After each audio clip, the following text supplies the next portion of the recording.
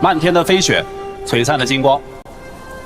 真正的英雄，就是以平凡之躯，对抗着这个岁月的麻木不仁，让自己与更好的自己一遍一遍的在未来重逢。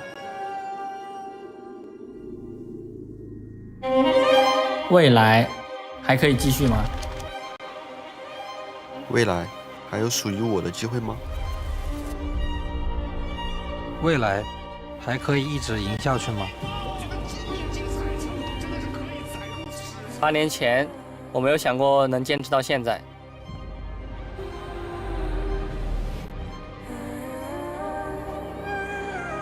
8年后，我不确定这是不是一个冒险的决定。做到了这一炮，我们终于做到了。新的目标在哪？由 Scott 获得，让我们恭喜 Scott 选手。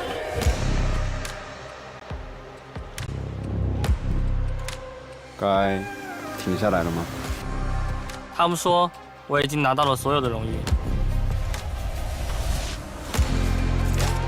可我还想再拼一次，因为还想赢。我回来了。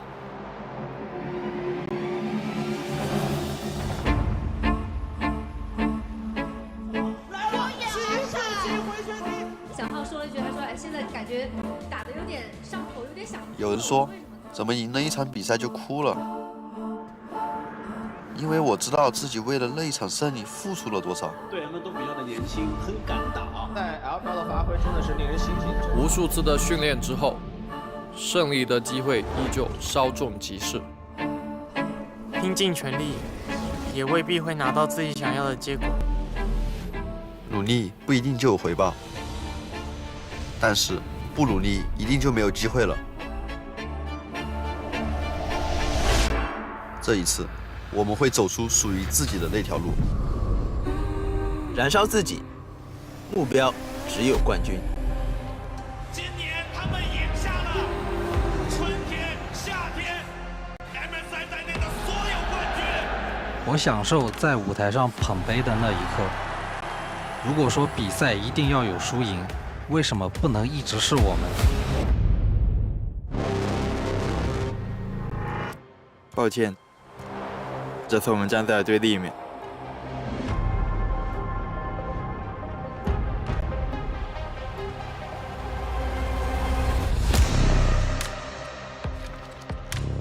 无人问津也好，技不如人也罢，不必让自己沉溺其中。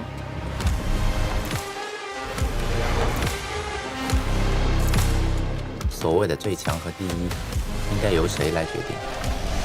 我们所挥洒的每一份汗水，都是为了追寻不变的目标。成功就是从失败到失败，也依然不变的对胜利的渴望。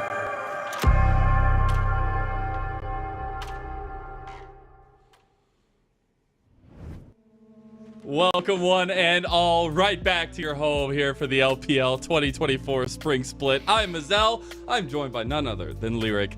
And my God, every time I watch that intro, Lyric, I get goosebumps and I try to recreate the Xiao Hao moment. I can't do it. It's incredible. How you feeling though? You ready for this? You ready for our final day before Chinese New Year break? Yeah, definitely feeling good. Feels weird to actually not be wearing like the traditional Chinese New Year robe that we do every year, but it doesn't mesh with my backdrop, so I couldn't do it today. But I feel like we gotta you'd stick out pretty well. We gotta show the results from yesterday, my dude, because yesterday there were some games, as there always do be. FPX managing to edge out kind of longtime rival now in EDG, and BLG, of course. It doesn't matter who they go up against. Right now, they're just on a reign of terror. Yeah, it's kind of crazy. We had the duality of the 0-5 and the 5-0 starts there on the same day. FPX taking that tight-knit race against EDG, but BLG just handling business. I mean, we've seen a lot of their background interviews and stuff. They're meaning the real deal here, so we'll see what happens. I do want to go ahead and take a look at the standings now, though, to go ahead and look at where we're standing. Because NIP, they're second place, not too shabby, have 5 games played. We obviously have a bit of a wonky schedule for some of the teams, but this is the make it on this list and you're in to the playoffs. Yeah, right now I'd say the big surprise is a team we're going to be talking about later, which is definitely IG being at 3-1. Hell, even WEAL right 3-2. True. It's still early on, but just the fact that all these orgs have been able to trade wins has been so impressive. As now we'll go to the rest of the standings and see who needs to step up their game a little bit. For me, it's definitely been TT and RA, I think, being the 2 big surprises for being this low at the start of the split. I'm not gonna lie, I actually had a lot of faith in EDG, but apparently that faith was misguided because it is not going well super early. LNG also finding themselves on there, feeling a little bit bad. I know people have been talking, maybe that Worlds hangover is hitting them a little bit here, but now I do want to go ahead and take a look at today's schedule because our final games before Chinese New Year break, it'll be RNG versus IG and then Weibo versus Top Esports. Yeah, and I think 2 great matchups right. You're looking at that second one, a potential top of the table brawl. Hell, even RNG and IG, I think, having incredibly respectable performances. We were already talking about IG. And honestly, even just looking at both orgs, right? Both of these orgs, some of the longest tenured orgs we have. IG going all the way back to Season 1, RNG Season 2. And Mazel, it just seems like a fun mishmash of old and new that I get to be with you here for today. I wouldn't want anybody else. Baby Nightmare, don't listen. So I do want to especially focus on this matchup as a whole because it is interesting. It's not the super top of the table matchup that I feel like we have coming next, but it is a matchup that I find really interesting because we've seen some solidification of things that we wanted to have from both these 2 teams. And I think especially for IG, where we actually saw some really, really big shortcomings last year, now seemingly some things working in their way. Yeah, definitely looking a little bit better for them. Like you said, both teams have been looking a little bit better, so I do believe we got the RNG roster coming up first. And it's been kind of weird because I feel like when you look at the names on both these rosters, you see the potential for, let's say, kind of a middle or upper middle of the pack run to happen for either one. It's just about being able to, I think, get a good start going early to make sure they have momentum. IG have been gifted a pretty nice schedule, right, of going up against some of these bottom teams. RNG, it's been a little bit mixed match, though. Yeah, I think that RNG roster as well has been curious to me because we got Ming back, we've got LWX, a world champion. He's in the bot lane with the duo, but it's just not been working. You look to Wei, who I've always viewed as the sword of RNG, to now also be a general there. And I think another year of growth from Tong Yuan. It's been curious to see how these early couple weeks have gone for this squad. Yeah, and like you said, I feel like Tong Yuan has been doing a decent job of doing the role you expect of him. Breathe and Wei have been standouts for RNG, leading them to some of their wins. It's really been their bot lane that I think has been a bit of a shock. Ming, right, of course, taking a split off and coming back. It hasn't looked that good. And LWX, too. LWX, I feel like, has really been struggling in these first few weeks of LPL. And you'd expect that combo to be so strong, right? That's what we're looking for. We're hoping questions are answered tonight. That's what I'll have my eye down there, because on the other side, for IG, I think we've seen now, speaking of solidification, their bot lane is winning. They're excited for it. They seem to be sticking with it. On and Wink at an important potential for IG, but for us, it's been more so the top side of the map we've been interested in. Yeah, I think YScam coming in, showing some different dimensions to his champ pool is, we'll get the right roster up in a second. Things like the Yone, things like the Cassante, he's been having great performances on. Yeah. Cryan has still been a real, I think, anchor in the mid lane, holding this team down, making sure they can kind of have their foundation under them. Tianzhen, I think, being the question mark on this side, right? Still very young, still very new, is absolutely drawing Rengar bans every game, which you got to give him some respect for, though. Also, Cryan going against RNG. No bad blood, I'm sure. No problem whatsoever. But as we get to it here, I think the two top players right now are looking at, obviously, Tianzhen, seeing how that aggressive jungle matches up into Wei here, because we've seen the prevalence of jungle having pretty much all the say in early pathing right now in the meta. Yeah, definitely. And I think, the stats kind of showing different things, but kills going in the favor of Wei, things like damage. And I also think things like this, Wei has been having a more impactful performance to what RNG need overall than what we've seen from Tianjin. I think Tianjin's been very lucky that the rest of IG's lanes have been doing well. But luckily, I mean, that sort of time is really going to help him throughout the split, right? I mean, hell, Wei's already competed with the best of the best. Tianjin just needing more splits under his belt to get there. Yeah, having a lot of success on the control junglers, it feels like. Obviously a guy who, well known for his Rengar, obviously, but wanting to see him kind of expand those wings a little bit, he has seen a lot of success on kind of the spacing control junglers, where we haven't seen that as much with Wei, but those single targets, the swords, if you will, they're right there ready to go for RNG and Wei.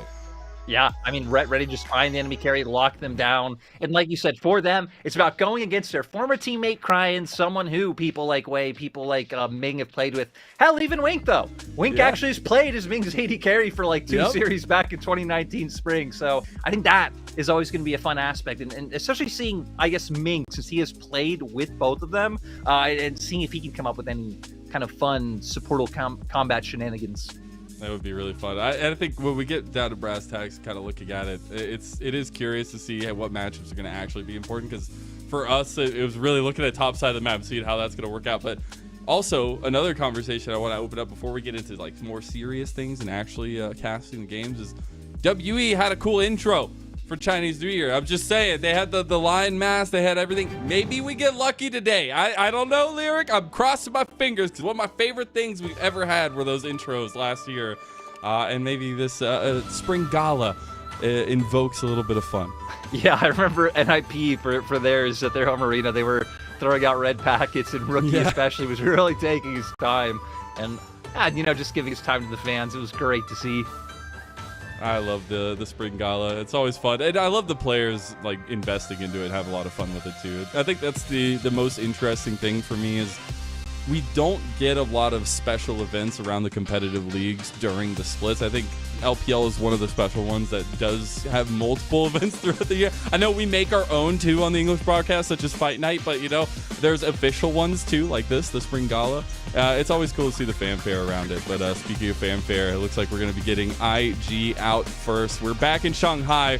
We're back in the home of the LPL, it feels like. And we'll see this team who has a lot to prove going into their last series of the split before the Spring Gala. Could end 4-1, and we get it. Yeah, we got it. Oh, it's a dance! Let's go! There we go. I'm dancing right there with you, IG. I don't even know. Oh, commit to the bit. There we go. Let's go. You're right. See, the thing is, if their synergy didn't improve a little bit right now, it would have had a lot of questions. Going in on the rip. But things have picked up. I'm trying to follow their dance moves. I can't do. Oh! I'm sorry. I'm not. I'm falling into it. I'm falling into the trap. You know the worst part? I actually can't confirm for everyone out there that Mazel is actually. I'm trying to do the dance. It didn't work. I'm glad to see them have a little bit of fun with it. But I guess, in all actuality, it was curious to me when we came into the start of this, when we were talking about this team, and you immediately went to YSKM, which for me, I've been a big fan since he came out very confidently last year. But he had a serious fall, had some health issues, but he feels like he's back to the prodigy that had come in and took the league by storm, who was gapping our best top laners, it felt like, at the beginning of the year last year. Yeah, and I mean, hell, he's gonna have to keep showing that momentum up going on here today. When we said he's going up against Breathe, and Breathe has been having some really solid performances so far. I still feel like the combo of him and Wei can work really well together at finding Breathe. Some just kind of like isolated advantages, you know, maybe help him get one kill or help him blow a flash, leave him on his island, he'll be able to take over.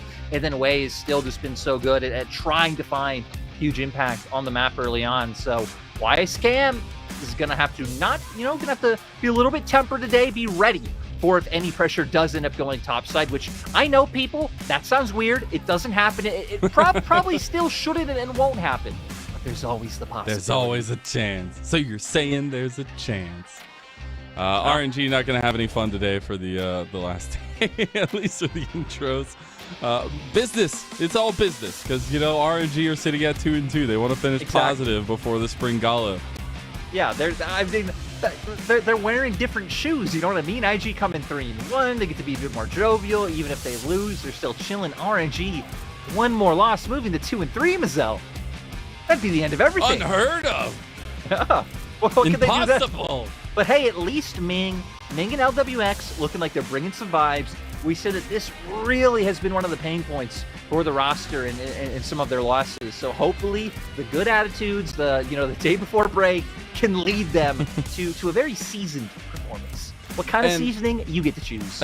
I'm ready for a surprise. But that is where it's curious to see the jungle priorities for both these two teams being a little bit different. Where I do see, obviously, RNG going for some of the meta staples, but they themselves aren't going for what I feel like are the most prio jungle picks in the meta right now that we've seen a lot of other teams gravitate towards. It is trying to give way a lot of tools here for RNG early, at least, and often in the draft. Yeah, I agree with you, right? One of the big things has been like them leaning really heavily on things like the Vi, which we've always known as Wei champion, him kind of going back to Convert.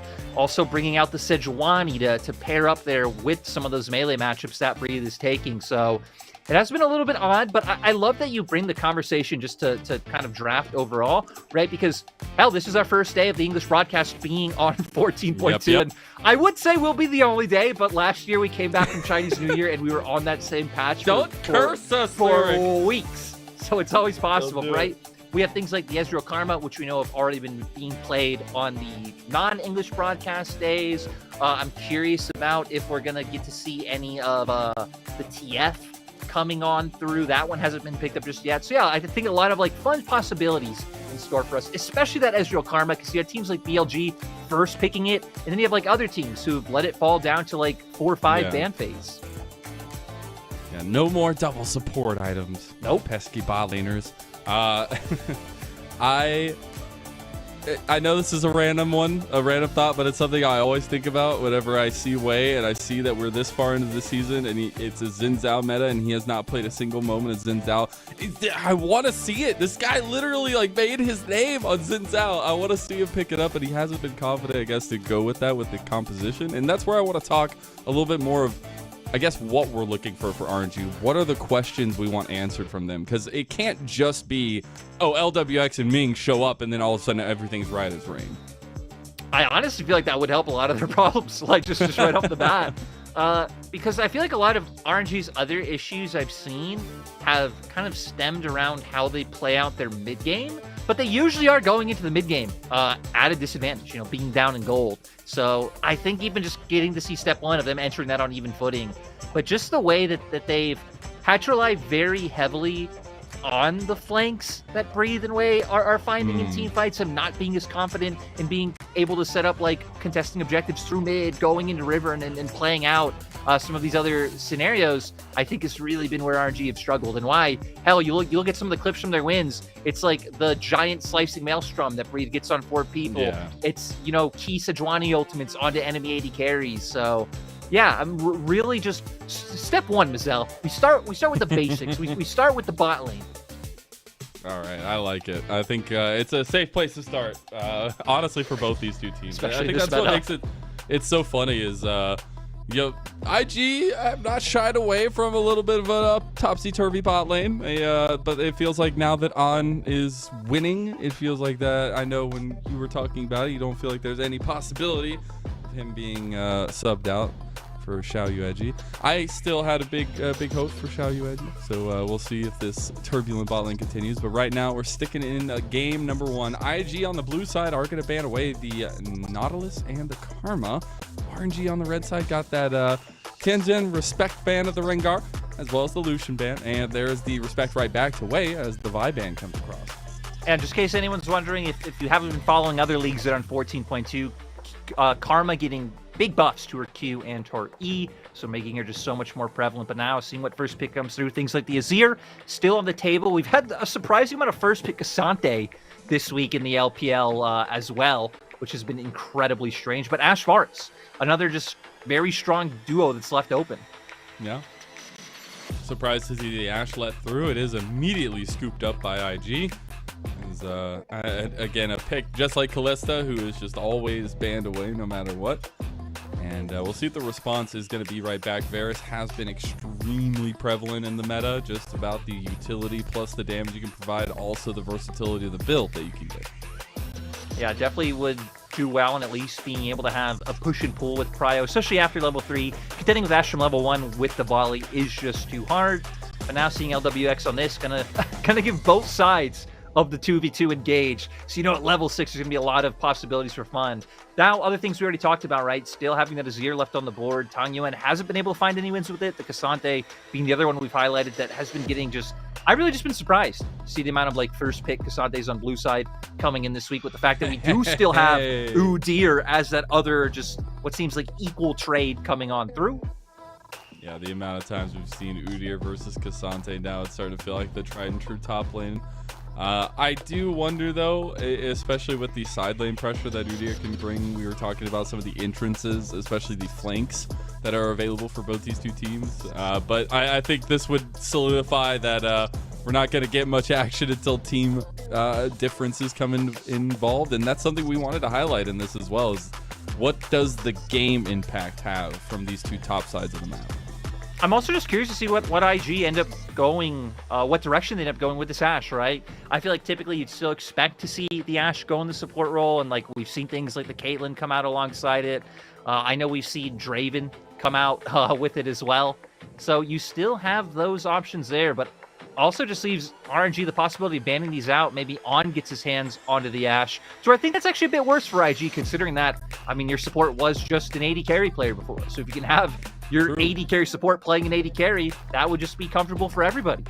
Also, On just a known Draven aficionado, would be really a treat to see his Draven once again. I do think that this is a great call, and I love that Tang Yuan's going towards this. The Akali into the Azir matchup, it can be very good for the Akali if you get the right intro.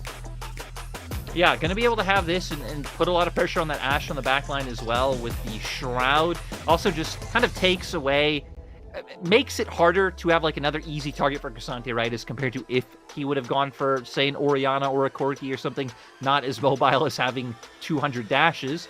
You were talking about wanting to see the Xin Zhao earlier, Mazel, but your dreams have been dashed as a lot of focus on jungles going into the second phase. Yeah, I think you have to. We talked about it, no matter what is happening right now with the meta, the bot lane importance, jungle has been the dictator of early game pressure, and we have a lot of very aggressive early junglers.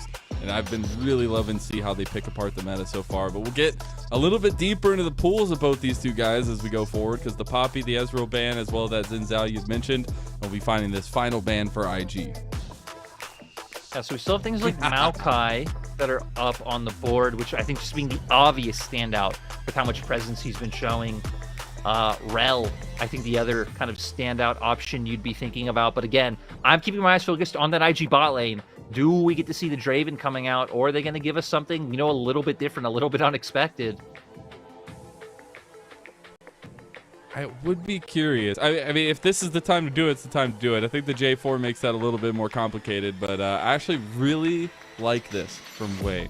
It gives him that forward aggression, gives him that setup potential, but it also sticks to that kind of skirmish-heavy jungler that we know and love.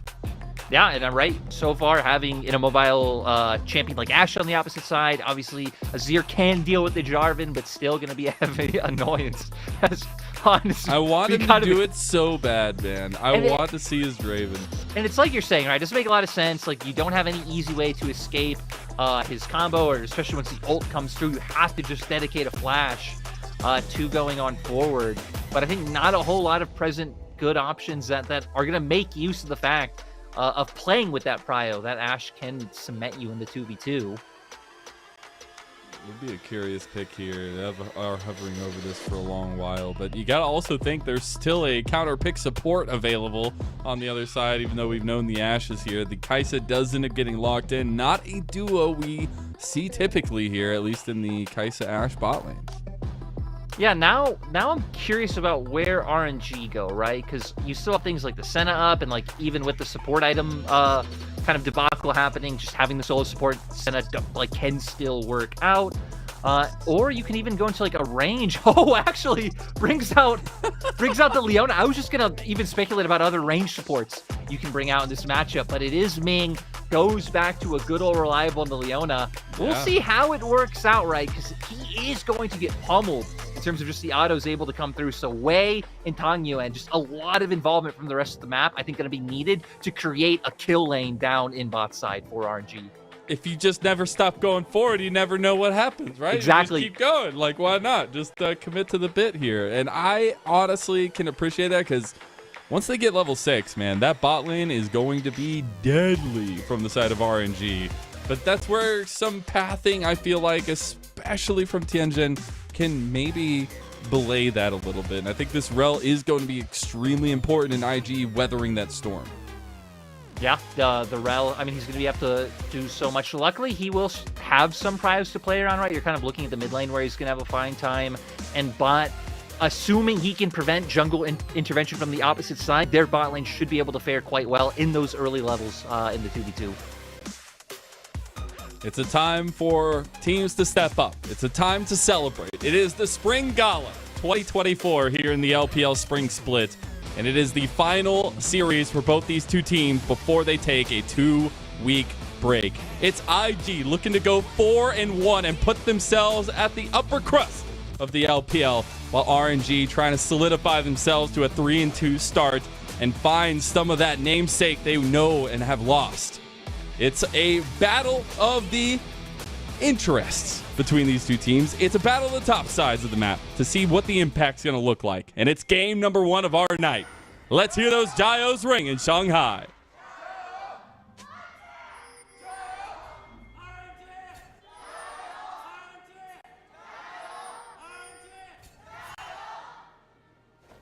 Got a lively crowd for the first series of the night here as well. Both series going to be in Shanghai tonight.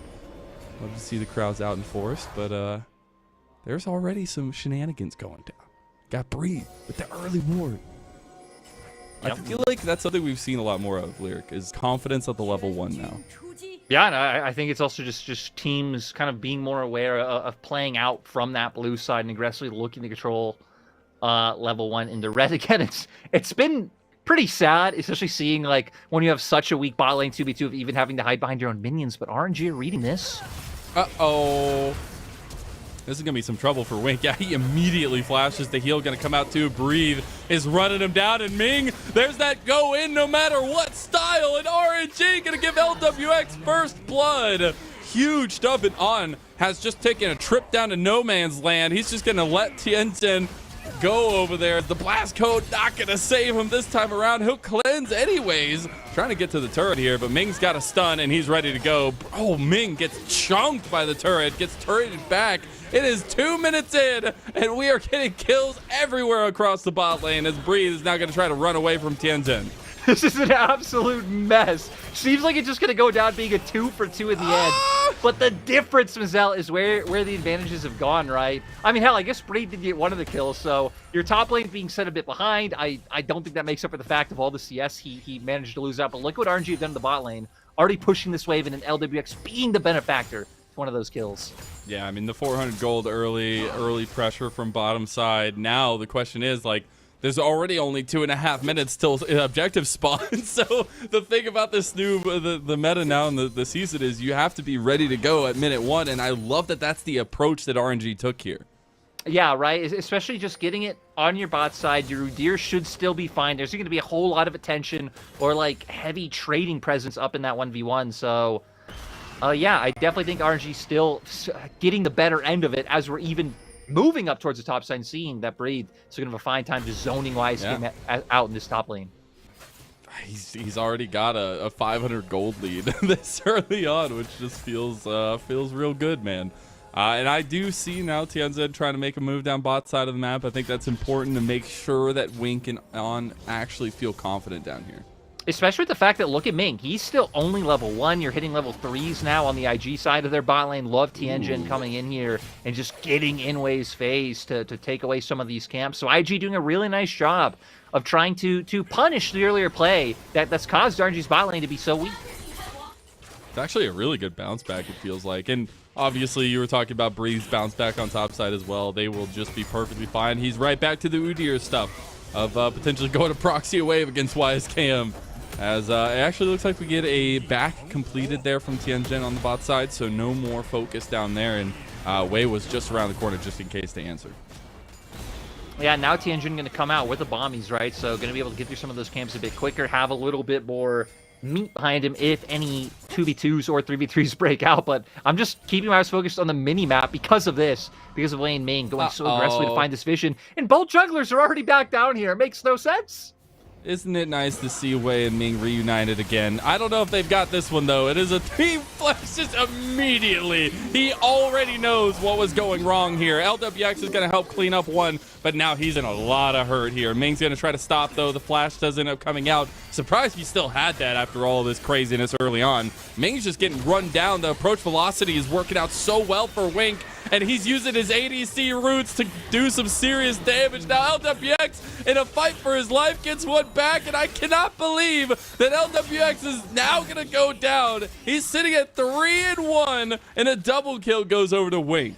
Great read by Tianjin to be able to match there. Oh, he's crying. Is he going to find the solo kill? No, one more.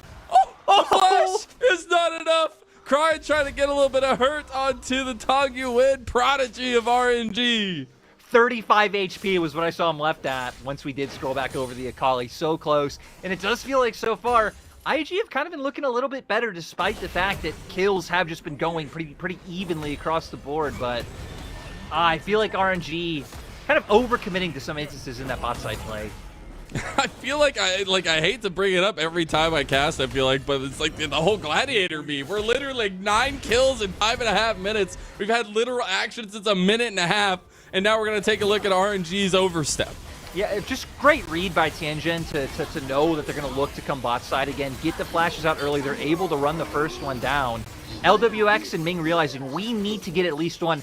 But here's where I think they're in a bit of a tricky situation. Like, LWX realistically coming back here to try to, like, help Ming get out or find one of his own just ultimately means that IG are going to find more at the back end of the fight. Now, this Ashe has a blue buff. She's going to be spamming out those volleys all day, and it's going to be hell for RNG's duo lane. Yeah, I mean, I expect now to see the junglers revisit down here anyway. Speaking of junglers, though, Tianjin will scoop up all 3 of the early grubs. Now, me and Nymera were calling them the Telegrubbies, or the Grubby Tubbies. Do you have any special names, or are we, you know, I call them Grubbies a lot of the time. You know, I actually just like calling them grubs, but the word grubs escaped my mind the other day. And I could just hear your voice saying grubbies. So that was just the first word that came out. I like it. I'm glad. Subconscious helping me out there. But subconsciously, RNG got into the thick of things here and got the dragon. So I wonder now that we're going to actually see Wei pathing away from this bot lane. This is an opportunity for IG to make something happen down here. They're getting close, not close enough, but close to level 6 for Wing. They got the approach velocity here. I think he wanted to go. Yeah, I wish we could see how much XP he needed, right? Because he has been the one who survived through most of the action in bot side. Picked up kills, been picking up XP. They're going to go for it. The volley, the approach velocity is doing work. Magnet Storm, because Tianjin was already level 6, and LWX is quick to fall on. Not even going to get close to going down, and Ming just has to flash away. Just nice read from IG, knowing that LWX doesn't have that flash from the previous play down bot, so they pick up that one. You now have another kill for On, and this IG bot lane can get to a point where they're going to be pretty scary. I will say, luckily for RNG, that LWX has been the one picking up like all the kills that have really been happening for RNG, so the Varus still will get to a point of power pretty quickly, but again, I feel like IG are just playing around this prio so well. Yeah, I mean, the issue is, like, we have a double ADC down bot lane that's both getting strong. Like, they both have shutdowns on them available as well, so I'd be very curious to see if RNG want to try to take advantage of that, because top lane, as we see, it's kind of a barren wasteland. Both guys just kind of having fun up there until that team impact comes into fold. And that's what I want to talk about, because we're looking ahead of time. That was our big focus here, is what kind of game impact can these top sides of the map have? Yeah, so far we haven't seen too much. If you look at the minimap, Breathe is actually trying to lean over around mid, has gotten some of his own vision for himself too, so still trying to find the ways to where we know for YS Scam, right, a lot more about playing that side lane, a lot more about the 1v1. I feel like one of the aspects where we've seen him grown is just in like team fight and team fight flanks that he's been finding on this Cassante pick. Hell, actually surprisingly enough, he's undefeated on the champion. He's sitting at a beautiful 4-0 right now on the Cassante. So, you know, we're going to really see good. later. Yeah, we're going to see later if he's able to deliver. See if that streak remains undefeated. I just love that top lane is so amorphous that you could do this crazy early bot lane for Breathe and then come back top and you're perfectly fine. You're actually ahead of CS because the Udyr can just do that. We do see now YSKM going for it onto Breathe. He's trying to get ahead of him so he can make sure to get a couple more hits in, but it's just going to be the wet noodle fight that we all know and love up here in the top side that we've seen consistently. Yeah, I was wondering if he'd commit to an all-in there, but decides not to. Just getting some nice damage down, I think realizing he'd be nowhere near low enough, even if he would have gotten him closer to his side of the lane. But now just waiting for, I guess, the next sets of grubs to come on the map and see if RNG can be able to pick those up. IG got the first set, but let's remember that RNG have been the ones who've really been maintaining that priority through top. Actually, we see IG moving forward now. They've actually moved their bottom side up here to try to get a play if they can, because they do have level 6 for Wink now. So they have that long distance engage with the follow-up from Tianzhen. We'll actually see them collapse over bottom side of the map. They are spotted out, though. So at least the Enchanted Crystal Arrow will be seen. It's still something to always be worried about for RNG. Yeah, I mean, that tool, it could just have such an impact, right? Making it so hard to find maybe some of the kills on sides that you'd want to later on. If you're Tangyuan on the Akali, right? The Enchanted Crystal Arrow could just come and shut you down. Setting up picks if LWX just ever walks too far forward. That's why Ashe is just such a crucial champ, even now on 14.2. But Ghostblade picked up for LWX, so at least going to be hitting that spike just a tad bit earlier than the IG bot lane. It's so crazy to me to see. I know we're focused on the top side of the map, but man, to see LWX in an RNG jersey, let alone paired alongside Ming, obviously a FPX world champion, but now we'll see if Breathe and Wei can combo Dombo onto YSKM, and they do. Yeah, just keeping it relatively easy, right? Throwing out the Jarvan ult. Now a ton of plates going to be picked up, and this is what we said.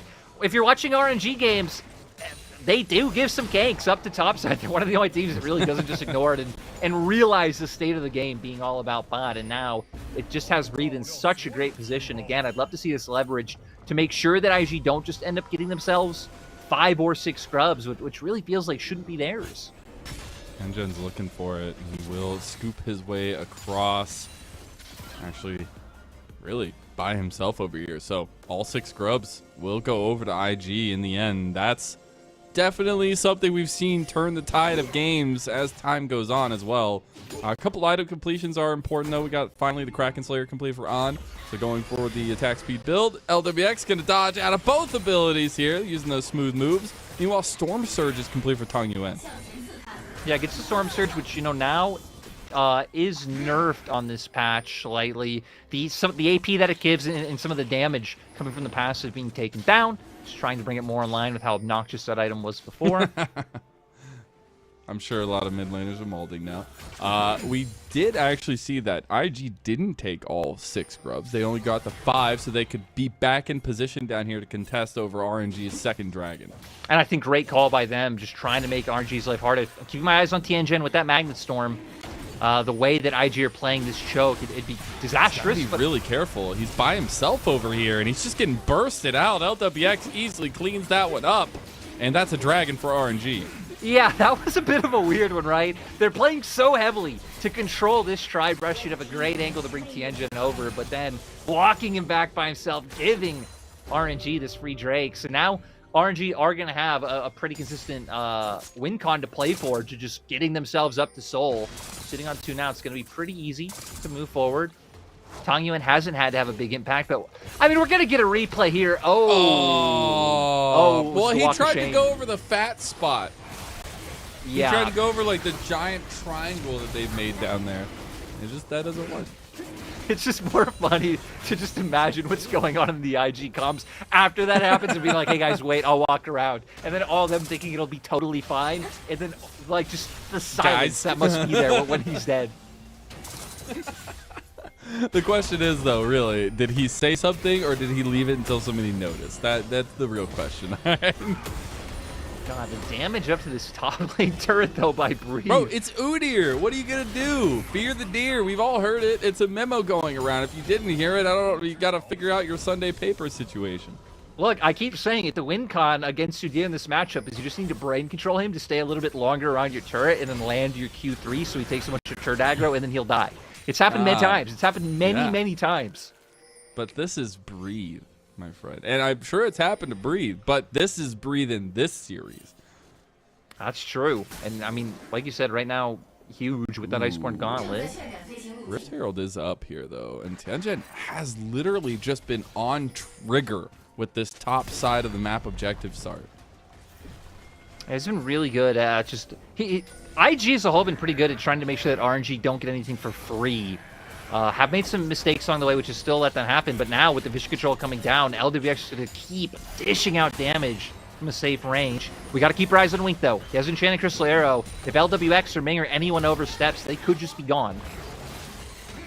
Problem is, Tianjin doesn't necessarily have the item situation. Breathe is going to be the one tanking that arrow. He's under the Rift Herald, though, so it's very hard to get the damage to stick onto him.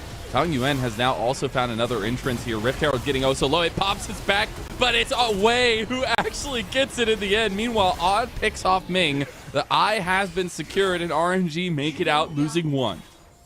Yeah, IG managing to at least get something for their troubles, even having first move onto mid, which is going to be quite nice, making sure that this wave gets in and going to be able to get a respectable amount of damage done. Hell, with the 5 grubs, they're still going to get some of these mites to come and help them out, and RNG can't answer. There's just so many mites, and that's what we've seen actually so many times in the LPL. Teams just willing to give over all the grubs, and then it comes back to bite them every single time. It's been so interesting to see the map priority of early LPL teams so far, and right now IG loving the blue side as we've seen them be very dominant and controlling all those grubs as well. Yeah, I feel like a lot of times it's more telling of the team who decides not to even like try and go up towards scrubs than it is the one who just goes straight for it, right? Like RNG making it very clearly that they prioritized being to Drake faster since the timer was just a little bit behind the grub spawn than they would maybe actually using that Udyr prio to try and fight that and make sure the 5 doesn't come through. And now we get back onto the map. We finally do have that item parity for Tianjin as well. That Frozen Heart completed first item there for the Rel. Next big engage going to be important. Speaking of, the all-out going to be used here onto him if he can see him, but he can't. And the Shroud comes through. The all-out still there, though. Tang Yuan using his smooth moves yet again. Yeah, he's going to escape, but he's Akali again. He's 100 ways to make an escape.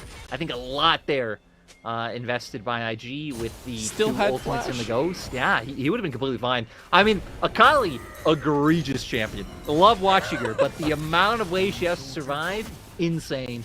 I just love seeing it into his ear. Like, I don't know how many times we've seen just the better hands player have a good time with the Akali against the Azir. And I'm not saying Cryin doesn't have hands, but it's so impressive to see the way that you can really mismatch against this champion and have effects no matter what, even though Azir has been so dominant in the meta. And I like that Tang Yuan is doing that. One of our, not new players, but newer players. Yeah. You know, I gotta say, bring me back to, like, I think it was 2020 summer where it was, like, Akali, Sylas, Irelia meta. Like, yeah, just all the champions who want to be jumping in. Yeah, exactly, right? Yes.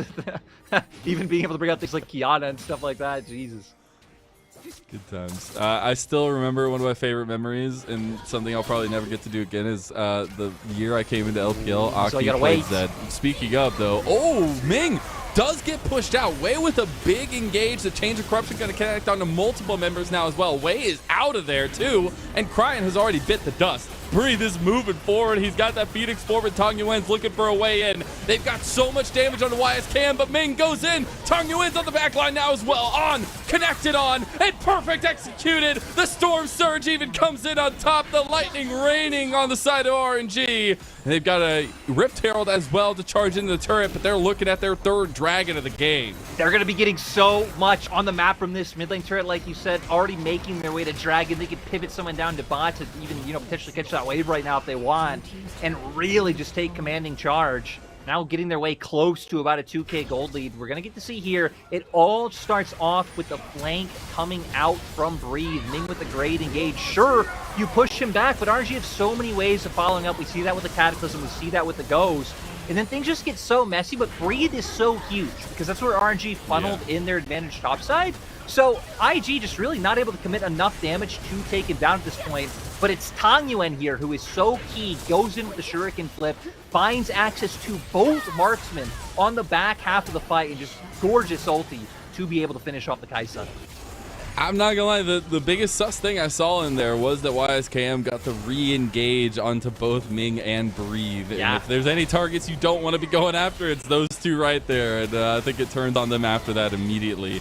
I do think there's a lot of that fight back still available for IG, and they just need to pick a better fight. We also got the Terminus just completed a second item there for On, so a little bit more sustained power in the fight. And again, like, as we're kind of honing back in over the spot side, On gonna try and come down to kill Breathe. No Ghost.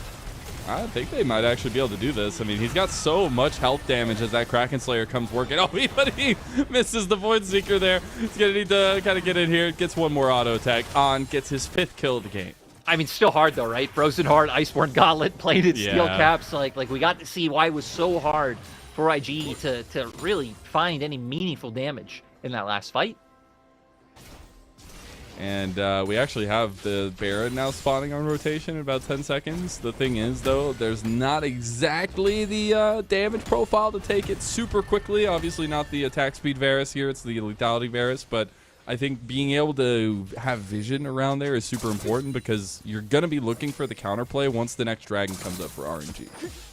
Oh, 100% right. Yeah. And now it's going to be interesting to see what kind of trap RNG set. Because when you have things, especially like Akali and Jarvan in my mind, that have such easy access to backline, they don't necessarily need to, like, try and bait, haha, we're going to do a Baron. It's like, no, like, you're pretty low low DPS when you have Poke Forest and Akali. Wei. Oh, God. A Wink. Wei just decides he is done for, and Ming just says, hey, I'll help you, buddy. 450 smackaroos right to Wei. Just, it's just so simple. Wei just literally runs right into him, spots him on vision, and Wink not expecting it whatsoever. But again, not really having a comp that can even threaten any kind of like fast turn on this Baron. Do have a lot of good ways to trap you if they can get set up on an objective first, though. Like we said, all the like angles Tang Yuan can be coming from, or especially Jarvan. And I think especially for Wink, it's having a double marksman, right? Now, obviously, yeah. Wink very, very good with the marksman, but in those situations where you're fighting for warding, you're expected to be a little bit tankier, right? You're feeling like, oh, I can go up there and get the ward down and be okay. No, you're an ADC, my friend, and you will just die to Wei if he sees you. Especially with the Sundered Skies start. So we actually see IG putting a little bit of pressure up here towards the top side of the map. Make sure they can get the Scuttle Crab as well. I gotta say though, Mazel, you're overlooking one key thing. Wink has an Edge of Night. Of course, that's gonna solve all his problems to let him walk forward and find his vision. It helps. It helps for sure. I mean, I'll give him that. Also, you know, if he just had the Umbral Glaive, that would help a lot as well for control. Breathe is taking another outer tower and just doing Udyr things at this point. And that brings me back to the conversation we've kind of tried to repeat is what kind of impact are these guys going to have in the team fights? Right now, we've seen that Breathe has the stronger impact here.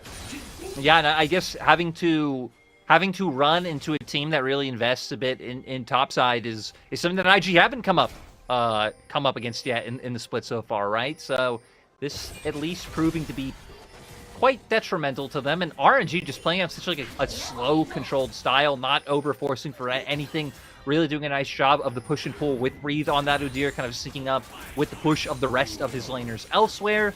So a lot going to be on IG to find some backline access here, especially looking at Tianjin, and then on to follow up on the Kaisa. Yeah. LWX has the third item now as well. He's getting very close to his Miramana upgrade. So we'll see that actually big third item spike be there soon. A lot of shields, though, being popped on the side of IG. Chains of Corruption going to go in, but the flash immediately answered. Enchanted Crusader goes wide, straight through the uprights, and now Breathe is just running at people. Got to be a little bit more careful with your health bar there. And now YSKM has a good angle to front line.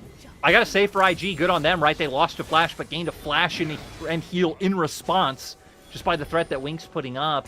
And look at the side lanes in favor of IG, pushing into RNG's bot lane turret. Oh, this is a big flank from Tang Yuan. Solar Flare goes wide. Ming is going to get that intro on, getting low. The Killer Instinct. Oh, he's still going to get perfectly executed there. And Tang Yuan still got the secondary activation.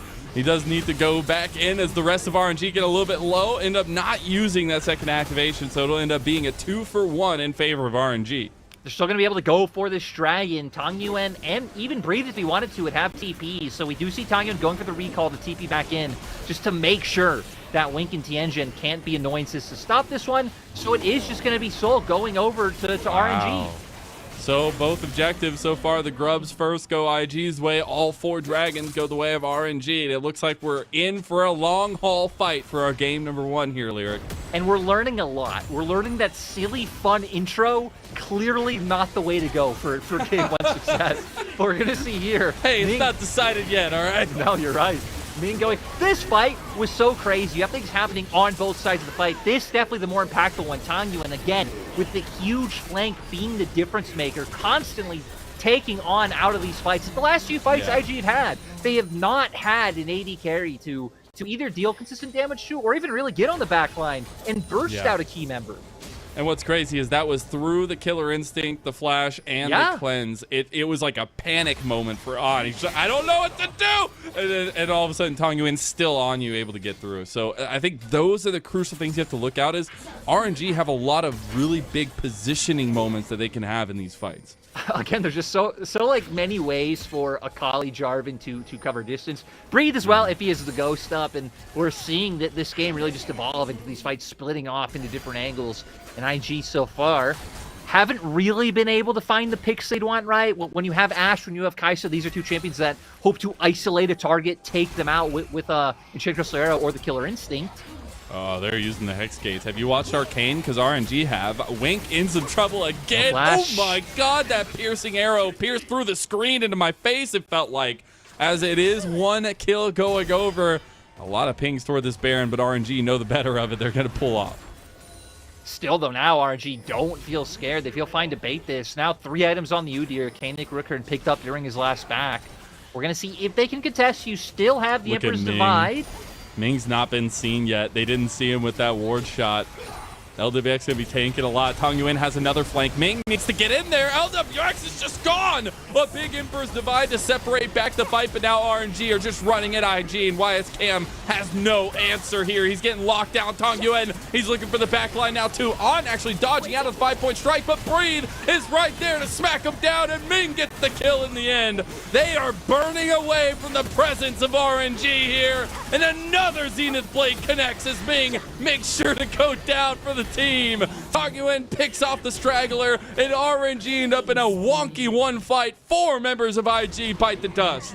IG might have delayed the Baron, but they helped RNG expand their lead, and RNG aren't scared. They're going to pivot right back to the Baron once again. So now 5k gold lead.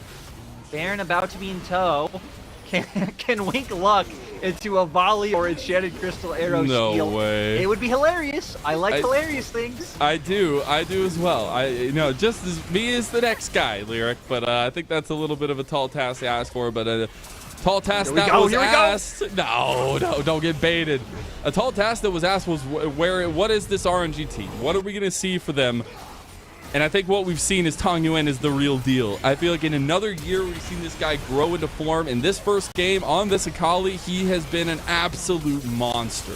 Yeah, this fight just kind of split up into 2 ways. IG running forward, not expecting the rest of RNG to be coming from the flank. So many members. Ming, Tong Yuan coming up behind them, but you highlighted it. Tong Yuan again.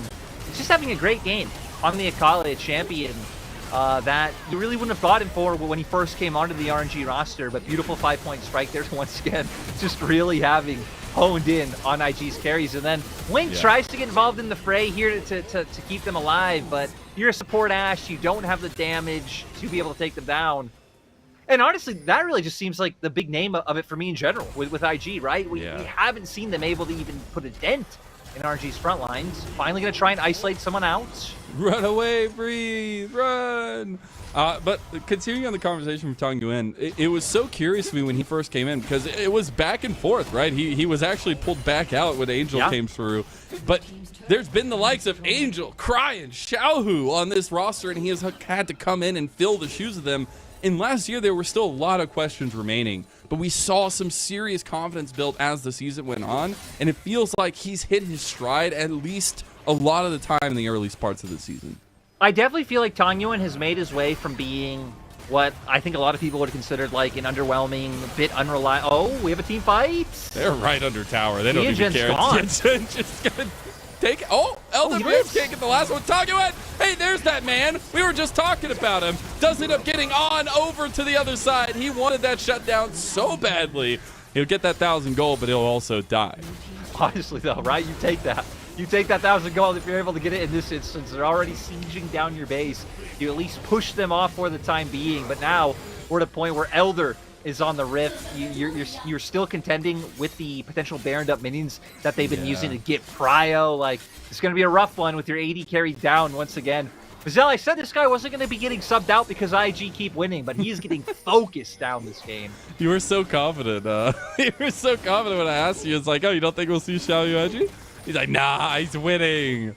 Well, what happens? I said unless they lose. Yeah, well, hey, Breathe gonna go with a deep flank here. IG weren't really ready for it. Do end up pulling Cryin over here. I don't know if that's where you want to step towards Cryin, as the Elder Dragon already going down. Tianjin will be body blocked by Ming on the way there, and it is gone, my friends, as now the rest of IG need to be very careful because Breathe is just running, and Taguet has the wings of a dragon on his back as he goes forward. They're gonna connect, and the scream of the Elder Dragon fills the rift as RNG take the bodies of IG. It was a great early game from IG, but it wasn't enough. Now with this Elder, you can see RNG are just still leading IG. They have minions, and they're gonna look for the win. IG backs against the wall here. RNG looking to put a step above in their record here as they go into Chinese New Year. It's RNG looking like they're firing on all cylinders. Taguet 7-1 on the Akali. We'll see one more engage from IG. They still have the Elder Dragon. Ming getting a little bit low as they do end up getting the execution. Ming dies to good old Tianjin, but the Nexus is bare, and RNG know exactly where to hit it. And that's 1-0 in this best of 3 for RNG. Yeah, RNG, I mean, it was weird, right? It was a weird early game. A lot of things going back and forth, especially between the bot lanes. Ash picking up kills for IG. We actually did have LWX able to pick up the kills for the side of RNG side, but it really felt like the difference maker was the shenanigans happening elsewhere, right? The fact that we were seeing Kang Yuan have fine times, and especially Breathe up in that top side being a little bit annoying for IG to deal with. There was a lot of shenanigans, and it was started by Breathe. He's the peak shenaniganery man. Anyways, we're gonna take a little break. We're gonna step away. We'll be back for game number 2 shortly.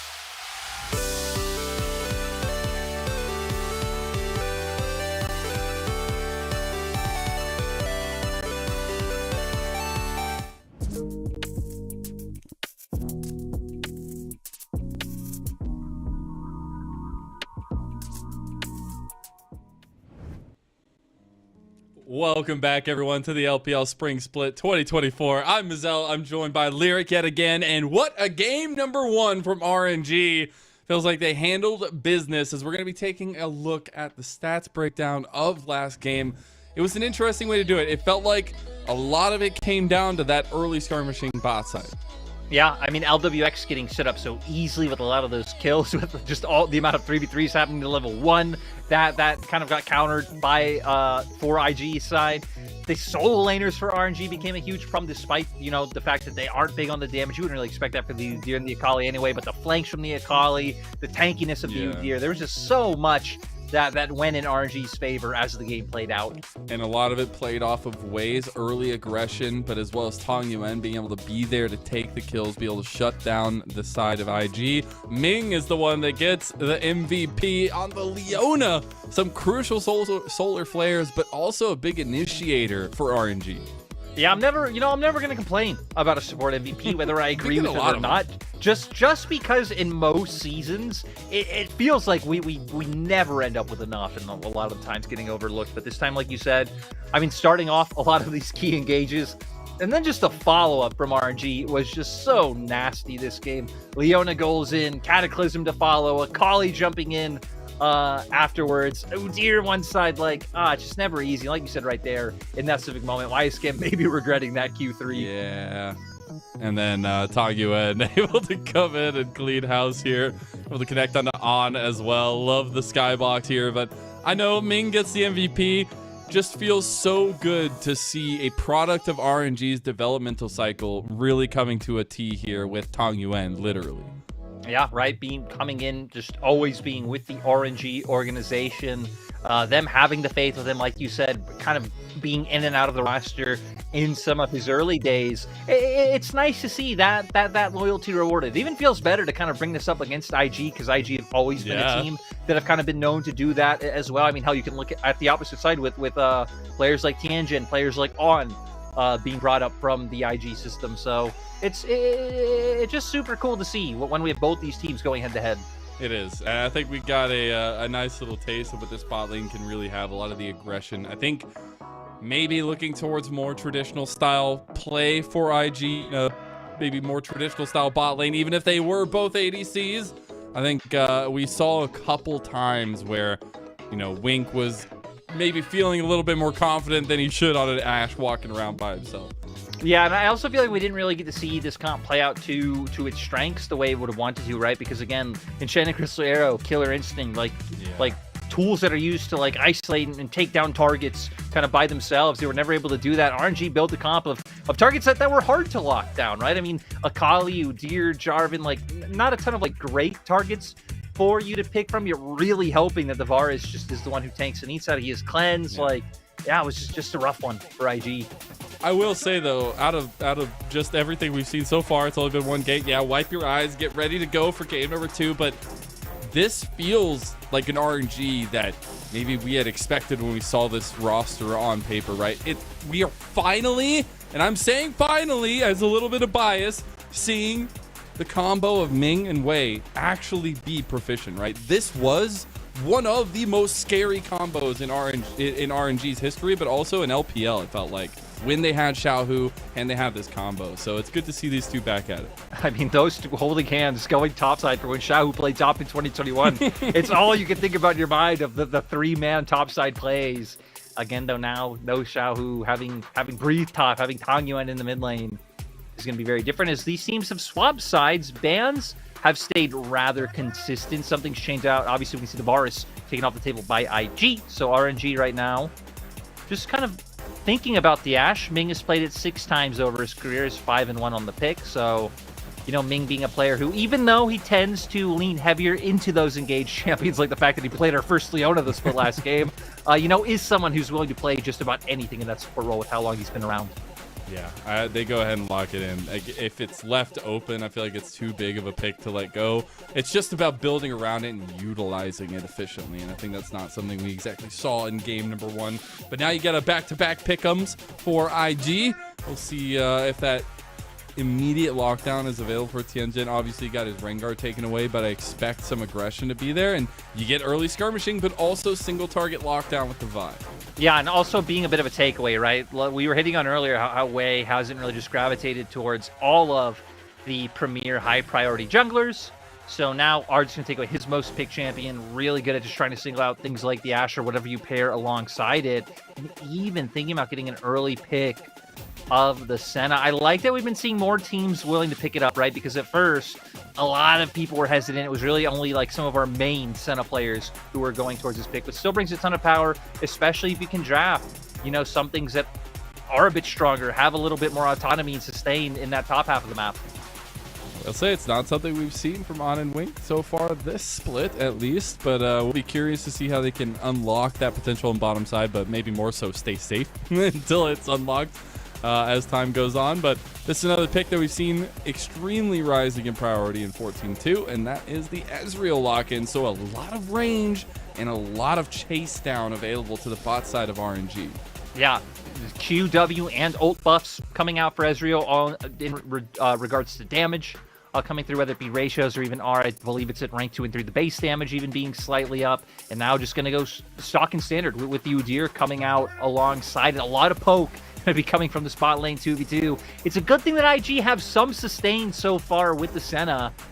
I'm curious how they'll round it out if we do just see them go towards the Tom. But feels like that could just get so punished. You do have the all-in opportunities there if you can get that Abyssal dive timed right. And once again, I'm going to be keeping my eyes on if Tianjin can put as much pressure on bot lane as he did in game 1. I'm terrified that they gave Breathe the Udyr again, though. Like, that was a big sieve of pressure last game. And I'm surprised that IG were just willing to not deal with that, right? And yes, they will have to counter pick into it, and I'm curious what they're going to try to get there. And I'm sure RNG are going to try to ban out some of those matchups, but the Akali is that first ban from IG in the second phase. So, right, one champion we've seen come out against it a few times, both been in Wayward, bringing out the Darius. You know, that sounds like a YSKM champion, don't you think? I'd say so. I'd say we also probably see it banned in the second phase.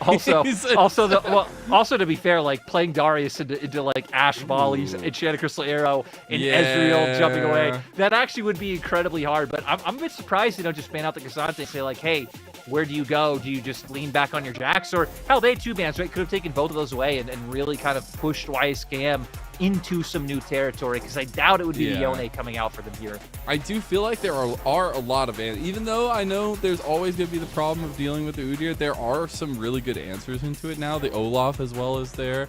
The Poppy is the ban away from IG, so trying to lock down the jungle matchup a little bit more. Also a specialty of Wei's.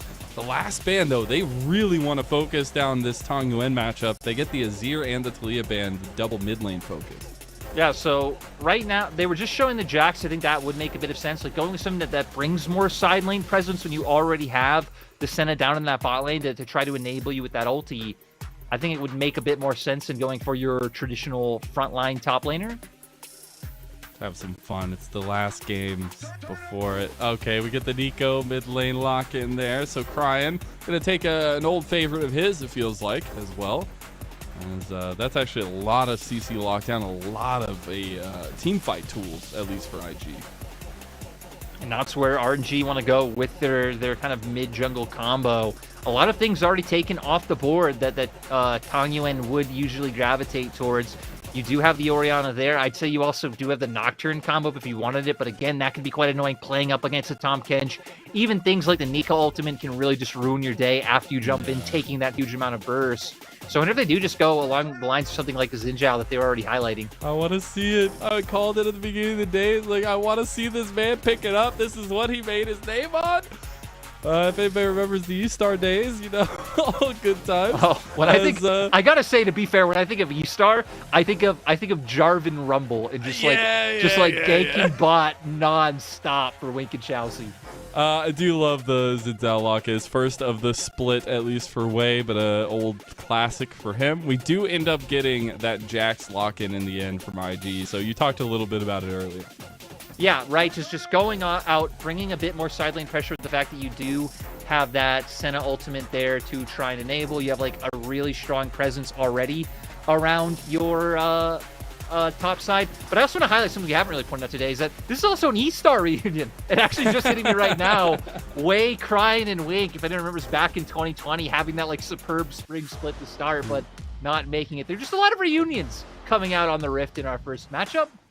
The year that sold RNG on Wei, it felt like. Yeah. that was the year, and Wei has not moved ever since. Feels crazy to think that he's going to be on this team for almost 4 years now after this split, or after this year rather. Anyways, we got to think a little bit more about how the approach is, because IG, they're on the back foot here. If they lose, this is their last series. It's both teams' last series before our 2-week break. They really wanted to put themselves in the upper echelon of our teams, and now they find themselves up against a big wall, it feels like. Yeah, it's going to be hard, but again, I like the tools that they brought out. It's leaning a little bit more into what we knew them for last year, especially with the YS game on the Jax. Hopefully that's enough to bring us to 3. Gotta see top side how it's gonna impact the game, but if we get some more shenanigans like that last game, the early level ones could bring a little bit of spice to this game number 2. RNG 1 game away from cleaning up a 3-2 start to the season, but IG want to be the upsets, want to continue their streak here as we hit the Rift for game 2. Let's hear those Jaios.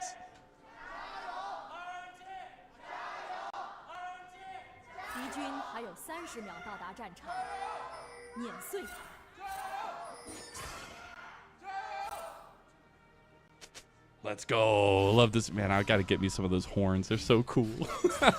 I love the little acronym there for LWX's name too. But hey, fans out in force for a series that actually means a lot to both these two organizations. I know IG have been on a little bit streak. They were a little sad to have lost at IP, but I feel like this IG roster has made a lot of ground on, I feel like, the ground they left away last season. Yeah, I mean, hell, even they're like kind of looking at their last series, I think it was a bit of an unexpected win coming out 2-1 over TT, who I think going into that, a lot of people, despite their scoreline, were hyped for because of some of the gameplay that they'd shown. But highlighting now, right, Ezreal coming in with some buffs. Again, Q, W, and R all receiving buffs to their ratios, are also getting some just base damage buffs at ranks 2 and 3. I like that LWX and Ming also didn't try to go for anything silly at level 1, maybe in like fear of thinking to what they did to IG with a similar bot lane duo. So gonna play respectful, just gonna play to try and have some control over this wave at level 1. Also, shout out to LWX. He's using the new Ezreal skin, and that's what the horns are from that everybody's wearing in the crowd, by the way. It's kind of, yeah, it's really, really cool. As On and Wink will get the brunt of what this combo does, and it is literally poke your face off. Yeah, again, it's just so obnoxious. I mean, Ezreal, everyone knows for just being able to spam out those Qs, but Ash with the volleys, you're never going to be able to hit that wave. So much. It's so crazy.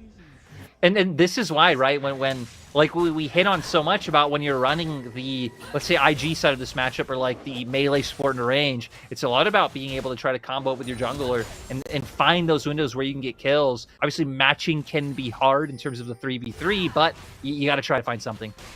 And I do want to take a look at these jungle paths. Obviously, Tianjin will be spotted out by that early ward from RNG, but we are going to get some aggressive pathing from Wei to try to combat this. Yeah, already getting in his face. We're going to see if he's able to find anything. Has Prio in both of his soul lanes, so can just run Tianjin out. Like, why not? You can't, like, you absolutely have Prio, and immediately Tangyuen's on his way. Wei will immediately get that 3-talent strike at Tianjin. He's not going to burn his flash, but he's going to be oh so pained up right now, as Wei will also clean up the Krugs. And now he's going to be able to move over to that red buff, take that one away, deny Tianjin even more. He still has his whole blue quadrant of the jungle open. Go back and farm those. He's going to be able to find a very meaningful lead from this invade.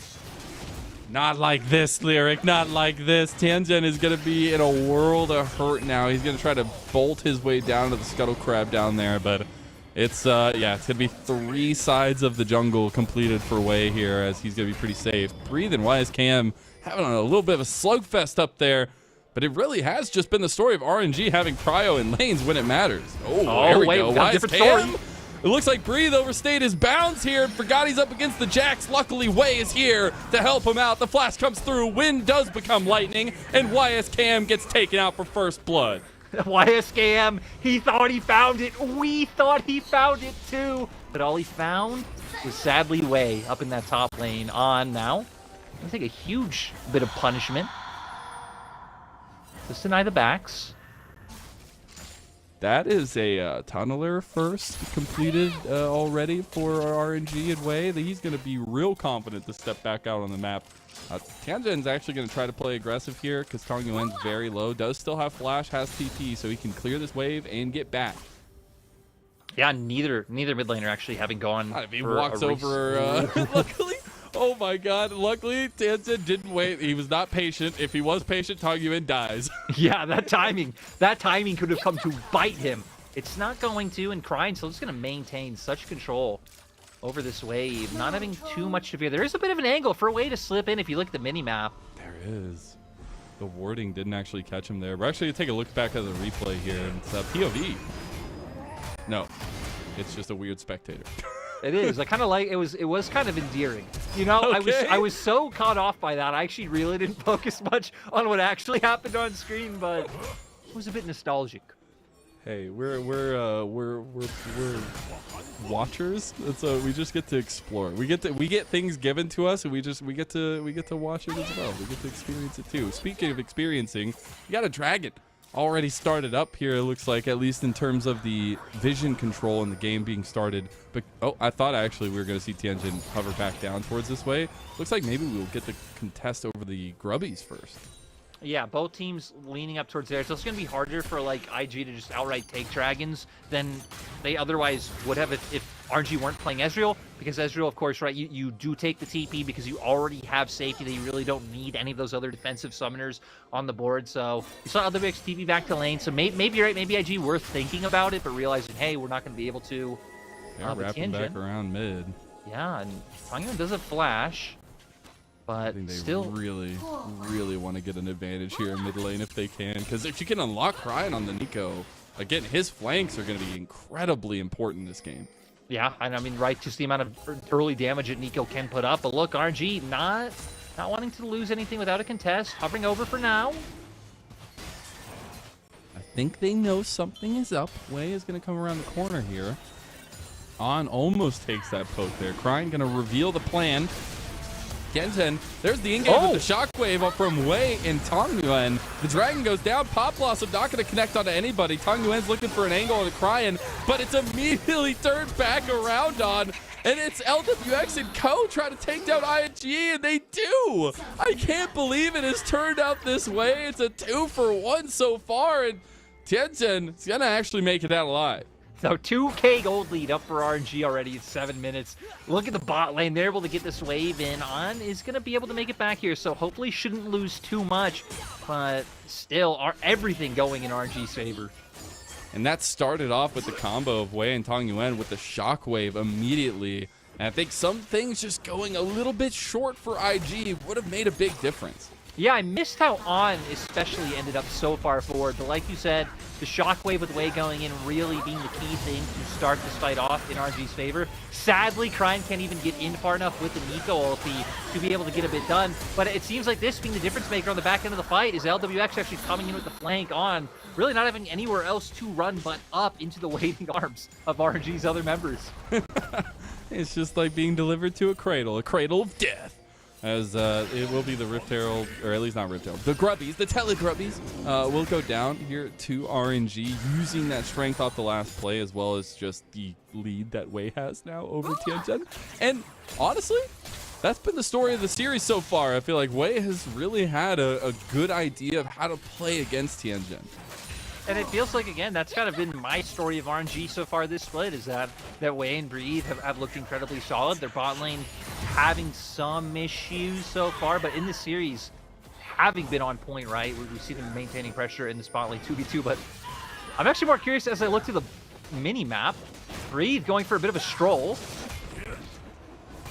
Actually, He's just on a counter walkabout. juggling. He's just on a walkabout. This actually doesn't end up taking away the camps of Zell, But or Wei fighting did. in the action. Wei took the blue buff. That's true. Aren't you proud of him? You know, I've been proud of Wei enough this game. I'm ready to be proud of someone else. You have been pretty proud of Wei this game. We actually see him hovering over bot side of the map, though, just to make sure this double marksman bot lane is okay. Wink and On are getting to the point, right? We do have those level 6 marks. We do have some engage potential from this bottom lane.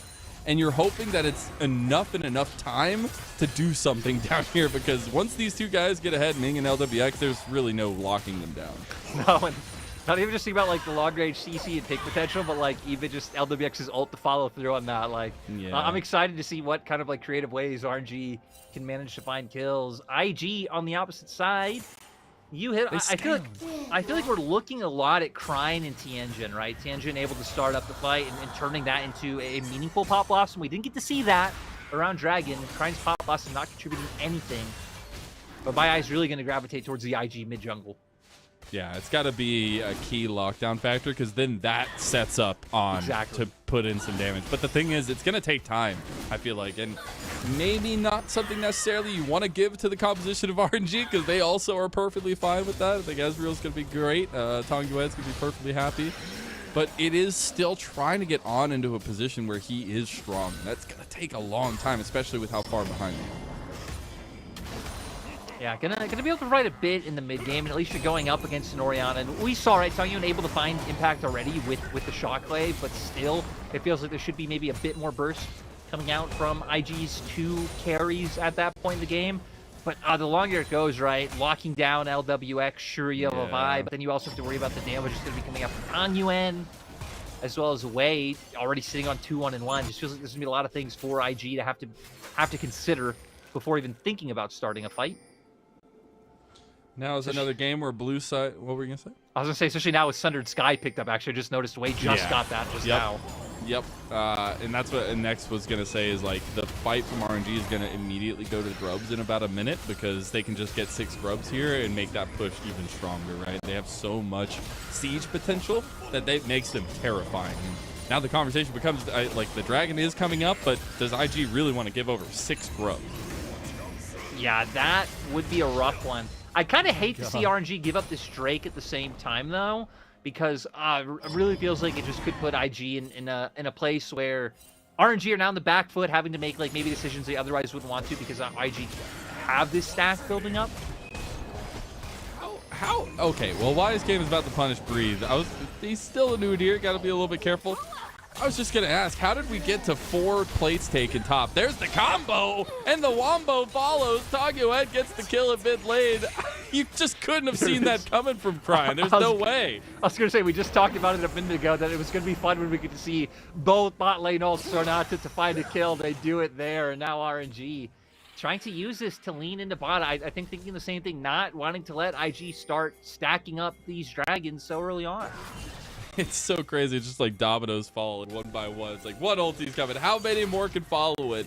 They do have all those ultis down now for this potential dragon fight. A lot of positioning from IG was around here. I don't know if they feel confident enough to put up a fight around this, though. But Wei is hovering just in case. And I think that is a fine job from IG to pull the attention of RNG away from the grubs. Yeah, now. I mean, like you said, doing a nice job at least not allowing them the time to commit up there, but we did just get more items finished off for RNG side. Iceborne Gauntlet for Breed, Luden's being picked up by Tong Yuen, so gonna be a bit stronger. There's LWX on his TP as well with the Essence Reaver, so just first items across the board, and that cannot be said for their Invictus Gaming counterparts. Somebody save YSKM, man. This man's got almost 5 plates taken from him in 13 minutes. He just can't find an angle. It looks like he's going to give that one up. No TP to get back. So the push going to continue from Breathe, but the fight starts in front of Dragon. And now 2 ults already backed up for RNG. Equal. Oh, Star doesn't the uprights. Oh, On gets devoured there, though. Nicely saved by Wink. Good combo from a long-standing duo of IG. We'll see Crine now on the edge. Gets shockwaved. Ming coming over too. Crine's going for the big Pop Blossom. He connects onto Tong Yuen. Tong Yuen gets sniped, but he gets the damage right back. And it's a trade, 1-for-1 so far. Wei's now locked down. Dragon going over to Tianjin, though. And it's actually secured as now the fight continuing. The big cease and desist over the wall, but Wei is health stealing his way to victory here. My God, he's still alive as LWX kicks in the doorstep. IG are routed. IG end up losing the Dragon, but the gold swings even further in their favor with 3 members of IG taken down. We can see turret topside going to RNG too. Like, they have found the item advantages they were looking for. Oh yeah, absolutely. I think they can utilize it pretty strongly as well. Yes, they lost that dragon, but I think they'll take those kills and the presence down there, especially getting some more kills to the mid-jungle duo, as we see a nice little director cut of this engage on mid lane and the dominoes that fell. Oh, you're right. God, actually. it's so cool. Yeah, great coordination coming through. Enchanted Crystal Arrow, the Ezreal ultimate to fall through into the Shockwave. And we're gonna see here, I mean, Cryan finally finds a way to at least get someone locked down with the ulti, but so fast on the response to come out from Wei here to make sure that Cryan goes down. He doesn't get any more cooldowns to come up to put out any more damage.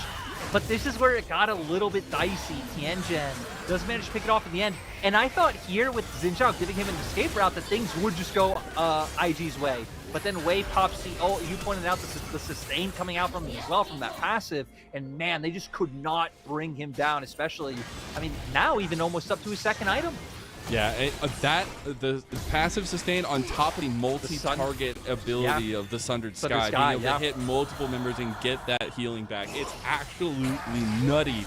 And now we see the Rift Herald already going down, but it's Ming who might have paid the price, but it's just the bait.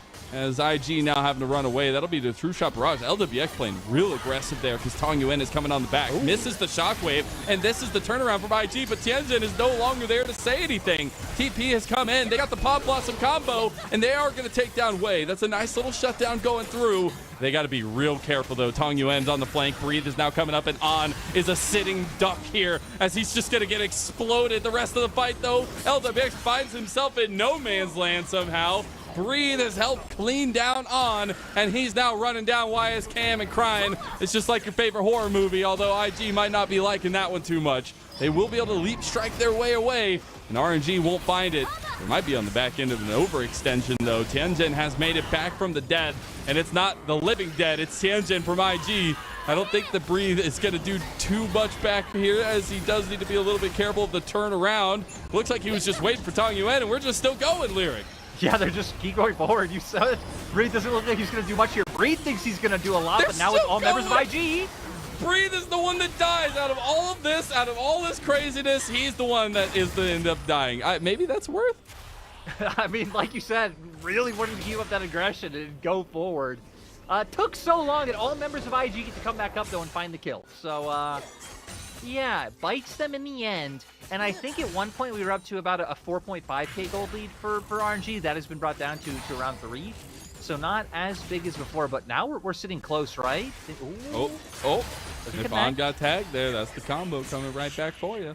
But we're already close to things like Black Cleaver coming out for Wei. That'd be his second item. We're already sitting on that Seekers for Tong Yuen, which, you know, is going to feel really good in terms of survivability. At least IG are finally all on first items themselves, but I feel like we're just a few more camps, a few more waves away from RNG already being towards their second. So do we feel like the IG team fight is actually going to be worthy to stand up against RNG? There's going to be a lot of different items going different ways, right? And that's some of the mobility factor that comes in favor of RNG. But it does feel like if IG find the perfect entrance, their wombo is actually terrifying.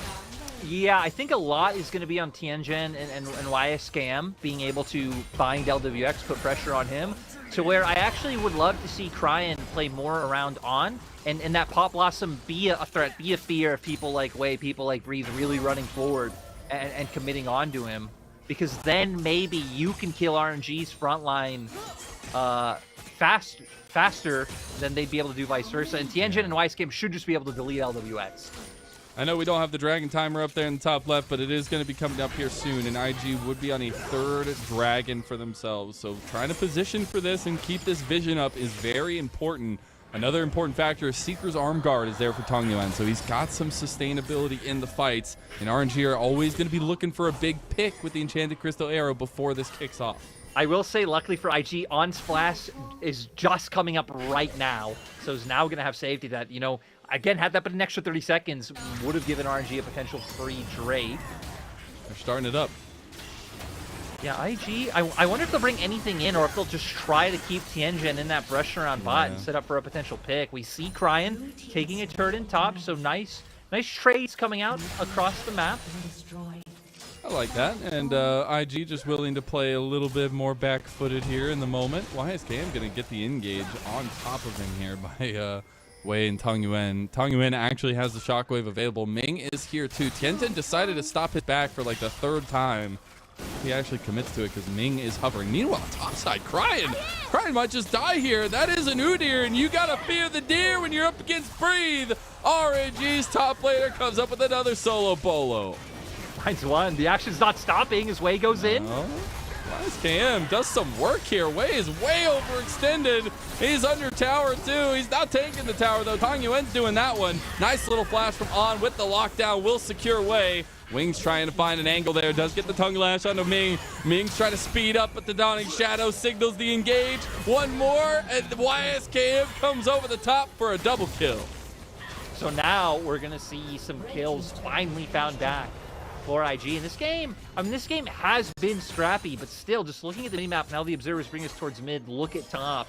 Just RNG using that time, taking advantage, trying to deny even more. Hell, Breathe even get started on that tier 2 top lane turret, as we're going to see exactly what kind of shenaniganry goes down. He just ran at him.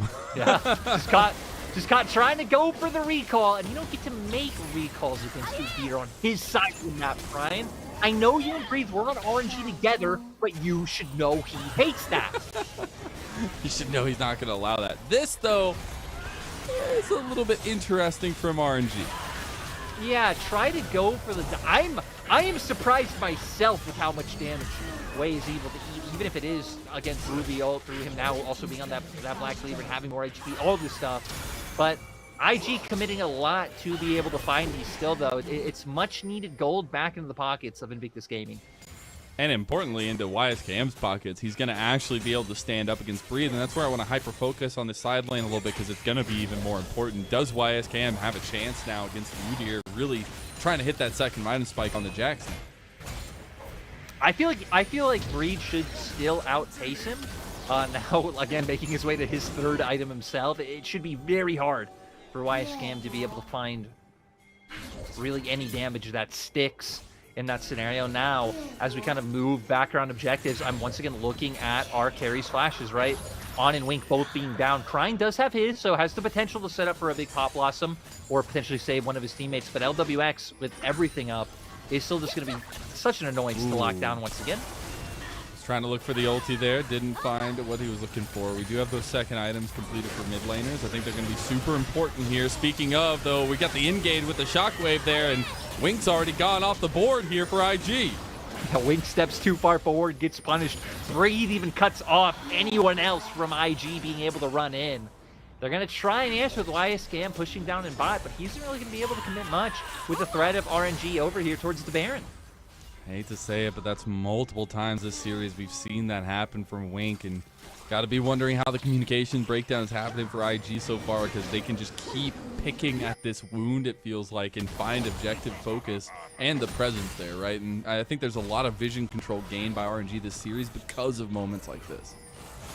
Yeah, a lot of like small things going in RNG's favor. Maybe Wink's just trying to be a homie. He's like, you know, man, I was your AD carry for a little bit. You've been gone for a while. There's been some criticism. Let's hook you guys up. I don't think that's happening, but you know, to each their own. I do want to focus though on the Crypt Bloom setup though from IG. I know we've talked a little bit about this item before, but I think it's interesting that you're gonna, I guess the conversation is always, do you just go more damage or do you try to go more sustain here? And it seems like the idea for Brian, find that team-wide sustain, and RNG, Ming pays the price just like Wink did. Wei's gonna try to go right back in. He's in some trouble now though, does get locked down, but guess who's here? It's the Deer, and Cryin goes for the big Pop Blossom, gets onto 2 members here with the Tangle Barb on top of it. Dawning Shadow too, they got the engage from YSKM, and 2 more are gone from RNG. IG starting to fight back with this team-based comp. Even seeing a bit of differences from game 1, where this time halfway through the fight they realized, hey, we need to ignore this Udyr. We are not dealing damage to him, and now running straight towards the Baron. All of this being started thanks to Ming saying, no, Wink, you aren't my friend, I'm your friend. We do see them burning it down pretty heavily. Breathe can just run in there and do some work, as the damage from Tong Yuan's not going to register just yet. He's going to try to get an angle over here. The Baron going so low, and it will be secured by Tianzhen. Meanwhile, Breathe just caught on the back end of it, trying to get some damage on a YSKM. Won't find it and goes down anyways. now IG having the Baron should be able to bring this back. Gonna have the Jax utilizing those Baron minions to really be able to pressure down out inside. You're gonna hope Tianjin probably gonna hover alongside him to make sure that he can play aggressively. Kind of curious, we're gonna cut to this right before Dragon comes up, but like I said, Ming feeling bad about Link going down. Besides, hey, you deserve one back. Really nice engage coming out from Tianjin to start that one off. And then here's where it looked like, hey, do they have enough damage now that certain things from our combo have been used? Cryin does find a nice ult to CC people down, but Breathe is taking so much damage. But here, Tianjin, YSCM just ignoring the Udyr, getting straight on the way, gives RNG no options to fight back. And a zoom in there from our observers shows Tang Yuan Shockwave going completely wide. Big damage dealer not available in the fight. So a couple things going wrong. Now IG find themselves at parity with RNG, where they once were over 4,000 gold in the deficit. And their composition is strong as a whole when we're getting forced around objectives. And meanwhile, there's no objective yet, but the Enchanted Crystal Arrow is going out. Breathe is on top of Wink and Cryin, but Cryin does get devoured there and is safe as sound. So neither side is going to lose anyone here. IG just trying to suffocate RNG out. That was bold. he saw Breathe on the Udyr. He's like, I can fight this guy. He does take a brunt of damage though, and now needs to be a lot more careful with his positioning. He does have a lot of CC, a lot of sustain, but it's not going to be enough. He's got the Vault Breaker, and it's a flash from Wei to secure the kill with that Crescent Guard. I also love how during all that, YSCM's like, I ain't getting involved in any of this. Just go straight for the recall. I mean, more members of RNG could have followed up, right? So right decision in the end. Yeah. Sadly, another Tianjin mistake comes out. And this game was just so close, right? Tang Yuan being the big member for RNG, having that bounty, being close to the death cap. YSCM really being the beneficiary of picking up a lot of the kills from past team fights. Now it feels like he should be at a point in his side laning where he is a threat to anyone on the side of RNG. And again, this was the poster boy, it felt like, of IG last year. He came in and made the biggest splash, I feel like, out of the entire league's top laners. You should know me. He came out on the stage the first time, pointed at his back, and exclaimed his name.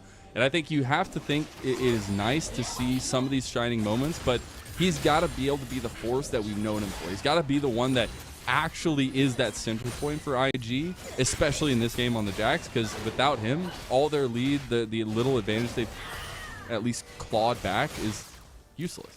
Yeah, you're right.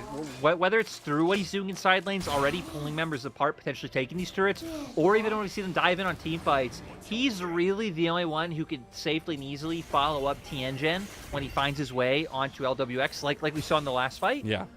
So it really feels like either role, whether RNG can pull them into a fight or not, we're really going to be keeping our eyes on this Jax for IG to be able to pull us to a game 3. RNG in the downtime between objectives. This is their bread and butter. They're just looking for picks, seeing if they can find angles with Ming. He's got the Enchanted Crystal Arrow available, and he's got a lot of say in how RNG find picks. And really, IG just need to stay safe until they can get a 5-on-5. Here's that Enchanted Crystal Arrow. IG did not stay safe, but they will make their way out of dangerous position. Yeah, sadly, RNG can't find the engage. I was curious to see how it would have panned out because Tianjin would have had a flank angle, so RNG might have even ended up regretting that. As now Cryin, after pushing on the side, has his own Storm Surge coming through. So even now, we're seeing nice breaking points for this Neeko. A ton of burst. Even if it is nerfed to try to take down people like LWX or Tang Yuan. Curious, that third line spike does make the difference. You also got the Lord Doms completed for LWX, so he's really going to start chunking the front line as well. You got to be a little bit careful of that. All's calm and all's fair in Love and War here on the Rift right now. As cheeky, he's going to stop the back of YSCM, but it is resets from both sides because we know, with positioning coming up, we have about a minute and a half for the Baron, and we're getting to the point where that can be a smoke and mirrors type play. Yeah, it really can, and I think the kind of next step we need to see happen in the game is RNG try and start fighting back for some of this vision control. Obviously with Hawkshots, they've spotted out some of these control wards, and no IG have maintained control. So you can see what RNG are doing now, right? Grouping up as a 5-man unit saying, hey, we are going to get tested on size and try and fight for some of this. Yeah, I mean, this is soul for IG as well. The Enchanted Cruzeiro connects, this time on the Wink again. They do just try to burn down the Catfish, but he's a tank for a reason. Cease and desist on a backline. Here comes YSKM. That combo you were talking about. YSKM finds LWF, and a big shockwave. Is it going to be the difference maker? It is not. As IG, they fight back tooth and nail, and they beat down RNG. And it was IG with the combo this time. Tianjin jumping in with YSKM. Oran's ultimate on top of all of it. Now we'll see how much damage they're able to do. They have 30 seconds on the clock. They are going to look at this tier 2 tower, and it was the combo from hell. This team is actually working in sync with each other now, and it feels like it's a turning of the tide in this game. As the mid inhib goes out, they should be turning back onto this dragon because it'll be a Hex Soul for IG. Yeah, even uses Hex to the hell out of dodge and be able to guarantee that one. So now it definitely feels like it should be IG's game, right? RNG, they would need to rely on some ridiculous mistakes to come out from IG, I think, to be able to pull this one back. Even a Wit's End now being brought out for YSKM, really putting a lot of emphasis on the damage that Tang Yuan, or hell, even the slight damage that Breathe is able to deal when he does go up against them. Crazy, the fluctuation in gold that we've seen this game. It started off with RNG up 4,000. Now it's IG with a confident lead, about 4,000 of their own. But we did have RNG trying to make a push out toward the Baron pit just to make sure the vision is there for them. But they have to deal with super minions in mid lane now, and that's going to cede a lot of priority that they have. Could be worse, right? At least mid lane is like kind of the easiest lane to deal with super minions in. If there are some, right, center point of the map can easily pivot into any objective that comes through. Now they're really going to be hoping to find a pick. We've seen the last 2 times. Okay, Arrow. Cryin blocks it with the clone. Tianjin's now looking for backline access. YSKM starting to do some work on Bree. Tianjin misses the vault breaker as Wei is in the backline now. Tianjin's getting locked down. He tries to go in. True Shot barrage across, but YSKM has cleared it. It's a 1-for-1. Both junglers down. Breathe is finding himself in the midst of everything, and he is still the tank to be feared. Cryin able to use a little bit of damage and the Tango Barb there as the LWX still chunking down Wing pretty heavily here. It's looking like a standoff in mid lane, 1-for-1 for the junglers.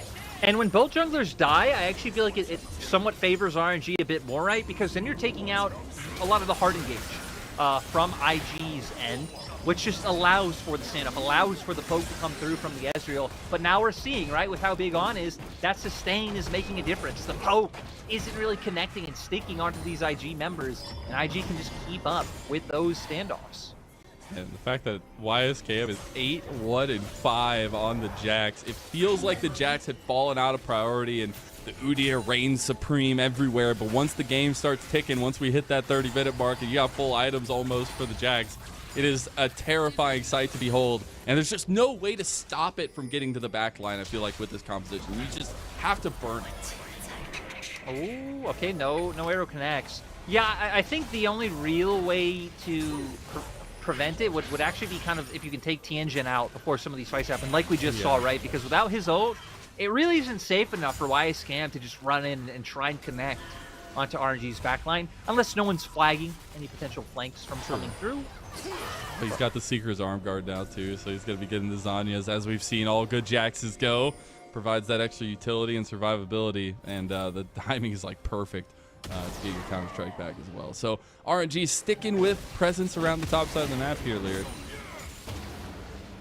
Yeah, I love that Breathe really is unperturbed by anything that goes on, though, and is fine just catching this. And it feels like we're just in this stance now, right? We're in RNG, are going to constantly probably poke for picks with the Ashe until Elder comes up or until IG pulls them into a Baron. Or until IG decide to go for a fight. It's one of the above, at least multiple choice answer, as I think it really relies on Ming finding those in-cages. We've seen literally it's RNG step forward. If Ming hits the ulti, they go for it. If they don't, they back off for another minute until it comes back up. The problem is we don't, once again, don't really have great targets for this Ashe ulti. We've seen multiple times. YSKM, Right. YSKM. He had an angle on the back line. He was a little bit unconfident to go for it since Breathe was standing right in his face. IG do have an angle to burst down Breathe here. They're starting to get some of those anti-tank stats, and they also have priority around mid lane, which they already have push in with super minions. Yeah, now RNG, Whoa, what do you do? How do you get back to base? I don't know, Tianzhen was playing a little loosey-goosey there, but he does end up surviving. The push is pulled off. The minions actually made it to the Nexus turrets, but this is the dance now that IG can play because they got that strength, because they can go straight to the Baron pit. And we see, right, them already denying some of RNG's vision. RNG, do you have the Hawk shot? So spot them out. No, nothing's up just yet. So IG, I think, okay, no. I was wondering if they're going to be slow and tempered and pivot back to pushing out more waves. They're just going to commit this and look for the turn. Again, a game where IG need to win to stay alive. Last series before Chinese New Year, and it's all on a fight like this where you're flipping as you're trying to go right back. Ming is going to pull the trigger here as Breathe is in some trouble, going to run his way out of there. Ming has to flash away as Tianzhen was going for the engage. Looks like IG have calmed the storm for now. And the threat from the Vi is just massive. It's crazy. Fights. Oh, Tianzhen does use the Vault Breaker there. Wei's going to go right in as Breathe now locked down there. Should be able to tank that one up decently fine. YSKM looking to get it back because he has TP. We can see now, especially topside in favor of RNG pushing into IG's space. So being fine with that one, and luckily not giving up any jungle camps, right? All of the standoff has either been in mid or just around river itself. But now we see the pivots down towards bot, trying to get this vision out. We still have ults up for everybody. So there's still a lot of opportunity for a really big combo to come through. Oh my god. On can tank it though. He can sustain because he is this Senna. They're going to go in. They caught Breathe. They're going to be able to do some damage here though. Looking over the wall, YSKM, and the Pop Blossom from Cryin. It separates the entire fight. You got to pick them apart though. Tianzhen is way overextended, but the rest of IG are following it. Meanwhile, Cryin gets one shot by Tong Yuan, but it's IG running down Breathe and running down RNG. They're coming down the mid lane now, but they turn back around to the Elder Dragon. Yeah, I guess just not wanting to even take the risk with the fact that Breathe is alive, a damage dealer Tong Yuan's alive, but it will give them Elder. So RNG won't even be able to, they won't even be able to bluff about wanting to take a fight. Mazel, we'll all know. IG will know. They ain't taking no fights.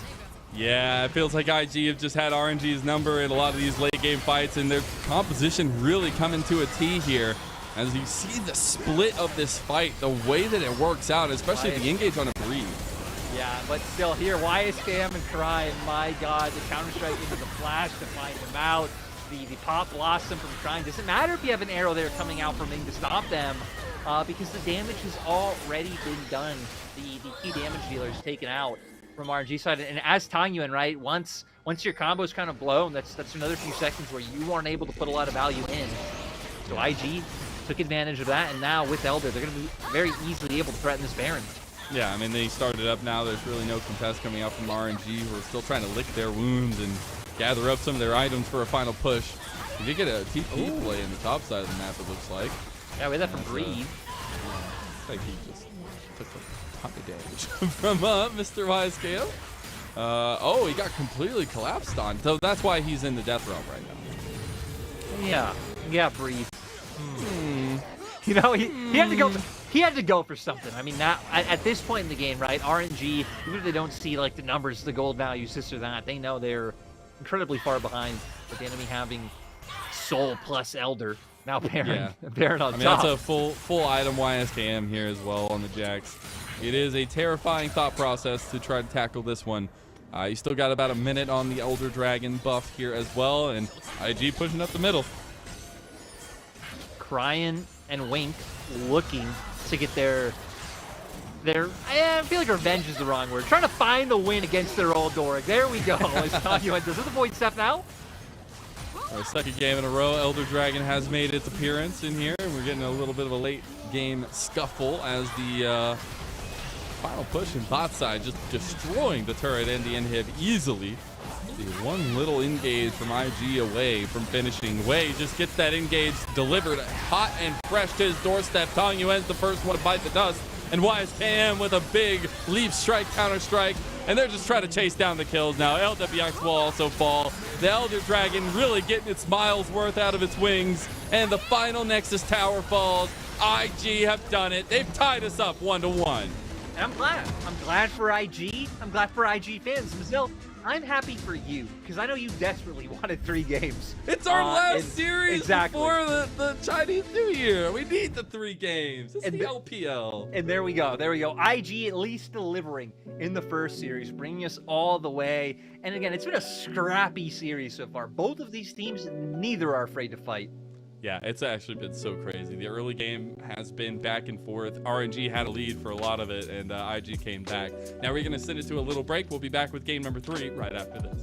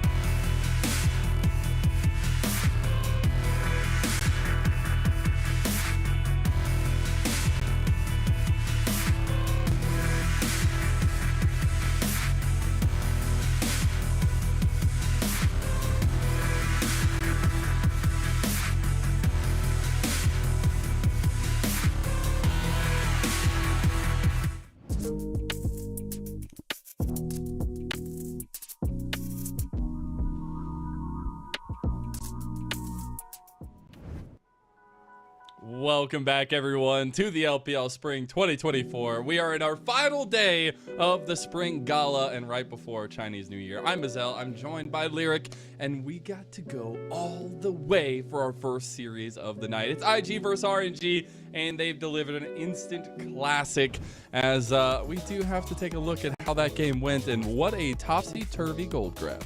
Yeah, it was. I mean, RNG found early success, right? Especially coming out with the Xin Zhao. Wei was really getting up in Tianjin's face. We saw him take away 2 camps from his red side early. Pivotsback still has his whole blue side to deal. And it was looking rough. But eventually we saw RNG really struggled with stopping the engage from Tianjin and the follow-up from YSKM. Like, LWX was going down every single time. Not a great game coming out from LWX, but RNG as a whole in the mid-game really not looking like they knew how to get around the side lane threat that Breathe was putting on, but also just, again, stop the Vi from being able to get on top of that Ezreal every single time. Obviously, Ming is not player of the game for game number 2, as I do expect it to be an IG player to get player of the game. But it's cool to see, because when we came into this one, we wanted to see what kind of top side focus they will have. What does top lane do to impact the rest of the game? And I think we really saw YSKM come into his own in the second game on the Jax. Yeah, he definitely had a much better showing. The IG bot lane was able to deal with some of the aggression that was being put up quite well and be able to answer back and stop some of these plays that we saw come from coming on through. Tianjin, who we highlighted, is probably the weakest member on the IG roster coming into the day, which makes sense. He's also like the freshest one with coming into the league. Did have some key moments, so it's nice that this IG roster, it can be on the same page, and they are very decisive. I feel like we've seen that in every IG game that has happened so far.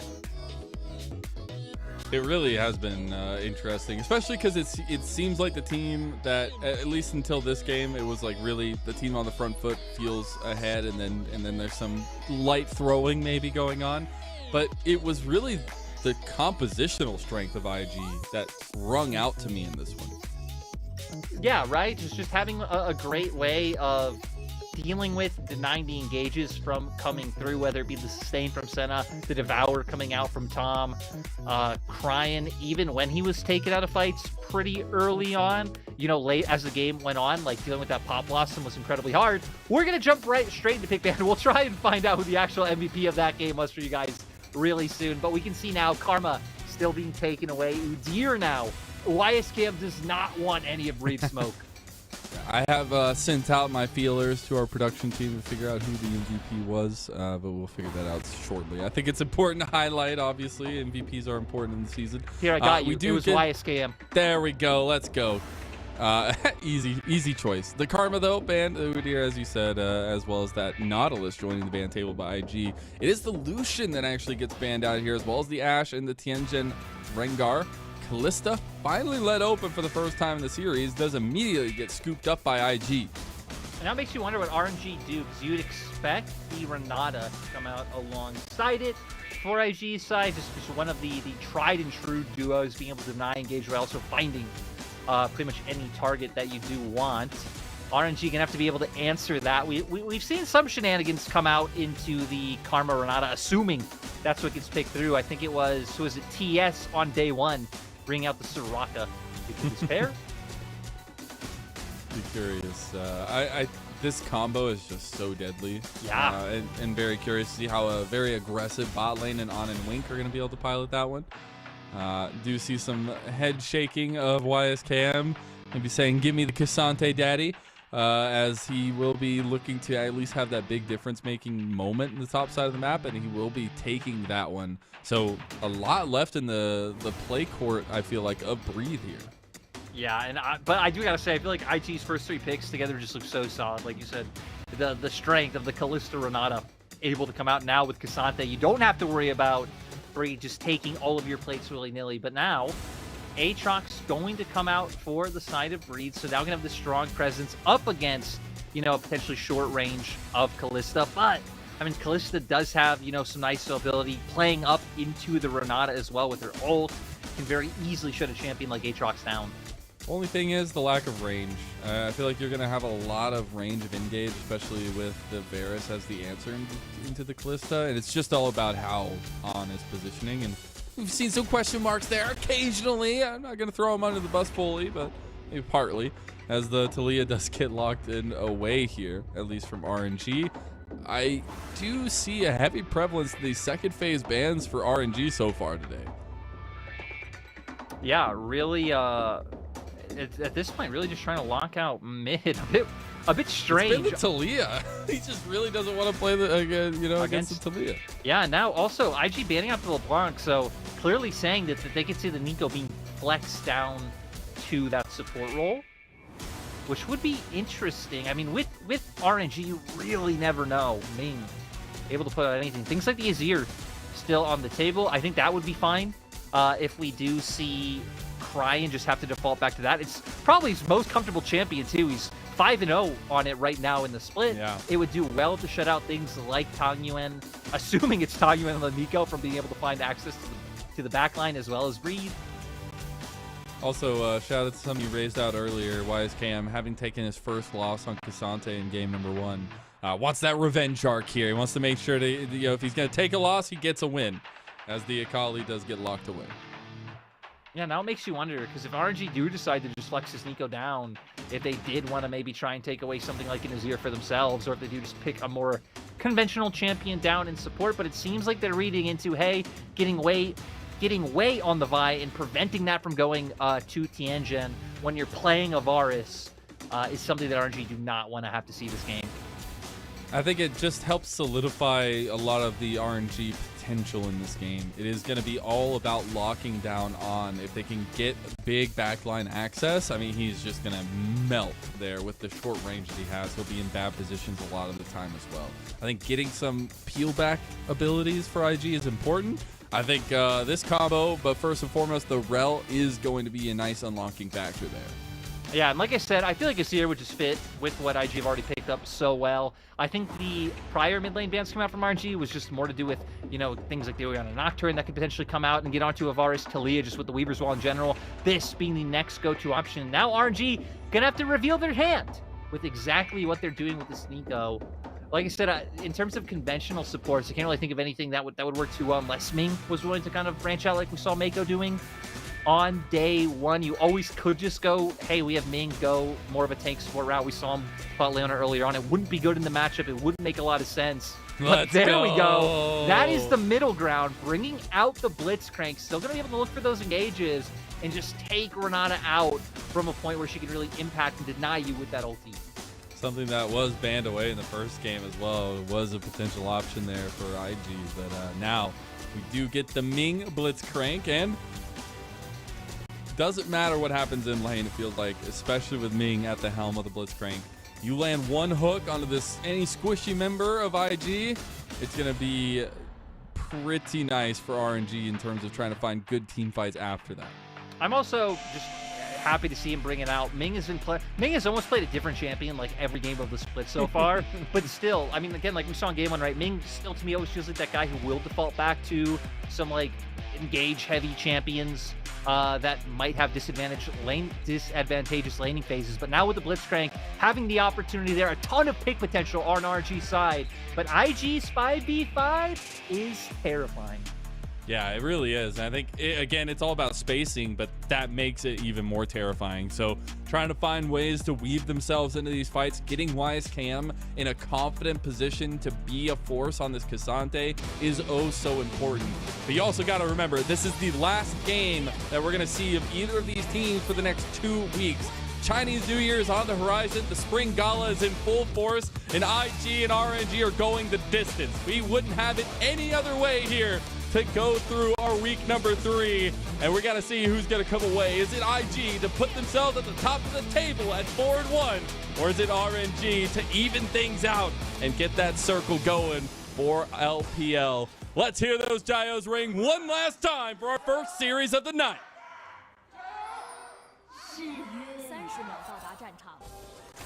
Oh.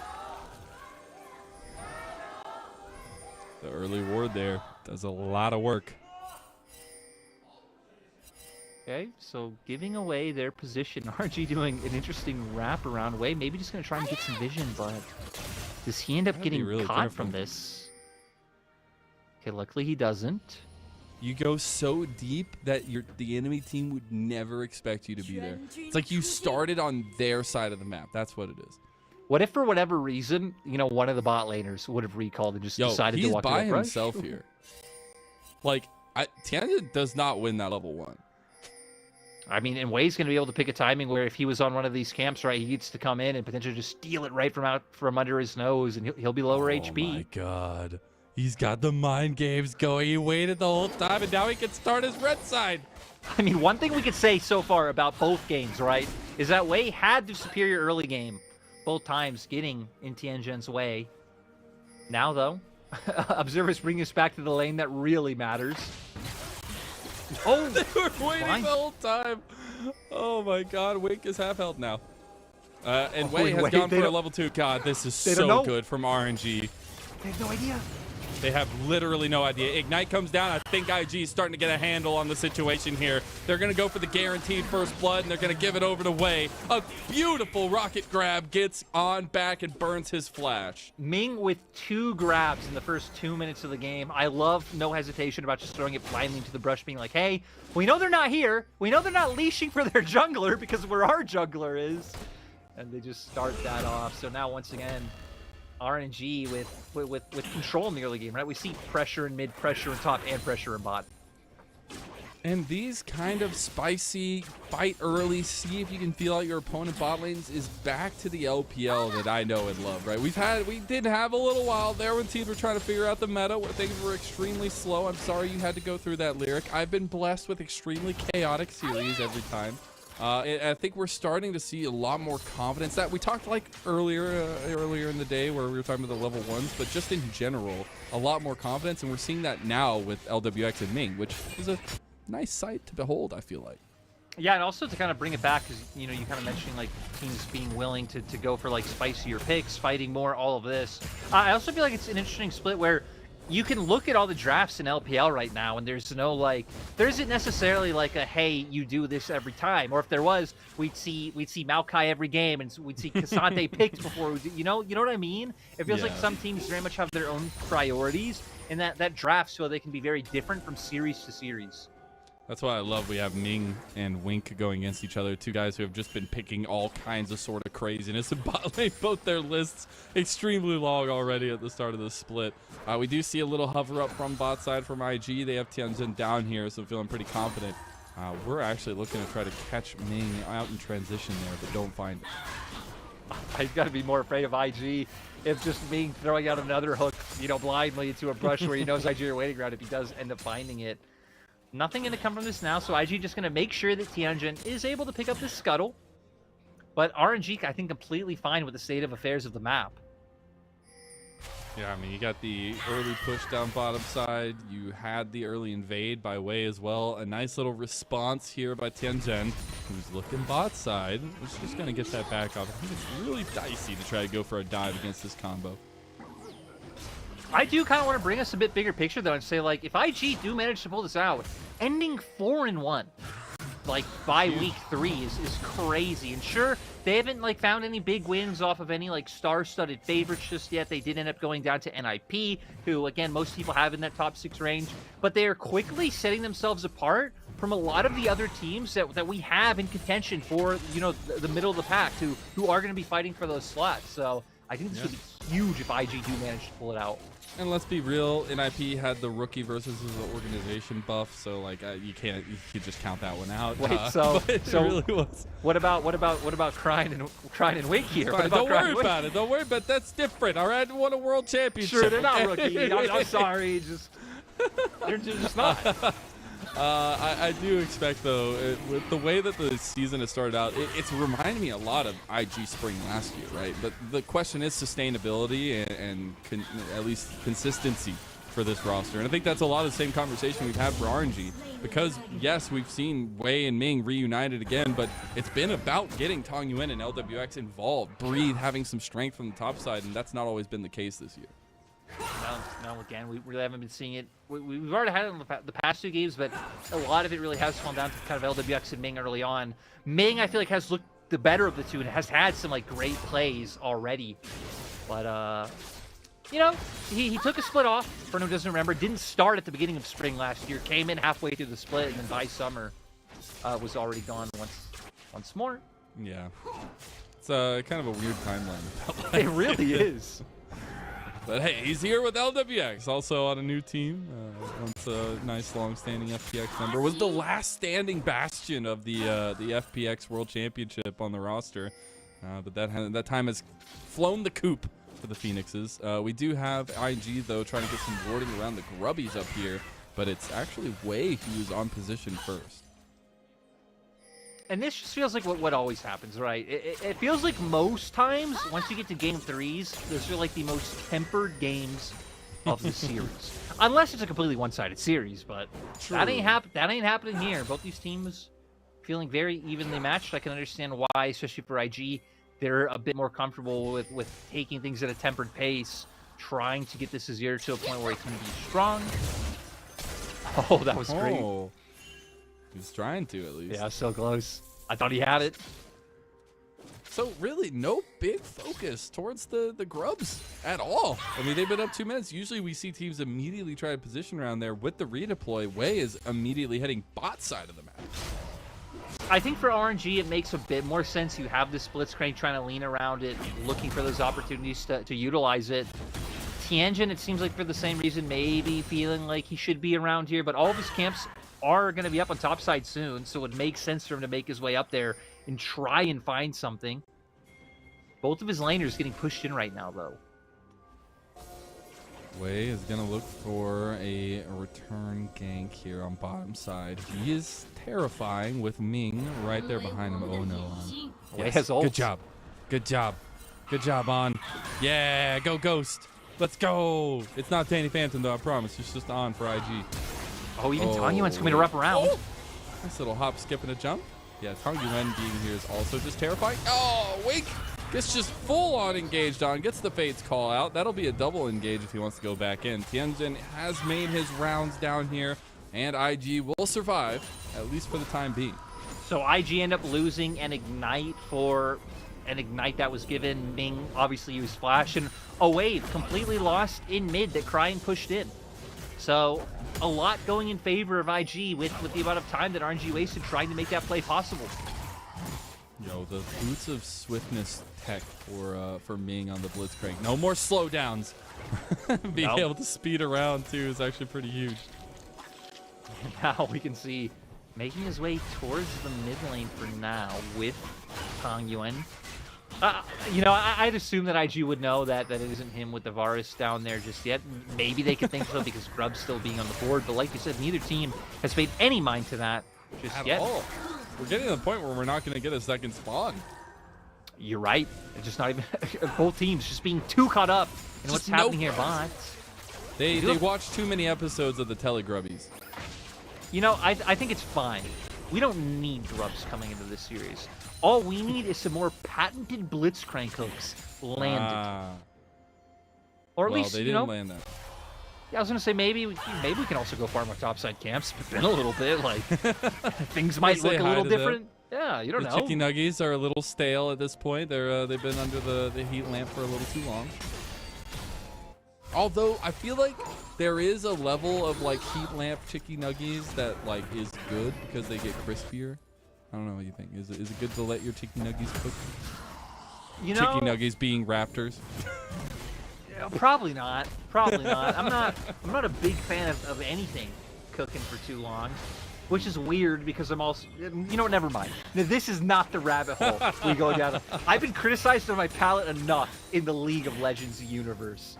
Rightfully so. Rightfully so. Rightfully so. I still remember when I compared like a Michelin star restaurant I went to with Dash and other casters to Popeyes.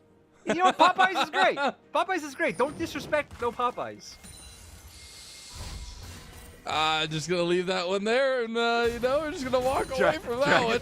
Dragon's coming up, Mazel. We got. Yeah, we have an out. We have an easy out, easily done. Summoner Swift, thank you. As now we get IG positioning around here. They are going to try to get some movement of the vision at least, but Wei is going to be getting the scuttle grab first. We're going to try and bring it back, but Cryan has Empress Divide. Wei going to have to use this Vault Breaker out. This should be repositioning from RNG because they're just trying to look for a pick.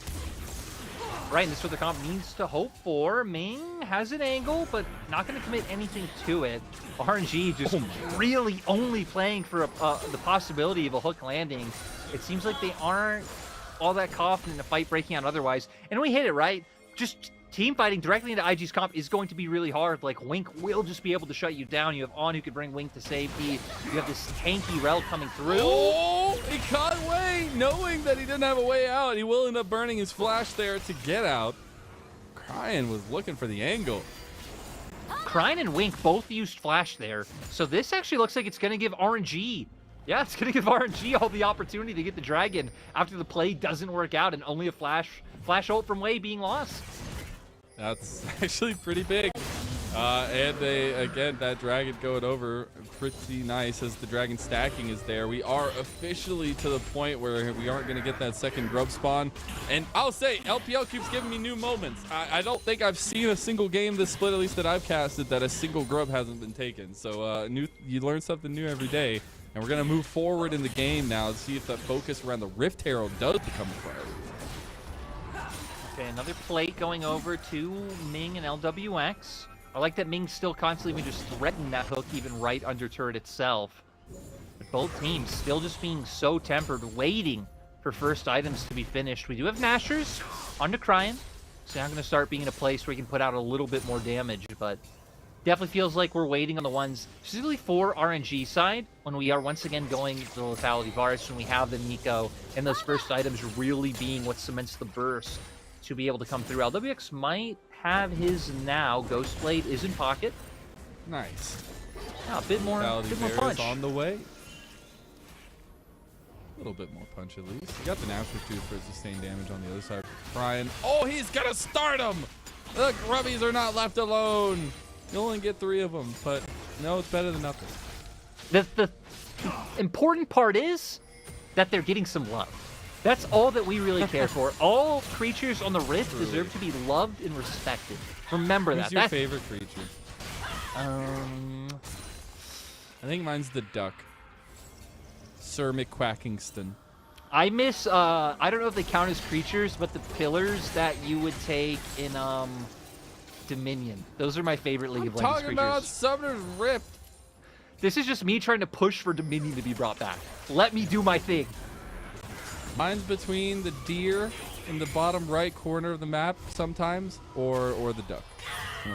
There's also a cute frog, and I think it was just right there on the screen for a second. But I think I actually got my answer. My favorite creature on Summoner's Rift is VLG anytime that they're playing. Because they're just they're just monsters. They're terrified. They're terrified. Yeah, they are looking like the big bag dogs of the LPL. It feels like it had been a long time coming too, or at least a long build up to it. Other people representing and BLG always being knocked down. But, I'm going to be tentative on it just because it's like, okay, we had the JDG roster last year. That didn't work out. I'm not going to get my hopes up twice. Oh, finds the hook. He got him. That's the combo. Got the bailout, though. That's actually pretty big. Bought a lot of time there. But Wei will end up getting traded right back. It'll be the 1-for-1. Both junglers going down. Still, I mean, Wing throwing out his ult at the end there does present some opportunities if Ming was able to find another hook, but looks like he won't be able to do so in the end. Profane Hydra now picked up for Breathe up against the Ice Form Gauntlet for YSCAM. So Breathe going to be in a point where he can really start to impact these team fights. But I don't even know if we'll get to a point where we're really seeing these 5v5s, right? RNG have been very much staying away from those and really just relying on the Blitzcrank. I guess the question is, how many times can IG get caught like that until they start paying attention to the at least distance that they're giving themselves away from Ming? Because this is literally what RNG are going to be trying to do over and over. And even just some of these angles, right? Because that, I mean, even before the terrain changes, even still now, like, it's just a very common angle to look for those hooks over. Yeah. So I feel like especially ones like those, like, you just can't be getting caught by as IG still. I mean, they're going to get to a point where it's going to be really hard to take down their front line. K'Sante and Rel will get huge. I like that RNG are trying to take advantage of this spike where they are a little bit stronger. And RNG going to go ahead and take the Rift Herald here so they can actually try to push this a little bit back their way, at least in the 1,000 gold lead that they do have. But the question is, where do you try? Like right now, it looks like it's got to be mid lane. LWX is here. The kill pressure from IG's bottom lane now moving to mid lane is actually pretty big, though. Yeah, they're going to have to respect it a lot. On has not been afraid to hop forward. He hops forward menacingly, folks. Trust me. Menacing. How do you hop menacingly? You just look it on. He just oh, you do it like Kalista, where it's like kind of crouched over, like kind of weird looking. Yeah, exactly. It just kind of spooks you out a little bit and scares you off. So what RNG need to do is they need to overcome that fear. They need to reach deep inside their hearts. And guess what? You probably do have to overload mid regardless. I feel like looking for a Herald play on sides won't really mean too much for RNG. With the fact that all towers are open, like, the opportunity is there, give you deep push, let you maybe like rotate onto a dragon first. But with this dragon already here and IG getting prio mid, it looks like that they are not going to leave RNG any time to make some options. Yeah, both YSK and Breathe have TPs. We have the opportunity for a 5-on-5, but the positioning is actually going to be here for RNG, who are letting go of the priority in mid lane to try to get this. And Ming is not in a position to get a big pick early here and goes wide with the rocket grab. So now Wei will go over the wall of death, as I've coined it, and IG will be in prime position for the dragon. But we keep seeing RNG find prio in a different way. You can see on the minimap right now of Cryan making his way down there, actually pivoting into a potential flank angle. The Rift Herald used as a distraction perfectly, actually, but IG not going to take the bait. The dragon did get started up with Tang Yuan. He's got that flank, and Wink, he waits to pull the trigger just a little too long, but Tianchen is eliminated, as all you needed was the lockdown, and Tianchen gets grabbed. Great setup by Tang Yuan for Ming to be able to pull that off. So now it's going to be Soul Point going over to RNG. It has been a very slow and steady game from both sides, but at least now that pressure is going to be there as we once again have another one of these souls. Yeah, every single time. The thing is, it's been a slow game, but it's been very calculated from RNG. And I think leading off the fact is Wei and Ming really out on the map, and Ming particularly having such a presence on this Blitzcrank. The timings before the objectives, the timings of these grabs have been so big, and he's really having a big impact. Yeah, he's really not just wasting them, right? He's very much living by the threat of the hook is also a force in of itself, right? If he just wastes that hook and that'll give IG an opportunity to engage, he can't afford that. So we're gonna go back to the replay. See here, Tang Yuan potentially started to make his way down, but then found the wraparound. They didn't know he was here, wasn't spotted on any vision. It's gonna be the tangle barbs and the damage that sets up for Ming to land the hook. And as Tianchen, you just cannot expect that. I guess you could expect that. Once again, a very common flank angle, but still. Tang Yuan with the big angle and a big glow up, it feels like, for this RNG roster, where they really needed some stability in mid lane. It feels like they finally found it, especially now that LWX has entered the building. It feels like finally in this series for RNG. He's had a very quiet season so far. We do need to start positioning some of this vision around the Baron pit, though. About 40 seconds for that. But the grab going to be dodged away from.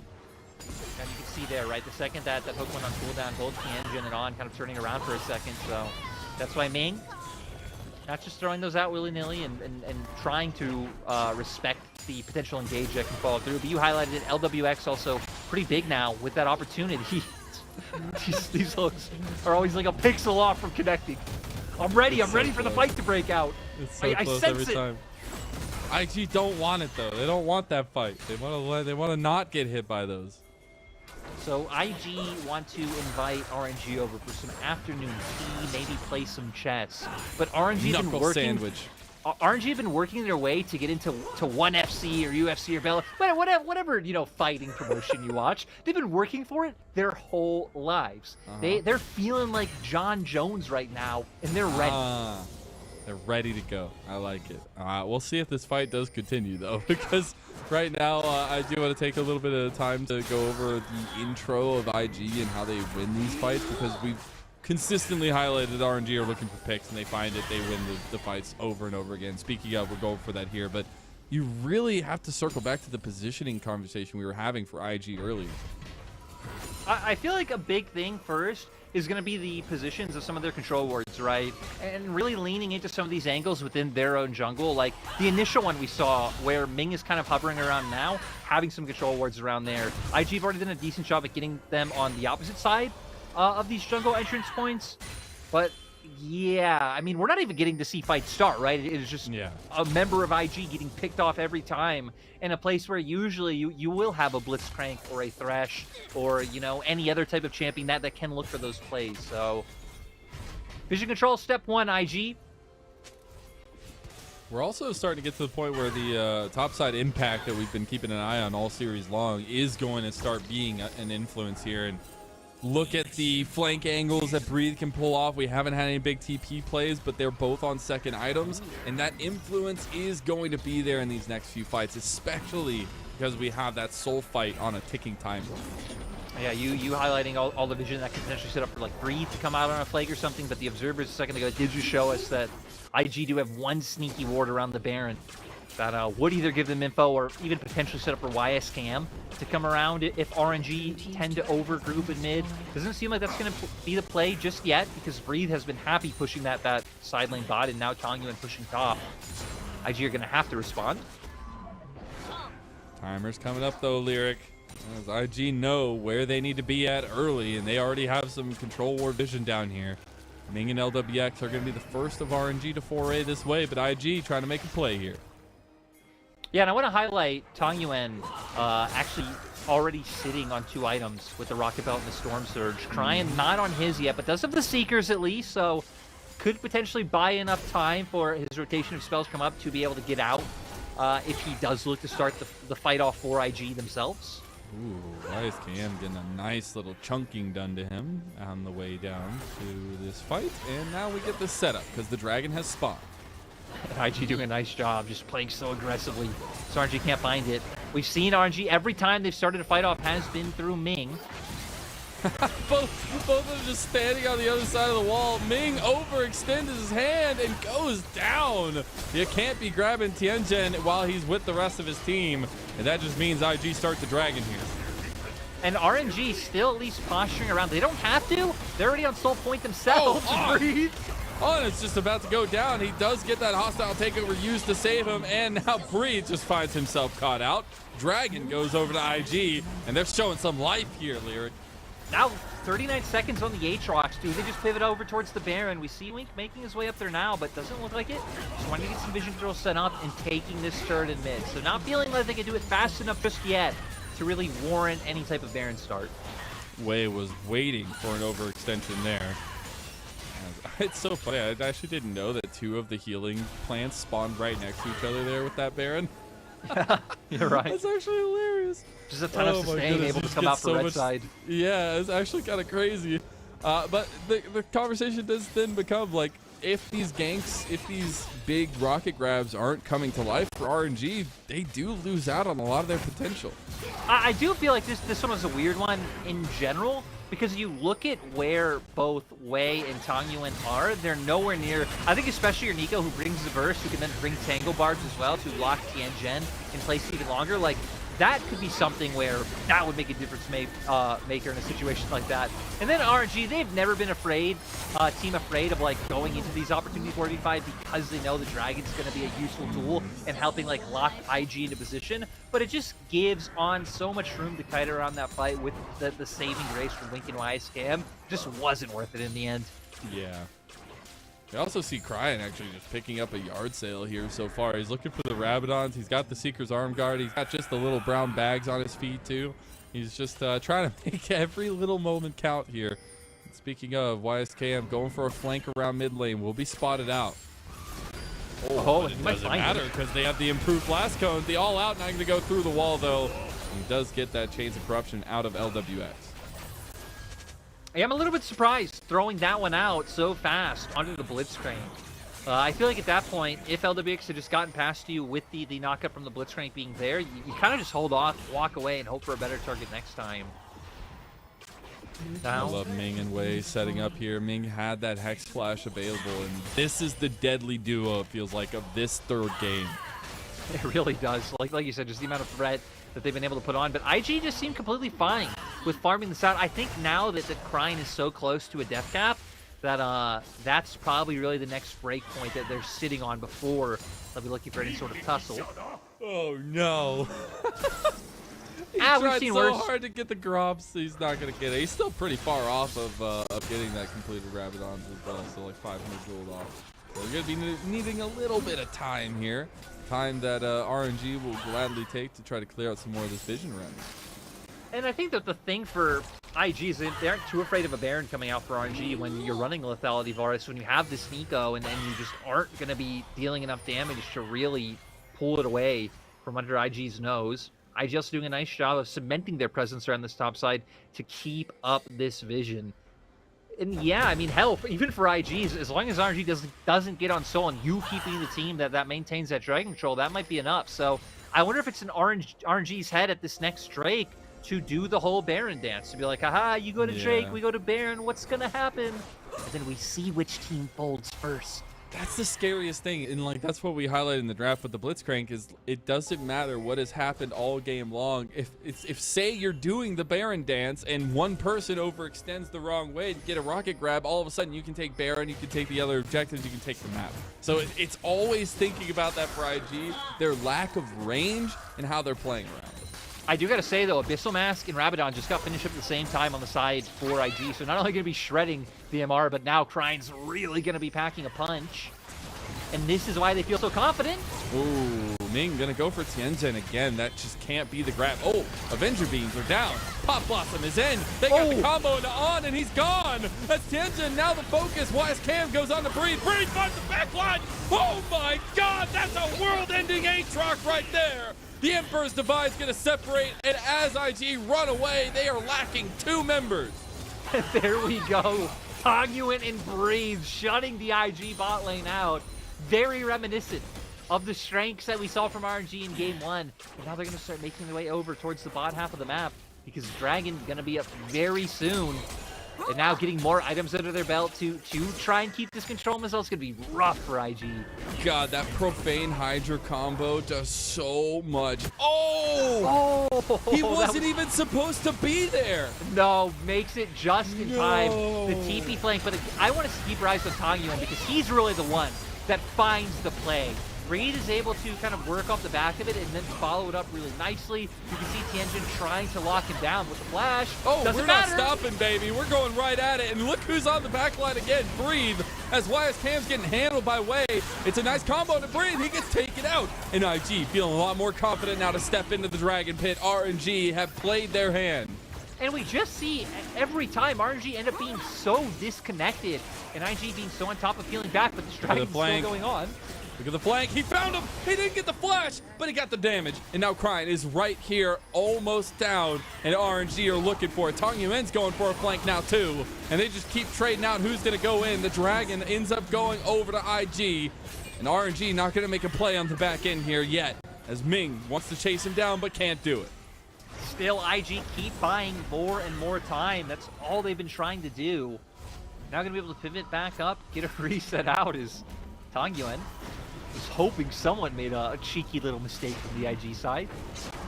Really heads up play from IG there. I think RNG had some angles, but feeling very hesitant to pull the trigger on them. Yeah, you know, I'm sure we're gonna get a replay in just a minute, but it feels like we're seeing multiple fights where, you know, Ming will find a hook or an engage will come through, and then everyone just ends up so split. And it's so sad here, not able to connect with it.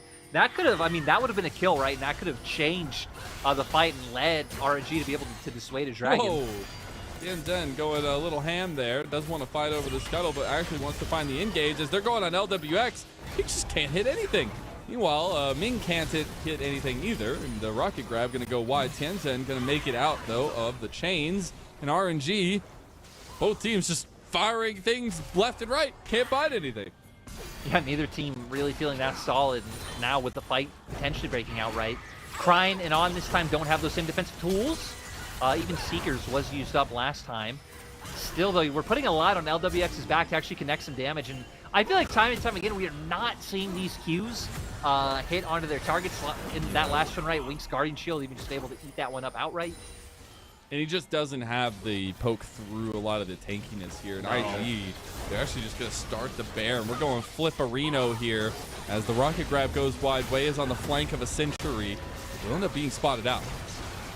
Oh, flank now going to come through from Tang Yuan.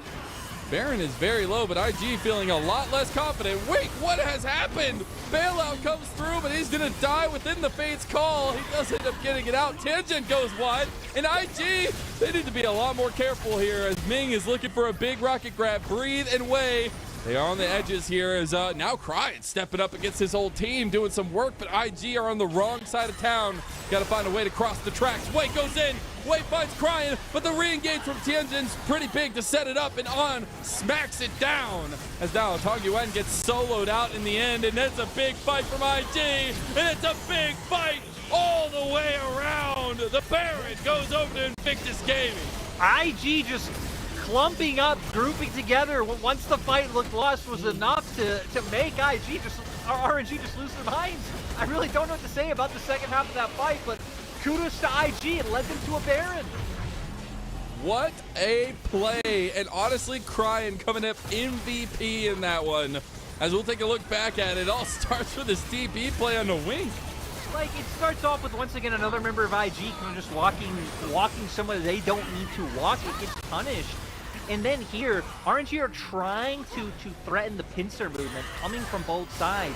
But no one from RNG is really close enough to follow up on the engage. You've already hit on that IG's frontline does a great job of just absorbing the damage people like Tang Yuan or LWX are able to dish out. YSCAM singles out Tang Yuan, and the others just get to kite out that buy, which leads RNG to getting ran over. It just feels like we're seeing both teams they're making different mistakes, but they're making like the same mistake over and over again for their side, right?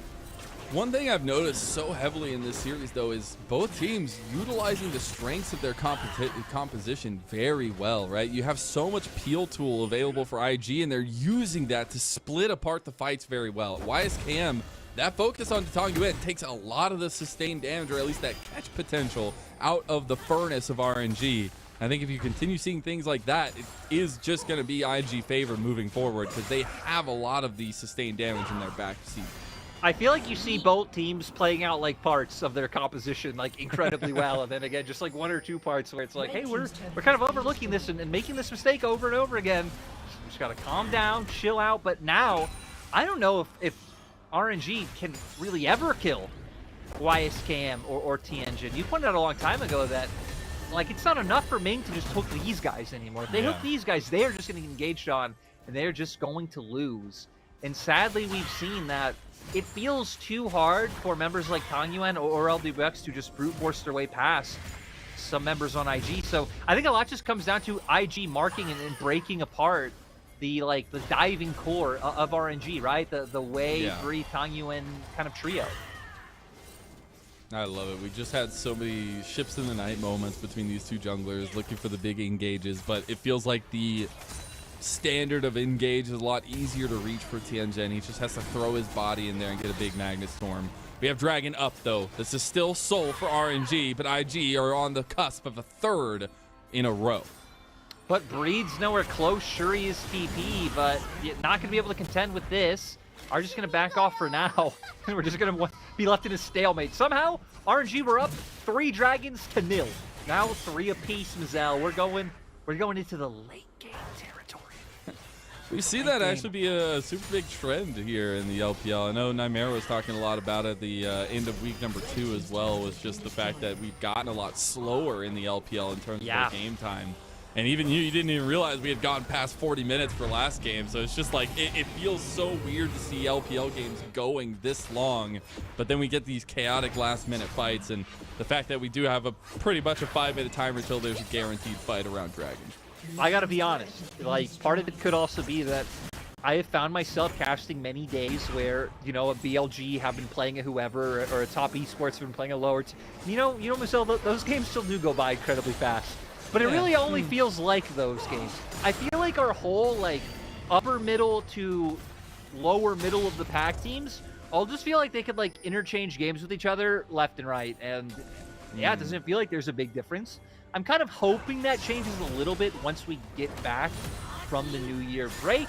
But also, not really knowing the result of any of the series has its own charms.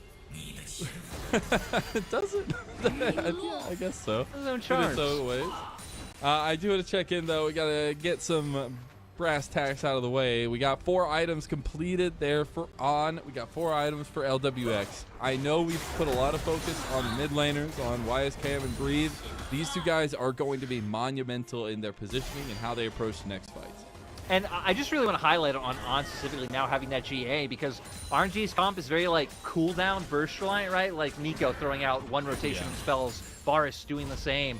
So it's going to be hard, even if you manage to find a way to take out On, unless Breathe is literally just sitting right on top of his corpse, he'll just be able to get up, you know, back away, and probably be able to keep dishing out more damage than RNG's carries could for their side. We do have a Guardian Angel on Breathe now, but we've just seen over and over again him getting kited by this Kalista Renata.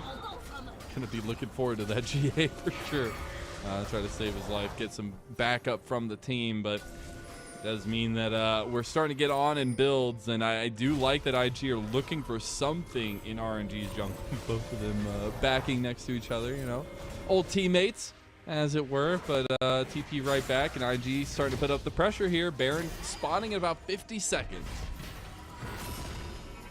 IG just going to maintain pressure for now. Verdant barrier on Krine, so just trying to make his way to his next pain point. And I love that Tianjin just keeps like hovering around walls, maybe just expecting for Ming to check and throw out another grab, but he is not falling for that anymore. Yeah, I think if you see a big metal horse, no rocket grab. That's an easy combination. Or if you see nothing at all, don't rocket grab. Or if you see nothing, okay, good call. Just need the caveat there. I do think that RNG are going to be in a bit of a weird spot here, though. Unless they try to go for giant flank maneuvers. They might. Things are coming out. Look at Taiyuan on the minimap. He's going the full so far. distance. He's spotted out on a ward. Like, IG just immediately pull up. Yeah, not able to do. I do respect the effort, though. Don't really lose anything for it. And IG are just being such a menace by not letting RNG into their own jungle. We really are looking at Taiyuan for that play, and he's not giving up. He's still staying in the enemy jungle. Hey, you stay there long enough, you become one with the bush. He will not be spotted out there in the end by the blue trinkets. Double blue trinkets being used by IG. They realize Taiyuan is missing. He's somewhere on the map, and he's being sneaky. Oh, Breathe has a position as well. Oh my god, no way. IG have just put themselves in a bear trap, and we're just waiting as the seconds go by for it to close. As you hear the tick, here it comes as IG can't get their foot caught in the trap. Wei is now caught in his own trap a little bit, but they've gotten a triple pincer as a pop blossom. There it goes. That snapped right onto the ankle of IG, but they're fighting right back. They're not letting this one go. Breathe is found crying. Breathe has gotten a big one, but a triple kill has gone On, and all 5 members of RNG fall to their own fate and end up on the post mantle of IG. And YSKM and Tianjin do so much there. They're distracting all the other members of RNG, and now with these death timers, they're going to be able to start breaking down this base. The question becomes, are IG the real deal? Maybe they haven't had the hardest competition so far, but they're going to end their first spree in a bang fashion. As the last series before Chinese New Year, IG is looking to put themselves at a 4-1 scoreline, and in wonderful fashion as well. YSKM showing up, On and Wink being stable, and a wonderful 2-1 series from Invictus Gaming. IG showing up strong. You already pointed out, right, now sitting at 4-1 in the standings to be able to move through the kind of rest of the LPL, which is great because during that time I was actually looking at who they play when they come back from break is BLG. So build up all the confidence you can right now, boys. You're setting yourselves up from the rest of the pack. And I gotta say, Mazel, for me, it's a little bit different than how it was last year. I didn't really buy into the IG hype last year just because you could so clearly see meta dependence of the team, not only YSCam, but even at the time it felt like the IG bot lane really were heavily leaning on, you know, the whole marksman are now support when we were having like the Varus and the Caitlyn and all this stuff. But now it feels like they've built out more dimensions to their game. It still isn't like fully fleshed out where I expect this team to be contending for a trophy just yet. But I definitely feel like we've seen this IG team grow from where they've come from last year. Yeah, I think that's the coolest thing so far. And while it might feel like a little similarity to their spring split last year where he did start strong, it's cool to see the pieces that we wanted to highlight actually perform the way they did, right? Like seeing what YSCam can do to impact the rest of the map. It was non-existent game number 1, but I'll say they turned it up for game number 2 and 3. And I think it was a big slip up from them in game number 1 that led them down that way. It was also Breathe playing from level 1 like a menace. So I think once they got a hold of what this series was going to look like and entail, they found the strategy to work for them. And the fact that it felt so RNG favored for so long in a lot of these games and that IG just stuck with it felt good for them. Yeah, you know, we'll kind of like move over to the other side real quick. That for RNG just felt strange. It feels like RNG's like first 5 to 10 minutes is like pretty solid. Like, you know, Way's a very smart jungler is going to try and find those opportunities, but kind of post that they don't really know what to do. There was actually 2 fights where I saw them trying to get onto the Azir to start things off, right? Vi ult onto the Azir. The top lane fight, I think, being the one I remember the most when he went in a bit earlier than the rest of his team.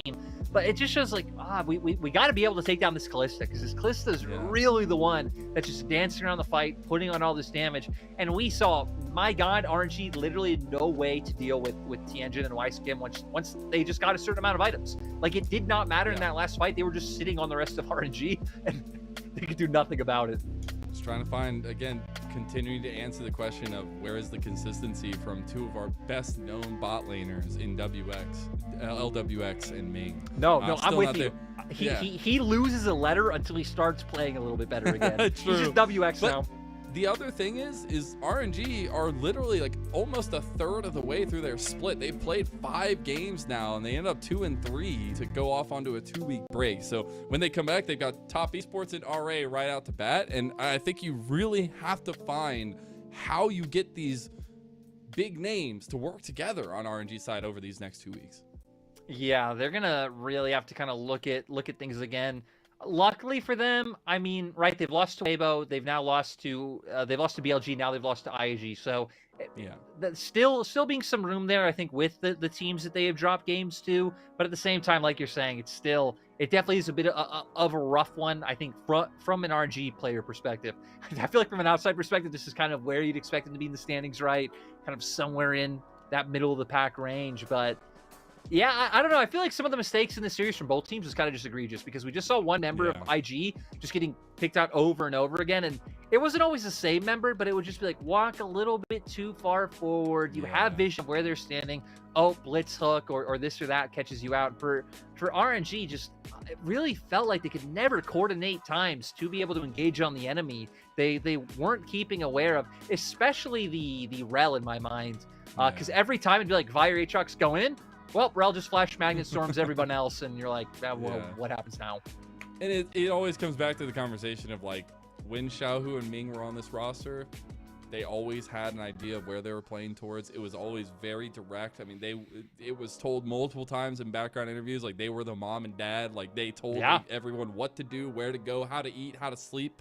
And without Xiaohu there, and Ming taking some time off, Wei had really stepped into a position of leadership. You could see he's talking a lot. He's trying to be a leader, but they've got to make that work, because it feels like Wei is still coming into his own as a shot caller. Yeah, and it also makes you realize about just dynamics in general, right? Because the way Xiao would describe it was that like Ming was the strict one, and that he was the one who would then like try and like pick people back up from Ming's scolding. So yeah, so let's hope that dynamic can like still find its way in that team somewhere. But I guess we jump back to praising IG as we wait for some of the the MVPs, the stats, all that stuff to come through. Everyone is that things again. I'm just kind of surprised. Things look good in IG. Vibes look good. The fact that they play so decisively, even despite a lot of their, like, let's say less tenured mistakes, like more amateurish, like some of the mistakes they're making are very reminiscent of like non-veteran players to the league. Which So I feel like, you know, at least for Tianzhen and YSKF, you have a little bit more breathing exactly. room. Exactly. Maybe not the rest of the map, but, you know, Cryde came up big against his previous organization, RNG. I think he had a lot to say here, but I think the shining grace was the fact that On and Wink are continuing to perform pretty well here. And I think that has been the question mark for IG for the past year and a half, it feels like, is what they're always changing out their bot lane. There's always something happening down there. And maybe they finally found a return to something with Odd and Wink where that has been their tried and true a lot in the past. Yeah, right. It just looks good. I think the way I thought about IG's bot lane last year, either iteration, whether it was On or Xiaoyu AG coming in, was like just kind of inconsistent, right? Like they are a duo who are always willing to take those heavy trades and are always willing to fight. So sometimes we would see IG's bot lane duo like just 2v2 someone out of nowhere and be like, oh my god. And then other times it would just be them running it. Yeah. This year, it feels like across the board that the IG team does just feel more consistent in terms of what they're able to do. So I think a lot of us were scratching our heads like, hey, why didn't this team opt in to make more roster changes in the offseason? And IG showing, hey, we got our own process. We're going to do things our way. And so far, that's working out. It's also kind of cool to see Tianzhen obviously still grab the Rengar bans every single game. It feels like you play against him, but he himself has gotten a lot more consistent. I remember looking to him so many times last year and just realized, and we saw it some in this series, which was starting to raise some red flags because like, oh my god, Tianzhen, his positioning is not great. But I think that's a lot of the things that we had conversations about last year for him, and he's starting to clean some of that up. He's coming to a point where he is that kind of versatile, flexible jungle that you need to have in the LPL now. Yeah, I agree, right? A lot of people take these things like mutually exclusive, like, oh, but you guys said he's like the worst member on IG, the worst performing member. It's like, yeah, but that could still be true with the fact that when he came in as a just completely fresh player last year. Yeah. He has definitely improved leaps and bounds from those opening games. I mean, hell, now we see him. He is being one of the people finding some of like the core engages for IG in these games, even if he is getting picked off a little bit too much, for his own good. But at the same time, it definitely feels like week to week. I'm just excited, man. I'm just excited to see this IG team. They're fun to watch, and they're improving. Yeah, I think so too. We're still waiting. I promise. We're pressing the buttons. We're still waiting to get the stats and things from the last game as well to give you a little bit of a rundown of that one. Oh, we got him! Nice. Okay, well, that's a flip of a gold graph right there, but I feel like right as we should be for this series. I think every single gold graph has looked like that. Yeah, this one was very different where obviously RNG were ahead early, we knew that. But it was really all off of Ming just landing hooks. It didn't ever feel like there was any more tangible control taken than that. So I do feel like the gold lead was a bit deceptive to how the game actually looked. Because IG, other than when they kind of killed themselves, were honestly kind of just chilling all early game. And maybe we also realize that there's a reason why Kalista is banned every single game. Odd gets the MVP there. He does get on the Kalista, but letting through the Renata-Kalista combo is not one that you should be letting through very often. No, not at all. And it was one of the question marks in draft of hey, they're just going to give both of these over.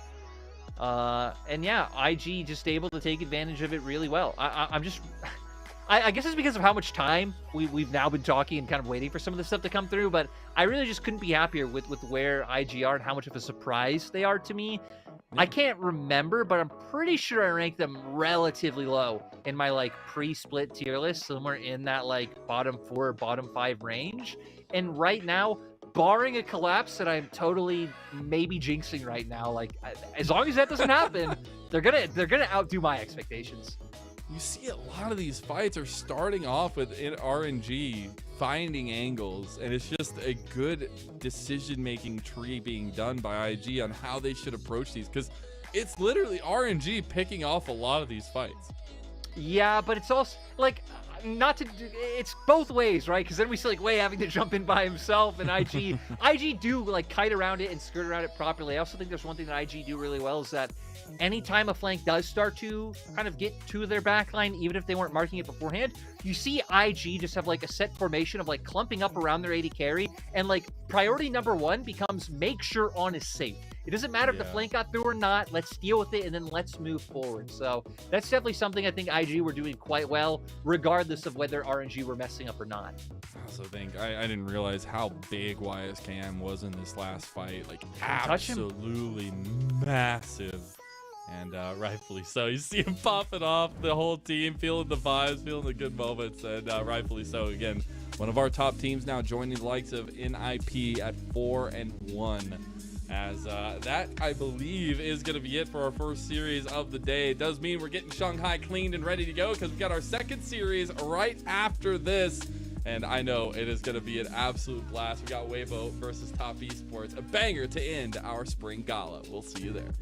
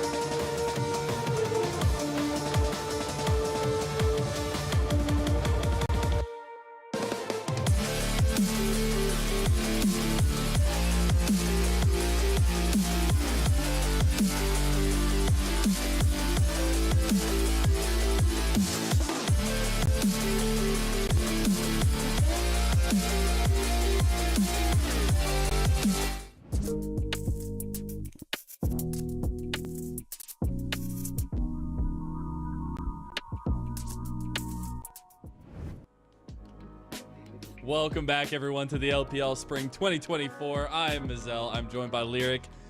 And I have unfortunate news. We have reached our final series before our 2-week-long drought of League of Legends here in the LPL. But I couldn't be more excited to kick this last series off with you, Lyric, as we have a pretty big banger. It's Weibo versus Top Esports, and I'm very excited to get into it because it feels like this could be a 3-game series to die for. It is Chris versus Mako, two of our longest and most legendary supports in the game here going at battle. Yeah, and it's crazy, right? Because we just had Ming on in the previous game. Sadly, not kind of performing with that standard that we hold him to, but Ming, Chris, Mako, to me, that is like the LPL support trifecta of just absolute gods of the game at, you know, different times of their career. And it's so exciting to see Chris go up against Mako here today. I feel like Chris was having some insane performances for the side of Weibo. And hell, just the way that Mako has meshed with JackeyLove and meshed with Top Esports hasn't been all that surprising. JackeyLove and Mako have been like, you know, friends for a long time. You can see that on stream. They talked about it in interviews, and the synergy has just worked so well. So I'm so excited to see these two go up against each other. Both these players, long-standing members of the LPL, but in new colors this year as well. Maybe not as many new colors as you would think, but some new colors at least. But Crisp there, some really big highlights. Both of these guys, huge Renata players, a lot of enchanters under their belts, but a long history between these two guys from different organizations. Both world champions with their respective previous organizations. Yeah, and one thing I'm curious about, right, as we were seeing the champions come up, is now we're getting Weibo with the walkout, is things like 14.2, this new patch, right? Karma being such a prevalent pick. That's something we shouldn't really expect Cream to play. Mako's definitely played in his career, so that's good for the TS side. When you move over to Weibo, it's like, Chris, never really known as a big Karma guy, but you do have Xiaohu, sounds like a Xiaohu champion, so it's kind of funny the different dynamics of like who the Karma player might be for each team, assuming we even get to see that all. I'm just saying, Crisp is a little bit of a party pooper, all right? They were talking, we saw a little interview earlier, though, on Twitter saying, you know, Coach Dady was asking, do we want to dance? And Chris was like, no, I don't want to. I love it. That is like so Chris. Chris needs to be my edgelord for the rest of forever. He needs to be everyone's edgelord. Just look super cool, gloomy, kind of boy bandy, and just be that. And be great at League of Legends. You know, I'm not going to take that away from you. I think that's already in the conversation. Exactly. But we have another conversation to start, and it's about this super team, or would-be super team in Top Esports. 369 back home, it feels like, and feeling right as rain for Top Esports, but a team who it feels like has been crafted around two core members in Tian and JackeyLove. I know you highlight JackeyLove a little bit more in that conversation, but they've been starting to build this from success, right? Cream, this huge pick, big OMG standout, finally in a new home. Mako as well, we highlighted earlier. Yeah, and again, I really want to hone in on JackeyLove. As you point out, Tian's been around for a few years. Top Esports is clearly happy with the performance he's been putting up.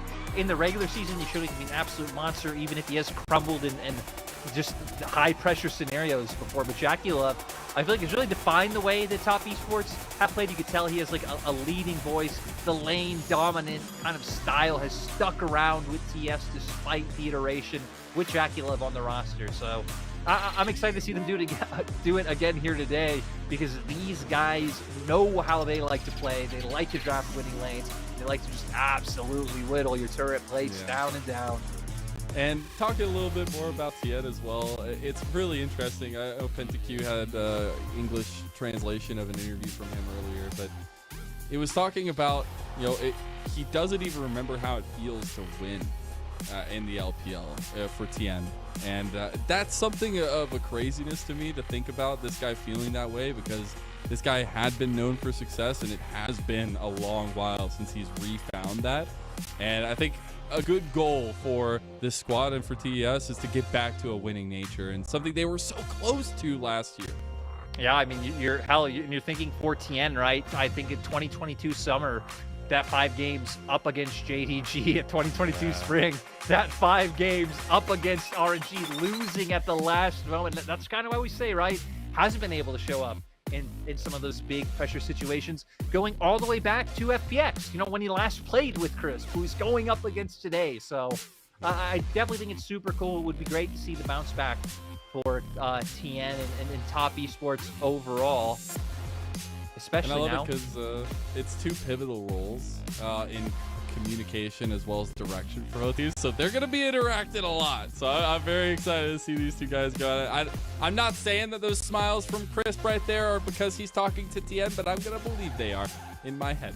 I do. So yeah. a lot of times back when I was a coach, a lot of teams would like queue up, and sometimes it'd be the Mundo dodgeball, but a lot of times it'd be like a Lee Sin 1v1. Didn't matter who the pro was or what roles you played, you'd Lee Sin 1v1. I'm gonna imagine that's what Crisp and TN are doing. And Bro, TN is typing. So like I'm gonna say right now, they're typing to each other. All right? I have Crisp winning the Lee Sin 1v1. I don't know about that one. It just I sounds. think, it does sound pretty funny. You just now need a way to somehow spawn two heralds at the same time, and instead of having like the whole like Scion Derby, I remember they used to have those videos in the LCS, right? You actually just have a Rift Herald race before the game The thing starts. is though, and we found out the solution to not going backwards, it's you have to position your champion the right direction. So if you walk up to it and are facing backwards, it will also go backwards. But I like that, and I wonder if it'll be changed at some point to make the game a little more, a little easier. But I hope they don't, because it is much more entertaining to see Rift Herald go wherever it pleases. So our big hyper focus tonight is this bot lane. I love that they're highlighting these two. Obviously, the new combination of JackeyLove and Mako. A sight to behold, it feels like. Two guys, Mako known for his very supportive nature to one of our best ADCs when he was here in Viper for EDG. But now with JackeyLove, one of the tried and true guns of the LPL, against Light, who has been rising in stature, it feels like, in the ADC position, especially since his days on LNG, also paired up with Crisp, also trying to find these duos that really stick to it with the prevalence of how important bot lane is. Yeah, and I think both these guys can pretty much play anything except Light. Not really big on the Sen. I tried playing it once. You could see now Weibo go back to what they were doing before, which is just banning it out consistently, and just a whole ton of bans thrown out to that AD carry role. Against Tristana, definitely more in terms of mid lane being targeted at Cream. But I love the focus on JackeyLove when we highlighted earlier. He really is the focus of TES. Yeah, he absolutely is. I think a long-standing building piece to TS too. I thought last year was the dream team. I thought the reunion of rookie JackeyLove was going to be it, but it was not. And it feels like now TS feel confident in building around him going forward, even with some of the things that have not gone his way. We get yet another ADC ban, so 5 total towards that role. We did get that Xin Zhao ban in there as well. Some priority towards some solo lanes potentially early here. I think that would do well to wait some time for this bot lane matchup. I think Ezreal Karma is both up. Sure, the Ashe is still there, but if you're thinking about like duos coming out, you really only have Ezreal Karma left, and then Xayah Rakan, which Ezreal Karma will have a great time into. But it seems like maybe valuing the potential pick setup that an Ashe can bring. It's something that Mako can play incredibly well. Is it a bait? I'm telling you, we had BLG play the other day, and BLG were first picking Ashe on blue. They first picking Karma blue, first rotation in Karma on red side. It's gonna be really just curious to see how teams develop with those prios. Top esports, though, we highlighted before the game, the fact that you don't expect them to flex it mid for Cream might mean TS is one of the teams who ends up avoiding this champion. It's so crazy. You can talk so much about so many other big standing members, and it feels like the little guy on the block is Cream, but he can also have the biggest bark. And we've seen this guy tear it up on OMG, and it feels like he's finally joining the upper echelon of our mid laners and finally getting the respect that he deserves as a center frontliner for TES in terms of their carry potential. He's going to get his hands on his famous Akali at this point as well. Yeah, and I think that's good. Again, when you look at Cream, no one is going to question his ability on champions. We've seen him pilot. It's just that champion pool is always going to be the big question mark, but doesn't have to worry about it right now, as Light going to pick up the Draven against JackeyLove. You got to love it. You got to love the call-out coming through. We know Light's one of our AD carries who does play the Draven anyway, but picking it up against JackeyLove is something else. It's something, because with the Ashe, you're probably going to get a duo squishy bot lane, and how quickly you can turn that around with a Nautilus at your back is incredible. I want to see what the answer is from Top Esports. They've got to be cooking something up. They've got to have an answer here. And I would expect it to be the safety of the Ezreal.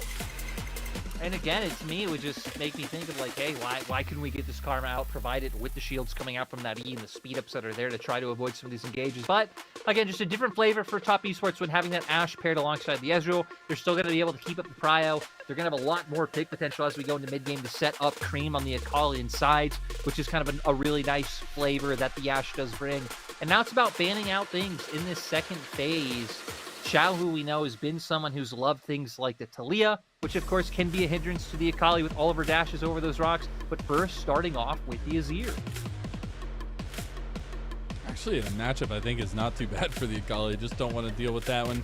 A lot of sustained damage and also just the ability to pull the Baron a lot of the time when it comes down to it. I do expect that a continued frontline strategy should be coming out here for Weibo. They need a little bit of backline damage, but they have a lot of engage, a lot of CC, and a lot of access, it feels like. They're going to ban away that Udyr as well. Yeah, no, I'm interested, right? We've already hit on, I wouldn't be surprised if we saw like a Taliyah ban potentially come out right now. You also have the Nika, which you know is another huge one that Xiaohu loves to go towards, and that Pop Blossom can really just prevent some of the assassination potential to come out from Cream.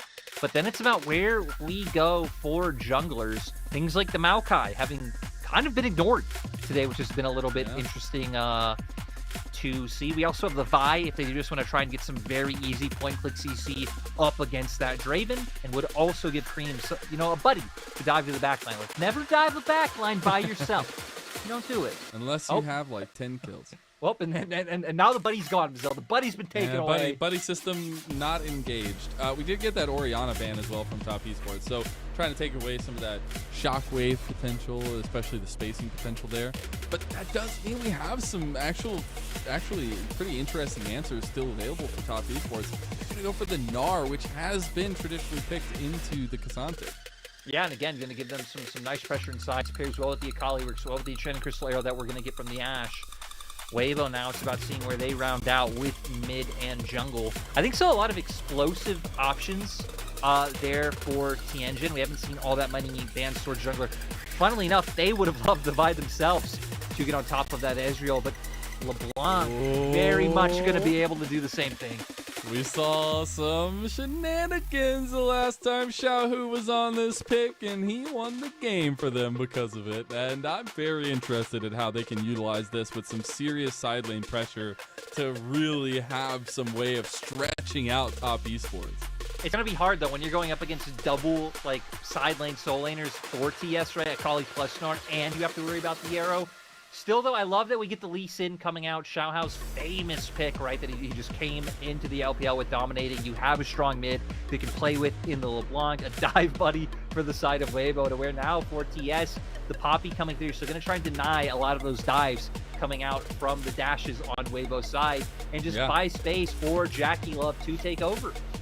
I love that Xiaohu's taking the Lee Sin into Tien as well. We came into this talking a little bit about the jungle matchup and how important it can be as well, but also the history between these two in very differing ways.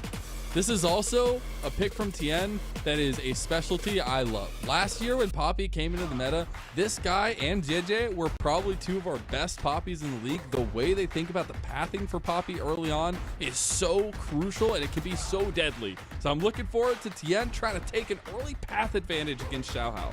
And that, I'm just interested to see what happens in terms of the fights that come out through these lanes, right? When you have Prio and bot potentially from the Ezreal and the Ashe at level 1, but on the opposite side, you have LeBlanc pushing into Akali, just so much chaos that these junglers are going to have to be able to take advantage of. Yeah, a lot of focus on these two, but I know bot lane is going to be an absolute boxing match down there. JackeyLove and Light not known to hold punches, and I think this one's going to deliver. We have our final series of the Spring Gala in LPL 2024. It's our last series before our Chinese New Year break. 2-week drought without the LPL, but this series is going to leave us with a nice little present on the way out. Weibo Gaming taking on Top Esports. They might all have different names, but we know the banger is still the same. Let's hear those Gios ring one last time here. Game number 1 of our final best of 3. 敌军还有30秒到达战场，碾碎他们。silence on our end as we get into it. There we go. We got the gyos coming through. A little there we go. We see them. I hear a little bit. Yeah, Mizzell, you just gotta like break your ears like me and turn your volume incredibly loud. Then you'll be hearing the gyos. It is just nice. Again, we can't be there in person, but little personal note is like seeing the little picture-in-picture, seeing the audience there. It gives me a little bit of good feelings to see. I think it's always important to have focus that this is a community. This is a great time to be together. And speaking of, Top Esports building up their community and their history. 600 games played as an organization. Number 8 in the LPL. I'm always just surprised that the number is so little. And like 600 doesn't sound like a little, but there's just so many LPL games. Is 2v2 coming through? And Jackie want to take it? This is a Draven. I mean, I know it's been a long time, but I don't know if you remember what a Draven does, and Light is going to let you remember that real quick as Chris going to flash. Light still holding his. He's got that deadly instinct, but first blood goes to JackeyLove anyways. Now it's Light's turn to clean up. One more axe. It's JackeyLove, though, who slams it down 2-0 for the Wonder Superstar of Top Esports. Huge for the Ezreal. It was a bit dicey, right? I think especially once minions got their minion damage was getting involved. Level 1, like, what could you do? Minions hit like a truck.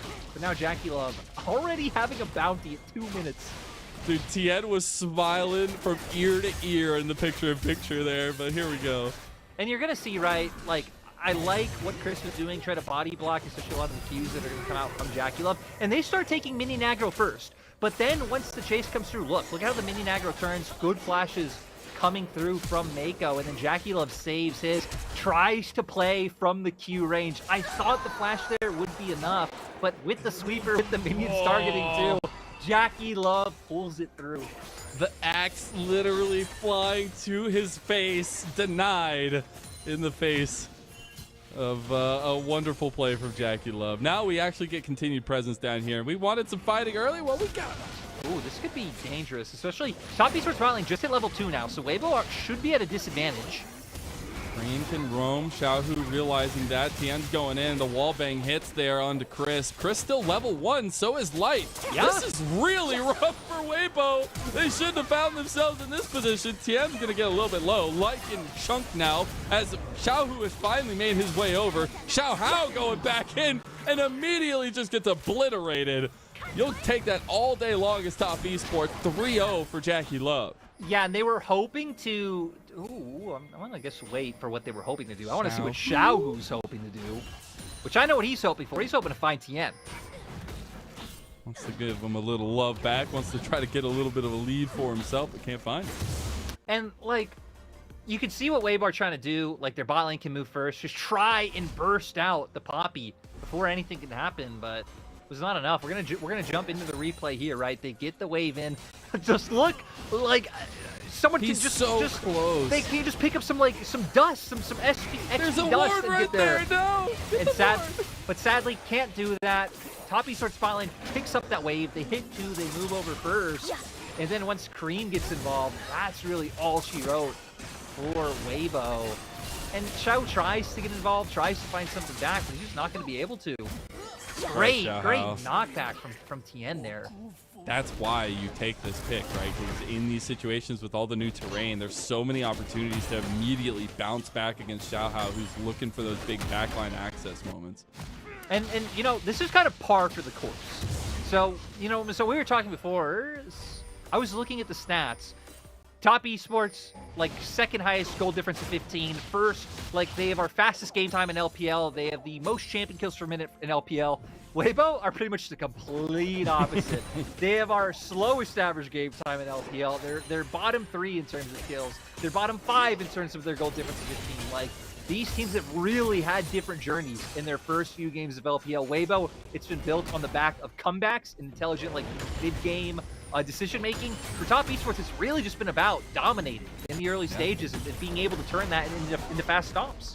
That's what this team is built for, right? That's why you grab these pieces to make sure you're stomping that early game and you don't have to, you get at least a little bit easier decision-making tree as you move forward.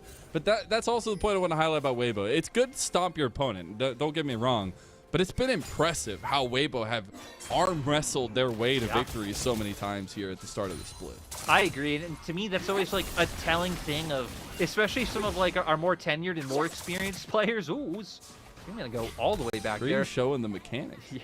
But right, it's just like the tenure. I think especially of like people like Xiao, people like Crisp, able to come out and win games off of like really fast sudden barons, or you realize, hey, we have a Weaver's Wall. How do we use this to win the game? So I agree. It's been very impressive to see how Weibo wins games, even if it isn't always the most convincing. Tian gonna take the sneaky play with the Hex Flash over the wall and get the first spawn of Grubbies. Well, or at least should be a trade from Xiaohao on the other side. He's actually not going to start up the Dragon just yet. They will know now that Tian is taking those. He's actually going to try to collapse around mid lane. We're going to see. I mean, it's going to be really hard. I mean, finding a gank on like either a one. Counter gank?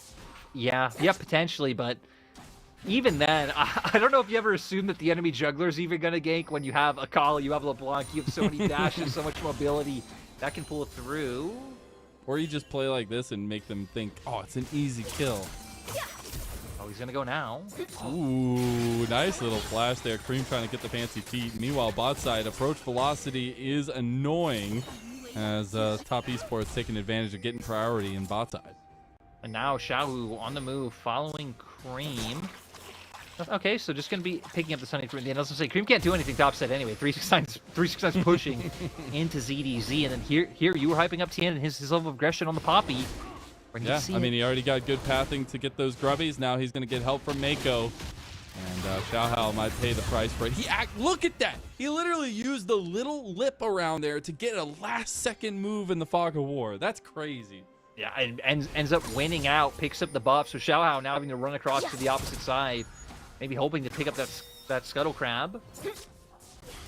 Mako going to show his way in mid lane as well.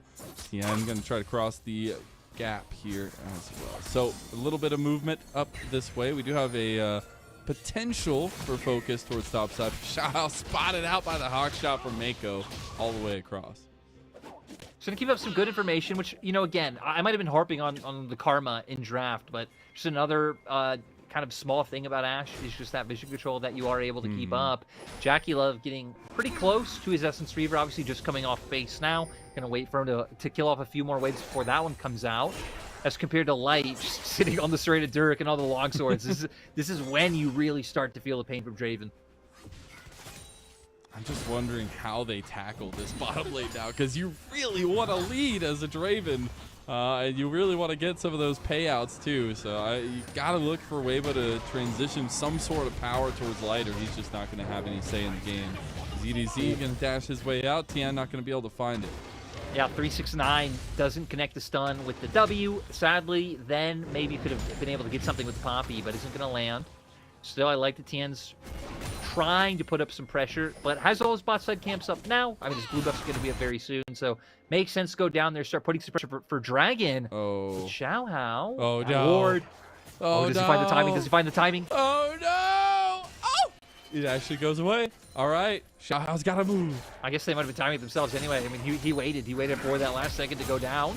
Oh, flashes come out. Xiaohao was right there, ready to go, but he does show his hand.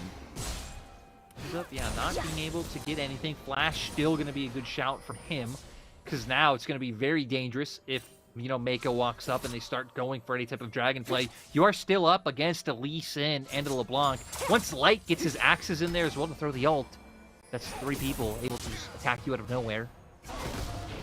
2-time Xiaohao has been a little bit eager on the trigger pull on his safeguard. He's not going to find an engagement. ZDZ is going to use the all-out on top as well as Meganar used from 369. Dragon goes to Top Esports. Yeah, we can see Weibo, their bot lane, just moving up in the lane. They might open themselves up to a gank. Jennifer Slayer, oh, it does connect, and that CC is long. Chris going to be locked down. Tien coming to say hi to his former teammate, but it's Light they were going after. No, Chris! He's giving away his life. Can Xiaohao make it worth it? It does not look like that'll be the case. Like you said, Chris, what are you... I mean, I see the angle, right? He's hoping to pull him. Lee Sin gets here faster. The burst is there, but Top Esports only furthering their lead. I mean, I feel like we point out a big gold lead at 10 minutes every game, so it actually doesn't sound that amazing. It just happens every game. But 3K, 10 minutes, sitting pretty for TES. And it's just really good that it's on JackeyLove. Again, a centerpiece that we feel like really has been the cornerstone of building around for Top Esports. And a couple moments really not going his way last year was the difference maker. But here we actually see a nice combo to make sure they have presence. I mean, right, Weibo trying to just get that wave pushed in very deep, sets themselves to be open up from Gen Cristero. Here, you could see it, right? Locking them in place, trying to buy enough time for xiaohao to get here and maybe take one out. I think Chris knows there he will die 100%. Yeah, I think he dies either way, right? Just trying to give in a little bit more if they can catch under turret for a little bit longer as well. But just can't. Mako now out on the roam, so is Crisp. And some likely duos going to be doing battle here shortly.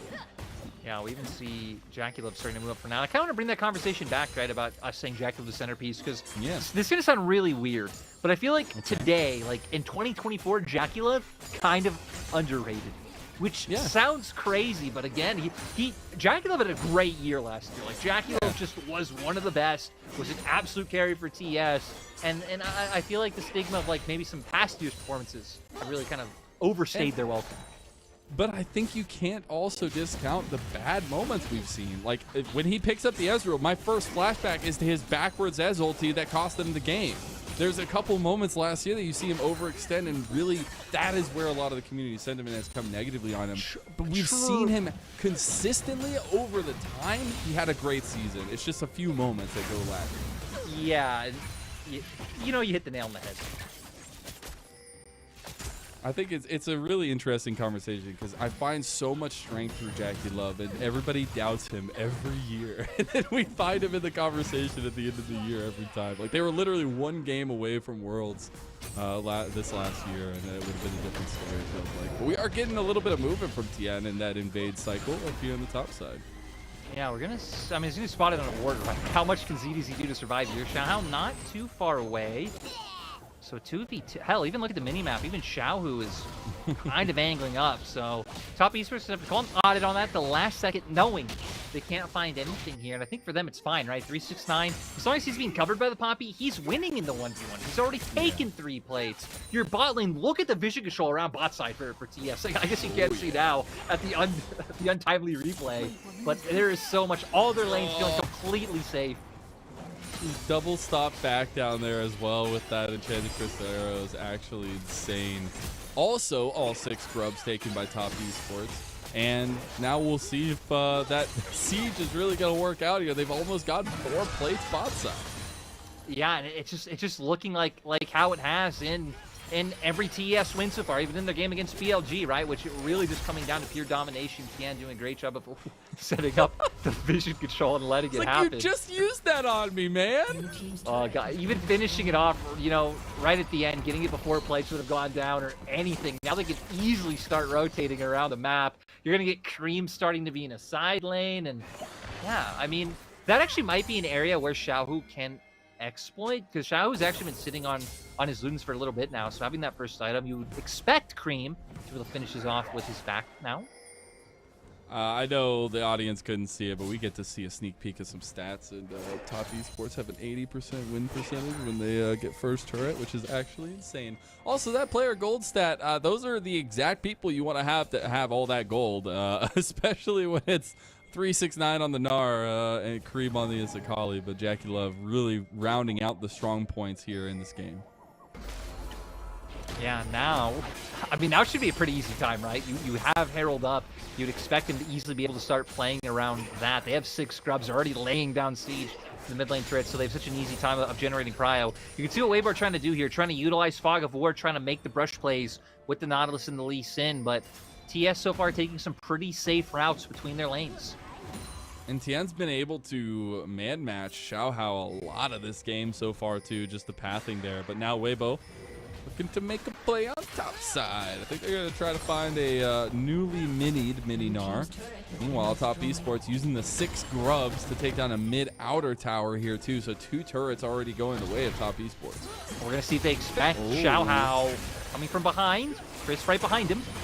They never expect the 2-minute flank from Xiaohao and Crisp. Oh, Crisp walked forward and Xiaohao did not go forward. They expected it. There's a little bit of a miscommunication here, and I think both of them are in a bit of trouble now. ZDZ has also joined that trouble pile, but he does get the triple knockback. It looks cool as they walk away.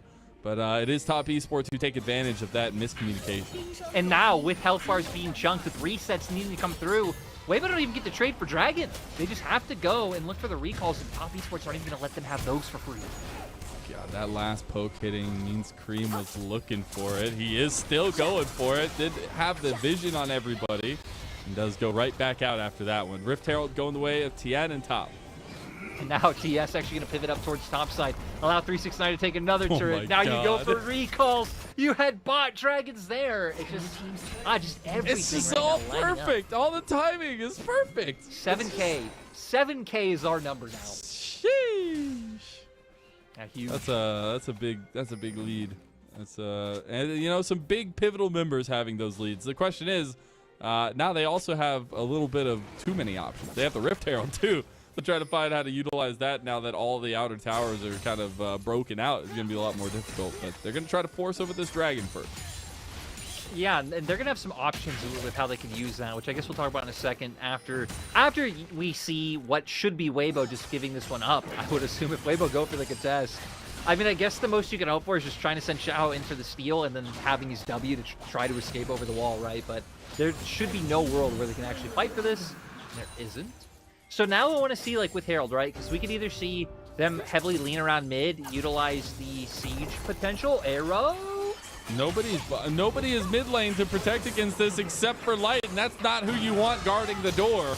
As now it's already the push of mid lane. They also have the Rift Herald, and people are still trying to get back mid from Weibo. No. They want more than that. They're actually going to try and pick off the K'Sante too. Oh, the wall is there. You got to be careful. He's unstopped. Beautiful stop by 369 though. And now you got to see the re-engage with the all-out from ZDZ. Okay, he's trying to make some moves happen. Tien ends up getting the ground pound, and he's out of there. And now, if they had a wave a bit closer, they're actually going to completely transition up the top side for that push. But since they're fine leaving, Mako with the flash. Mako gets caught. He doesn't get the combo used on him. Xiaohu comes over the top and gets it in the end. But they have way overextended themselves, and Jackie Love is the strong point. My God, that was one Mystic shot. And it's Crisp Life forfeit once again. A big catch in from Light. He gets over 900 gold, and he's looking for more too. He can't get that final auto. His teammates are gone, and now he's about to join them. As to JV Jones' locker goes Weibo. And a 2 for 5 going in favor of TES. Sadly, the first one they found wasn't the Ezreal. And I mean, it's going to be nice, right? You're going to have picked off some bounties. There is... I don't know, man. It didn't even really close the gold lead whatsoever. In fact, the TS were able to finish them all off. They're almost at 10,000 now. It actually seems like the gold lead got further away. Yeah. I want to see how much money Light made, though. That was a really big shutdown. I saw 900 go up. 369 actually do a little work there on Xiaohao, but it was a close-knit fight, but it doesn't really matter in the end. We see the combo started off here. Yeah, gonna start off by finding the pick. No one was around this Draven. Sadly, Light just had to accept his fate. And then you got to see Top Esports keep trying to pivot, right? TS move up towards top. Then, sadly, TS getting caught out in mid. But again, everything at first being thrown onto the Ashe means that Jackulov gets to keep putting down DPS and this army. This army. I didn't know we were playing StarCraft. I thought this was League of Legends. We got another little charge going around the corner. There goes Tien. As Xiaohu, he's on the back over here. Tien's way far away from his teammates. Xiaohao will end up going down. Xiaohu is still alive. Oh, but he gets caught as he goes back to his clone. Now Tien's actually caught ZDZ here. 369 gonna lose his Mega Gnar as he comes to it. And I think the siege ends here for Top Esports. I'm disappointed. So assuming I remember correctly, the last day I casted, Top Esports broke the fastest game time of the split, and then BLG broke that. And then broke it again. And then, no, sadly they didn't end up breaking it the second time. It was a little bit under. But if TS then came and broke it here, that would be phenomenal. I don't think they can, though. They'd have to win this game in less than 2 minutes. Yeah, I don't think it's going to happen. They're going to try their darndest, though.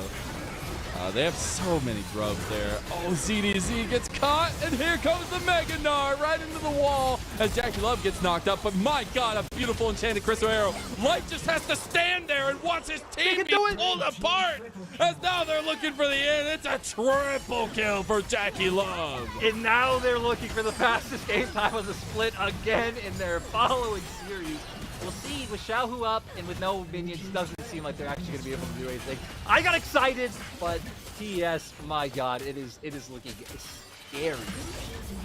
If you wanted a workshop on how to win games in the LPL, well, Top Esports are putting on a clinic right now. It is 11-1 for Jackie Love, the star of the show, and it feels like the star on TES's hearts, as it was a tough fought-out fight. He almost got caught out, but it was just too much of a difference right now in the gold.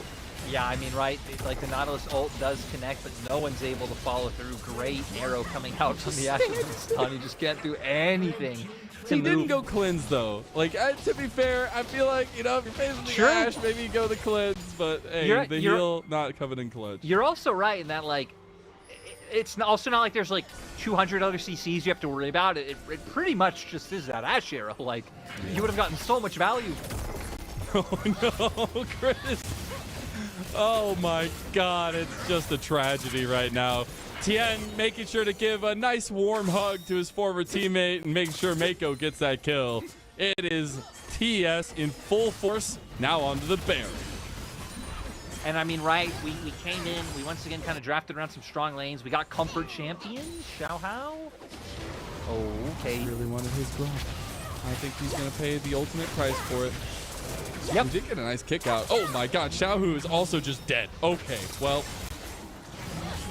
I'm still going to say, though, like, I want to see TES play more without Cream on Akali, on Tristana, on some of these other champions, right? Sitting at, you know, 1 and 2, like 1 win, 2 losses on the Azir so far. You know, do they have these other dimensions, or are we going to have to keep leaning on these champions? And if we do, so be it. There should be enough champions if something gets left through, but... That's the thing. I know we were talking about the Cream meta earlier, but it's interesting to think because he has a perfectly built kit to take all of the counters of Azir, right? And I think that in itself is a huge conversational point for Top Esports moving forward, is they don't need to grab the Azir. Maybe he's not that great on it, but he can absolutely find counters to it. And as we see Top Esports starting to write the last notes in this death note for Weibo Gaming game number 1, it is a swarm and a half at the doorstep as they take down the last Nexus turret. There are some questions left begging for Weibo Gaming as Top Esports take full control and go full throttle to finish out this game number 1. That's the final pieces to the puzzle, and 23 minutes, 27 seconds in, it is all she wrote. Yeah, TS, I mean, just really coming out with a dominant performance, right? A lot of it starting off from some early game shenaniganry around bot side. Hell, even just the 2v2s from coming through, right? I mean, it looked like early on that Jackie Love and Mako got themselves in over their heads at level 1. But that's not what happened. Actually, they just baited Weibo's bot lane into coming in too close, taking all that damage from minions. Jackie Love's still able to throw out those Mystic shots, and from there, they just took over. And it's crazy that I'm not going to say that that's an exact representation of the new strength that Ezreal will have, but we've seen multiple games now where those level 1 Qs do so much damage, and that was against the Draven. As an ADC player, I'm not nearly as good as guy. I know not to go against a level 1 Draven, but they were confident in it, and they were able to pull it out, ended up with that double kill, and then snowballed it from there. Incredible game number 1 from Top Esports. We'll see if Weibo have a fighting chance to push us all 3 for our final series before Chinese New Year. We'll see you on the other side of this break.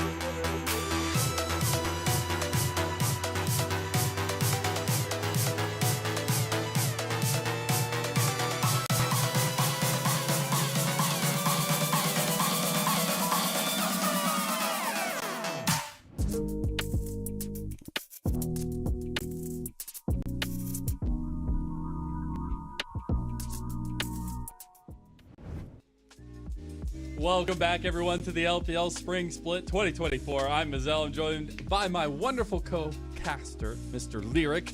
And that was a slapping in game number 1. We are one game into our last series before Chinese New Year break. It is Top Esports running away with game number 1 as we take a look at the post-game breakdown of that one. It's very one-sided. If you're a Weibo gaming fan, maybe avert your eyes. I gotta say, why can't I be your co-host? Like this is the pre-game area. I would prefer the title of host, but you're right. No. You're right.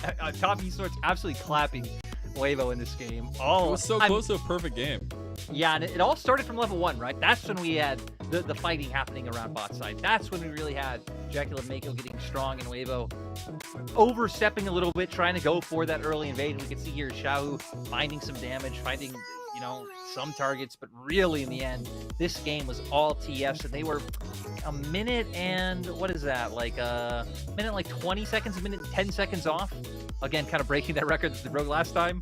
That BLG now have. Yeah, to a minute and 22 seconds off. It's Mako that gets the MVP on the Ashe. Some very, very clutch Enchanted Crystal arrows.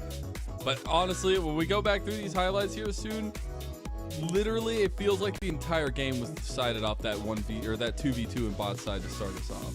Yeah, it felt like that into the jungle invade, so sadly just going to jump right into this part. But, you know, once we got partway through the game and they had the advantage, just maneuvering around the map so much, throwing out those arrows, a lot of times Weibo trying to take advantage of the no mobility on the Ashe, but then it just sets up for JackeyLove, who is already fed, to just absolutely take over a fight. So there were just no angles. So I think for Weibo, you're going to be coming into game 2, looking at draft, trying to see how you can get yourself positioned in some better matchups. Even like, not to blame draft, right? Because things like that 2v2, things like that jungle evade, had those gone differently, this would have been a completely different game. Then there's actually pressure coming from this Lee Sin and this LeBlanc to kill your backline. Now Draven isn't falling behind. He can actually fight with those items. So I think, yeah, just looking at those first few minutes going differently is really just going to give us a different game too.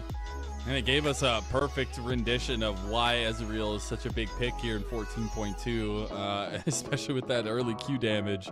But it definitely seemed like a snowball, especially that highlight of you talking about going to the jungle afterwards and that scuffle there. But it just felt like Top Esports and especially Tien had Xiaohao's number this entire game.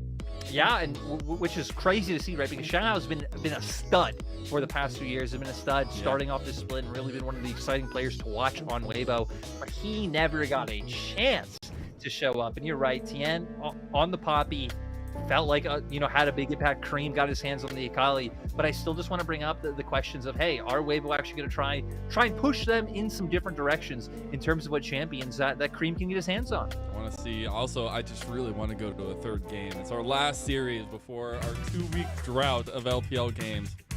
And as we get into our picks and bans for game number 2, it's going to be interesting to see the priorities given, because Ashe was left open. We saw a lot of bot lane bans, but the Ashe, I feel like a centerpiece moving forward. Yeah, I wouldn't be surprised to see that one taken off the table. By the way. Yeah. A lot of people know what 369 is here to do today.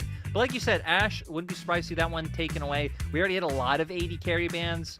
5 if we include the Tristana just in that first phase. So yeah, I'm interested to see how Weibo adapt, because Weibo opted into first picking that Cassante. And that brings us back to a conversation way earlier on the day that it feels like just teams have very different priorities going into draft so far in the season.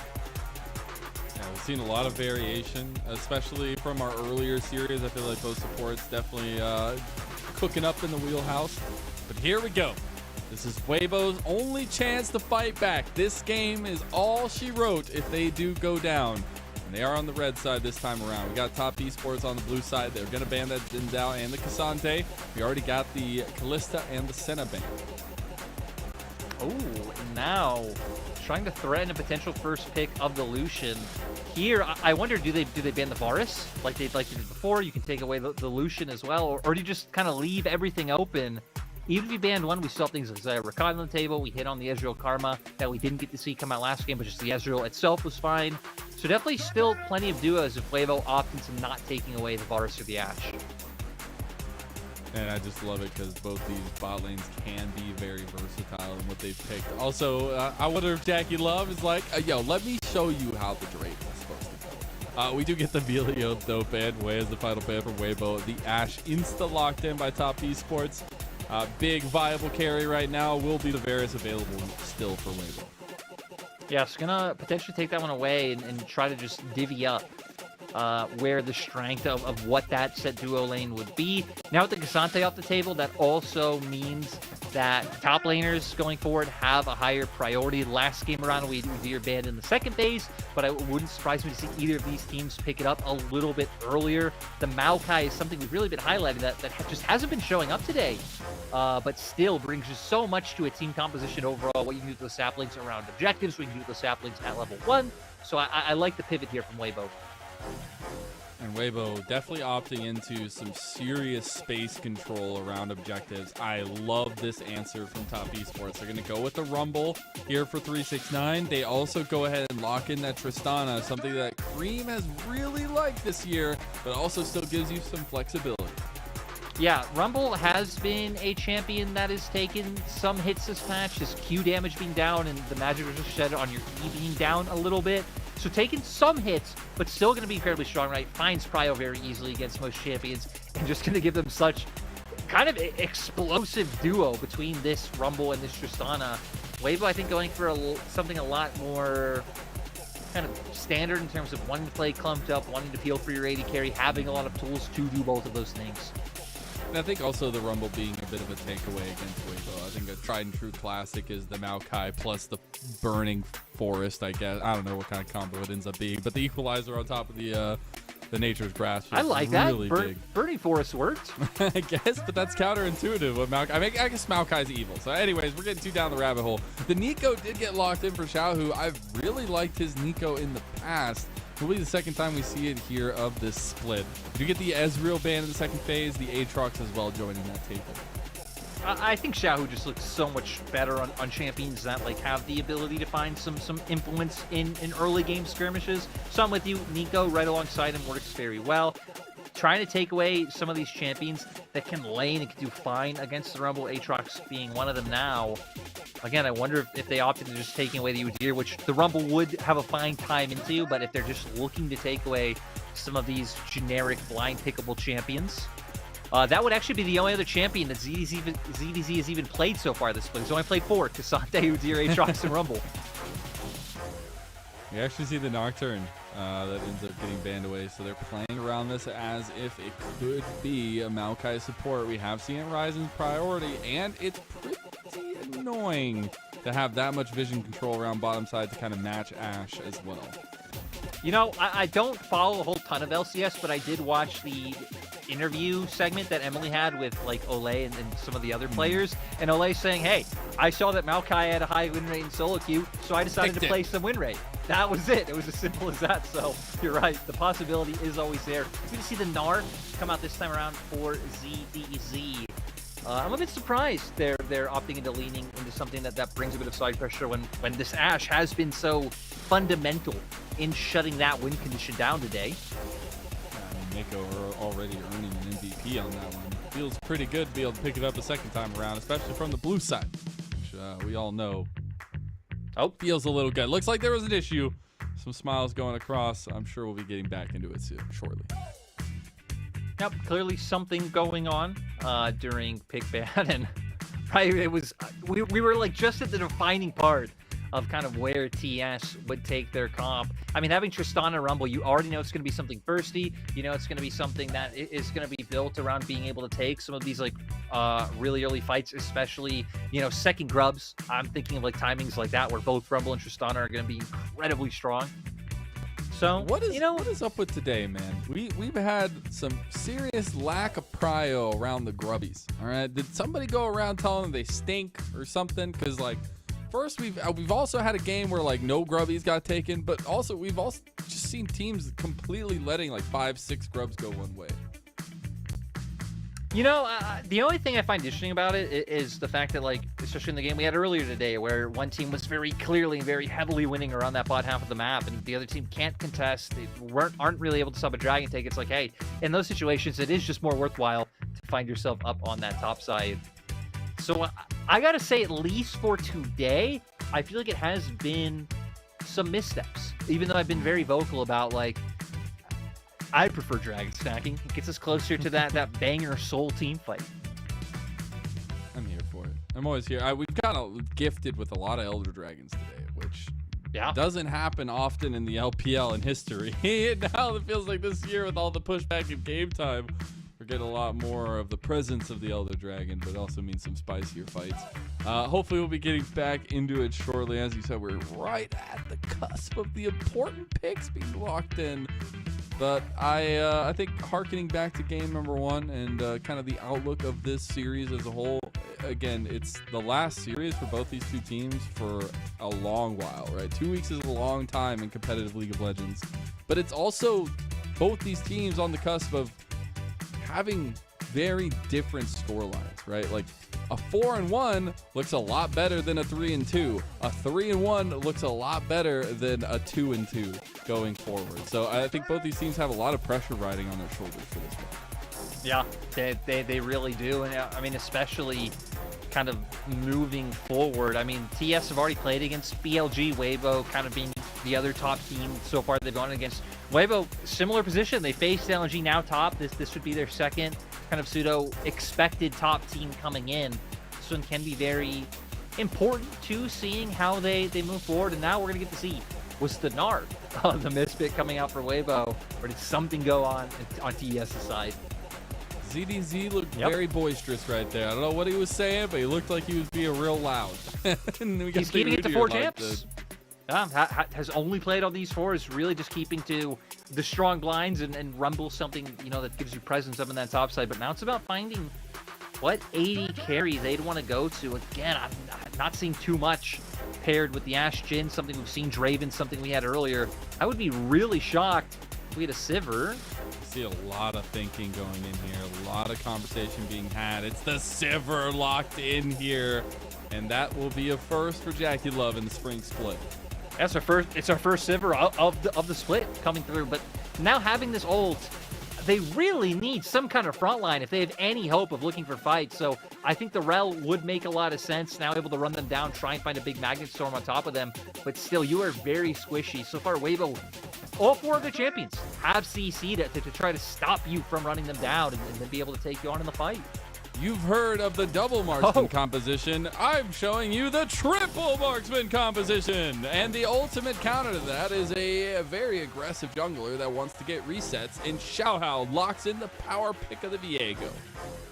So we are going to get the Maokai support. We've already had it once so far. Iwandi picked it up and went 0-8-0. So not having the best time in the LPL off that 1-game sample size. But like I said, running into Weibo's comp is so hard. So many ways to lock you down. So many good setups for Xiaohao to take advantage, look for the resets, and really take over the game. So our TS are just exploding with damage, exploding with push, right? All 3 of their lanes should be able to have pressure. So the game plan might just be very similar to what TS did in game 1. If Weibo doesn't make the mistakes, can they find as much of a lead? I don't know, but they definitely have the tools to push and pressure Weibo's comp in that first 10 minutes. Yeah, I mean, I think Top Esports looking for some big engages off of 2 primary members, and the fact that Tien and Mako are going to be the only ones that can really hit the go button. A lot of follow-up to that, but you got to hit the go button first. And I know Weibo, they're definitely feeling this one, right? Like, a lot of things going right for them early in the split, but it's been hard. It has been dragging out series, fighting tooth and nail, and they find themselves at 3-1. Now, this is a singular game that could see them going off in disappointment into Chinese New Year, but it's also a wonderful time for a miraculous comeback as we're neck deep into our spring gala here in the 2024 LPL Spring Split. We are into game number 2 between Top Esports and Weibo Gaming, and it should be a bloody fest.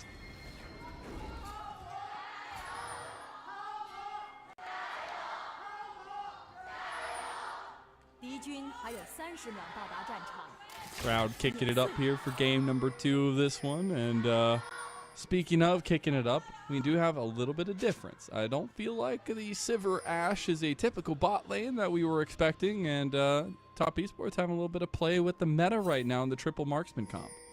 Yeah, I mean, if they get on the turrets, they are just going to destroy them, whittle them down. But that is the question: can they? Again, they're going to be really looking to push that from level 1, from Go, using range advantage in bot lane, using the fact that you're starting to get that push. Rumble the same. We already highlighted Rumble having some nerfs on this patch. Q damage being hit a little bit.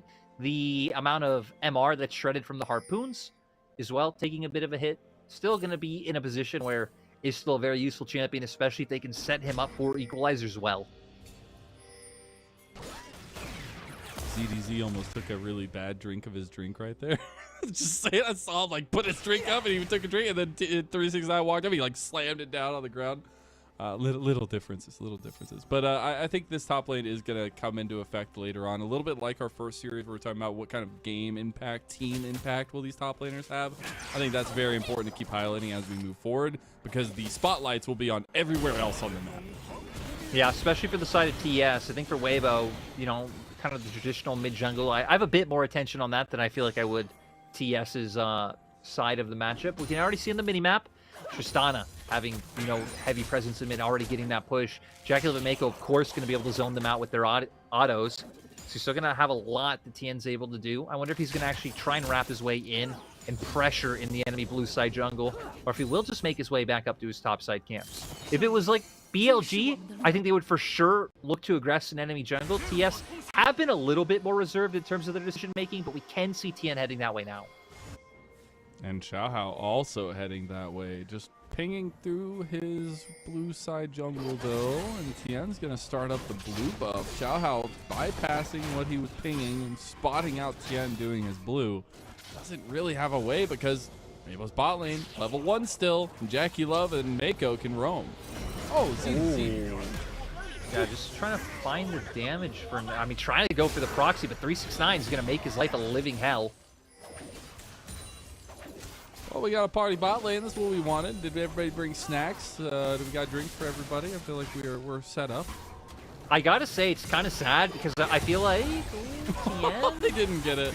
Doesn't get it. Gets it. I feel like Top Esports and Weibo compared their parties because, right, TS are going for like a very similar invade that we saw Weibo do in the first game, except Weibo's TS were able to keep their bot lane ahead, unlike Weibo in that first invade, right? So, you know, I gotta say, TS have had a much better party, much better snacks. More variety of beverages. The buttercream frosted cupcakes instead of like the artificial frosting cupcakes. I can't stand frosting. Oh, Chris can't stand it either. He has to flash I love away. it though. Like TS are literally just mind gaming Weibo right now. They just forced them to presence around bot side for like an entire minute just because Tien was standing there. Even we see in the corner, right? Zhao taking such a bad trade, he had to recall. He had to use his TP to get back to lane first. Was just matched by Cream, who will come back with boots and a null magic mantle, so going to give him a bit more defensive tools. But yeah, a very similar start where TS forcing summoners so early in these lanes. I will at least say we're not no kills to run across, right? No like giant CS leads. Hell, if anything, it's ZDZ who's pressuring 369 on this Rumble. And it's a nice difference, I feel like, and something where ZDZ is probably riding home a little bit more happily about that, trying to take it to 369.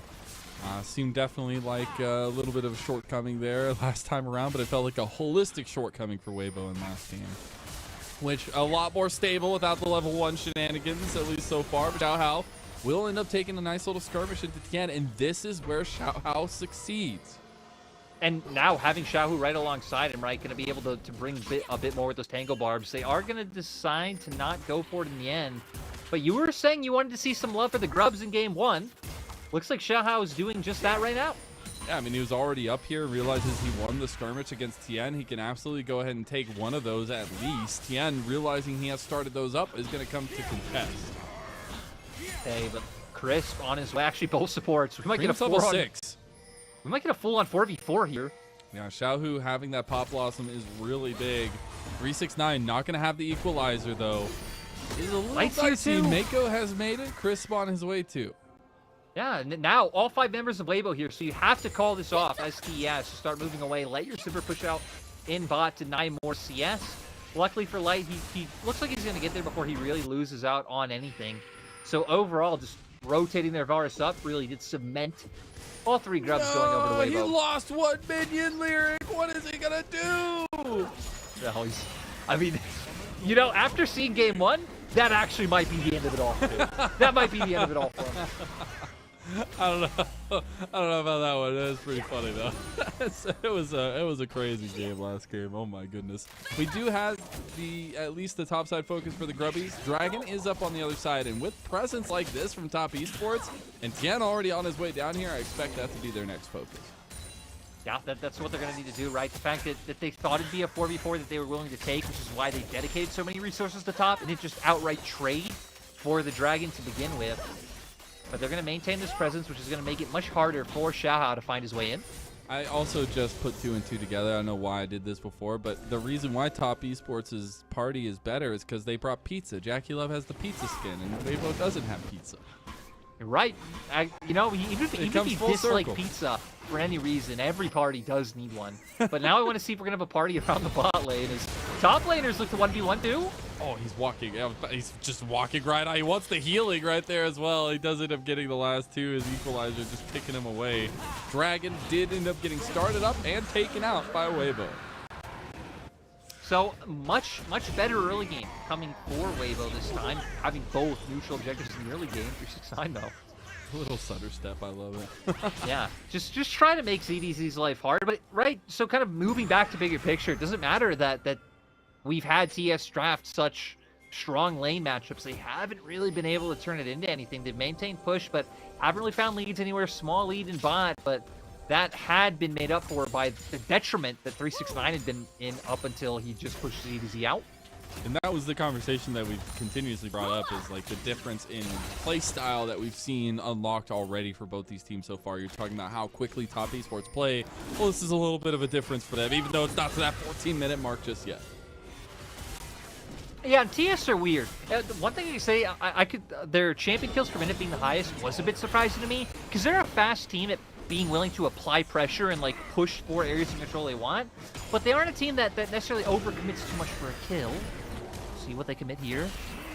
Trying to commit to a kill to ZDZ. He is just Udyr though. He's probably just going to get pushed out of here.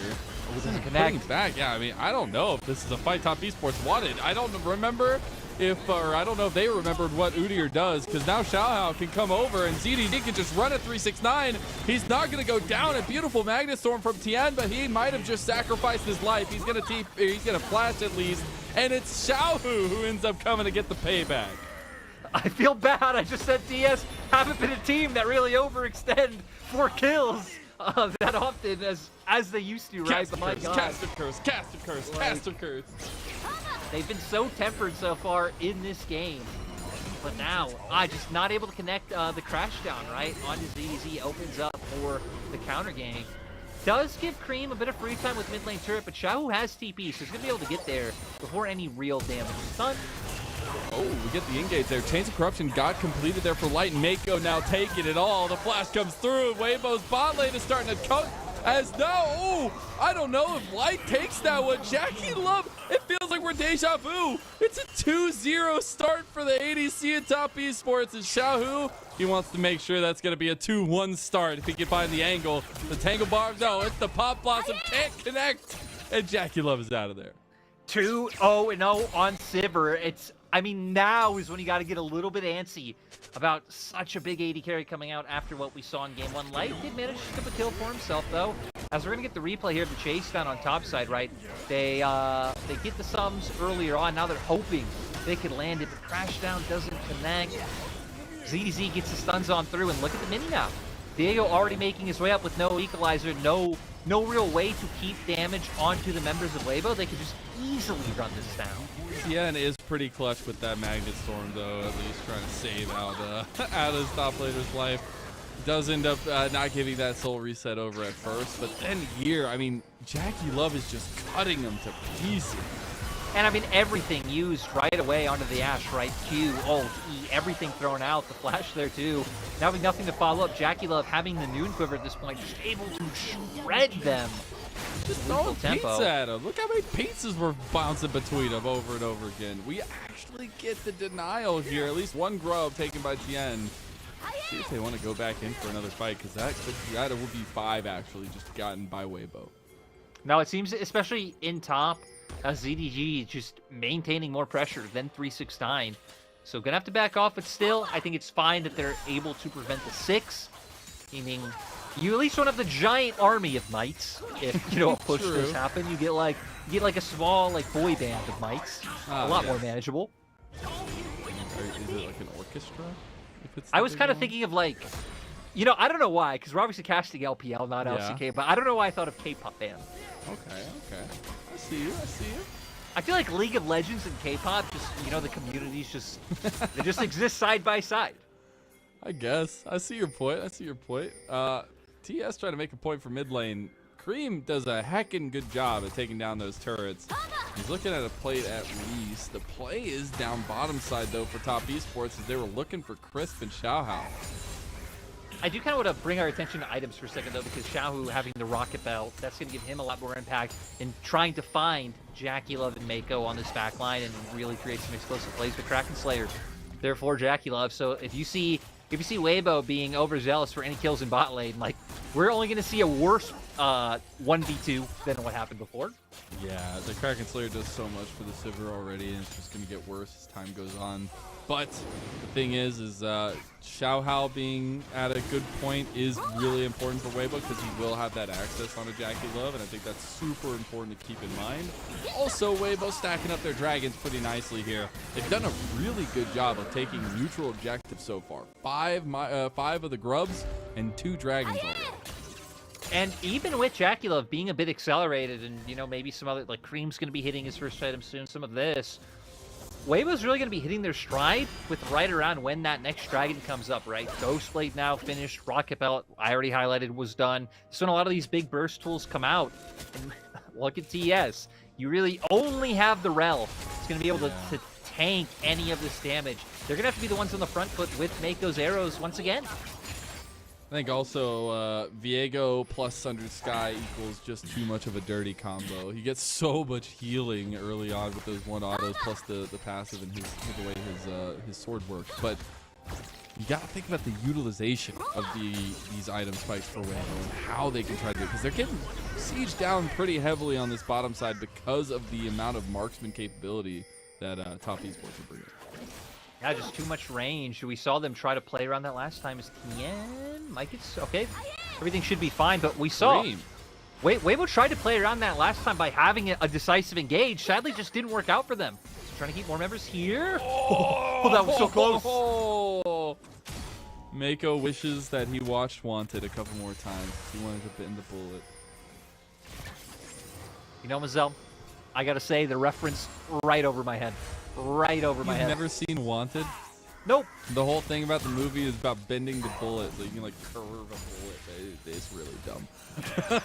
But, it was a good moment. All right, any fans out there, well, give a shout out. But speaking of, it is Weibo being a fan of this Rift Herald pit and the continued objective focus they've had.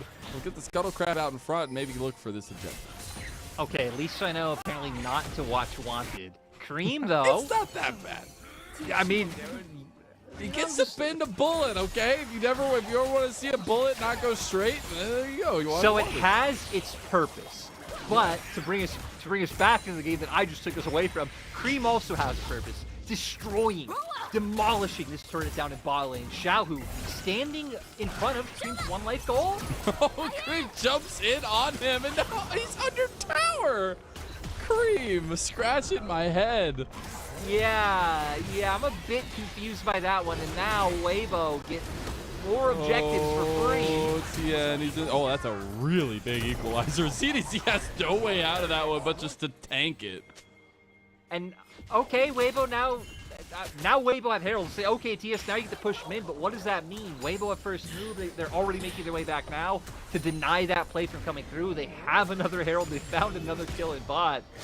And yeah, some circusy moments coming through this far.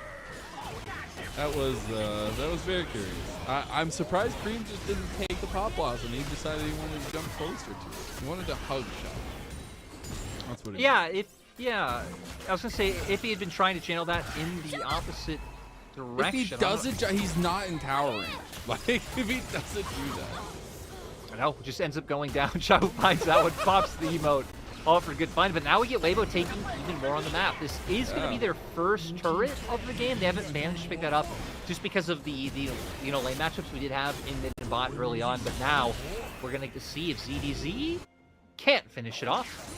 Pretty Chad McChad right there, though. Just stepping at 369 the whole way there. Weibo are going to at least have an advantage to play off of. A lot different to speak of that first game. Feels like, wait, this is actually a contestable moment for Weibo as well. And the composition speaks to itself, right? They're leaning on Xiaohao's strength of being a very aggressive, carry-focused jungler and trying to play around that. Yeah, and I think their composition is just more straightforward, right? More simple than how TS are going to have to react. They're going to have to be a lot more careful, like walking into spaces, around corners. If, an ult from Chris can come out or Xiao can find a way in. Even just in terms of being able to kite back, peel, save some of your mobility spells like your Sivir ult, like your Rocket Jump for Cream. Just like every decision is going to be more meaningful for TS with the comp that they have. And there's just a lot more options for them. Crisp is looking at a flank here. I don't think he's going to get spotted out until it's too late. 369 also on a flank. TS in some trouble here. They try to go on the light. Tian's going to stop the engage, but here comes the Nature's Grasp. Equalizer comes across, but Xiaohu's already picked off Mako. Now Tian is going down to a double kill to Xiaohu. And Xiaohao goes in, gets the reset on ZDZ's killed Jackie Love. And it's Weibo running away with this one here now. As now Cream goes too far in. He's trying to get the reset, but he's not going to have enough gas in the tank. And Weibo find themselves a monumental lead. It's the complete opposite of game one now. Weibo acing TES. Not going to put themselves in sole point. ZDZ still pushing mid. They are controlling the map right now. I called it when we came in. It's a 6-game night. I'm a fortune teller for the LPL. It feels like lately, at least. As ZDZ's Mako's really mad they lost that last fight. I'm just saying, he's chasing him down there. He went from picking up an MVP to not connecting an arrow in how long? When was the last time we saw an Enchantress or a Star fight? Has been a little bit disappointing. And you pointed out, right, Mako's really the one that they have to depend on to start off a fight. Like, even though Tien's in a rel, it's not like you really could just run at a Varus and a Nico. They're not going to let that happen. Oh, I'm just so curious at this draft from Top Esports for this game. Just feels like a little bit of question mark with a triple marksman composition. And we see Weibo pretty fine after that engage goes wide. Exactly, right? I mean, the Enchantress arrow needs to hit there. You need to find that pick to not get turned on. Now we just see, again, the lack of front line, the lack of real way to buy space for the carries. Great entry from Xiaohu there on the Nico to make sure that Weibo can take over. Doesn't matter if Cream can find one. I can't believe how aggressively he's using his summoners.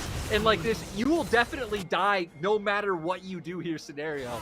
Probably be better to have that one up for next time. Yeah, I've been a little curious at some moves from Cream so far for sure. But hey, it's all in good fun. It is also now a very fun moment for Xiaohu, who's sitting at 4-0 on the Nico. Already has the Storm Surge completed there as well, and it's just a deadly combo with Xiaohao on the Viego. They also still have the Rift Herald, which they'll go ahead and pop down in bot lane now. Yeah, I'm going to use that one, and like you're saying, right now that Xiaohu's huge with these items, I mean, Burst is Viego's best friend to start setting him up for those resets, and now Weibo have plenty of it. Going to be able to take another turret off this and keep pushing out. We can even see on the minimap ZDZ covering top before Cream's able to get anything done himself. And hey, Weibo has... Arrow doesn't connect. Weibo, TS have the fastest game time for a reason, right? Sure, they might have won fast, but also in some of their losses, they have just gotten completely decimated.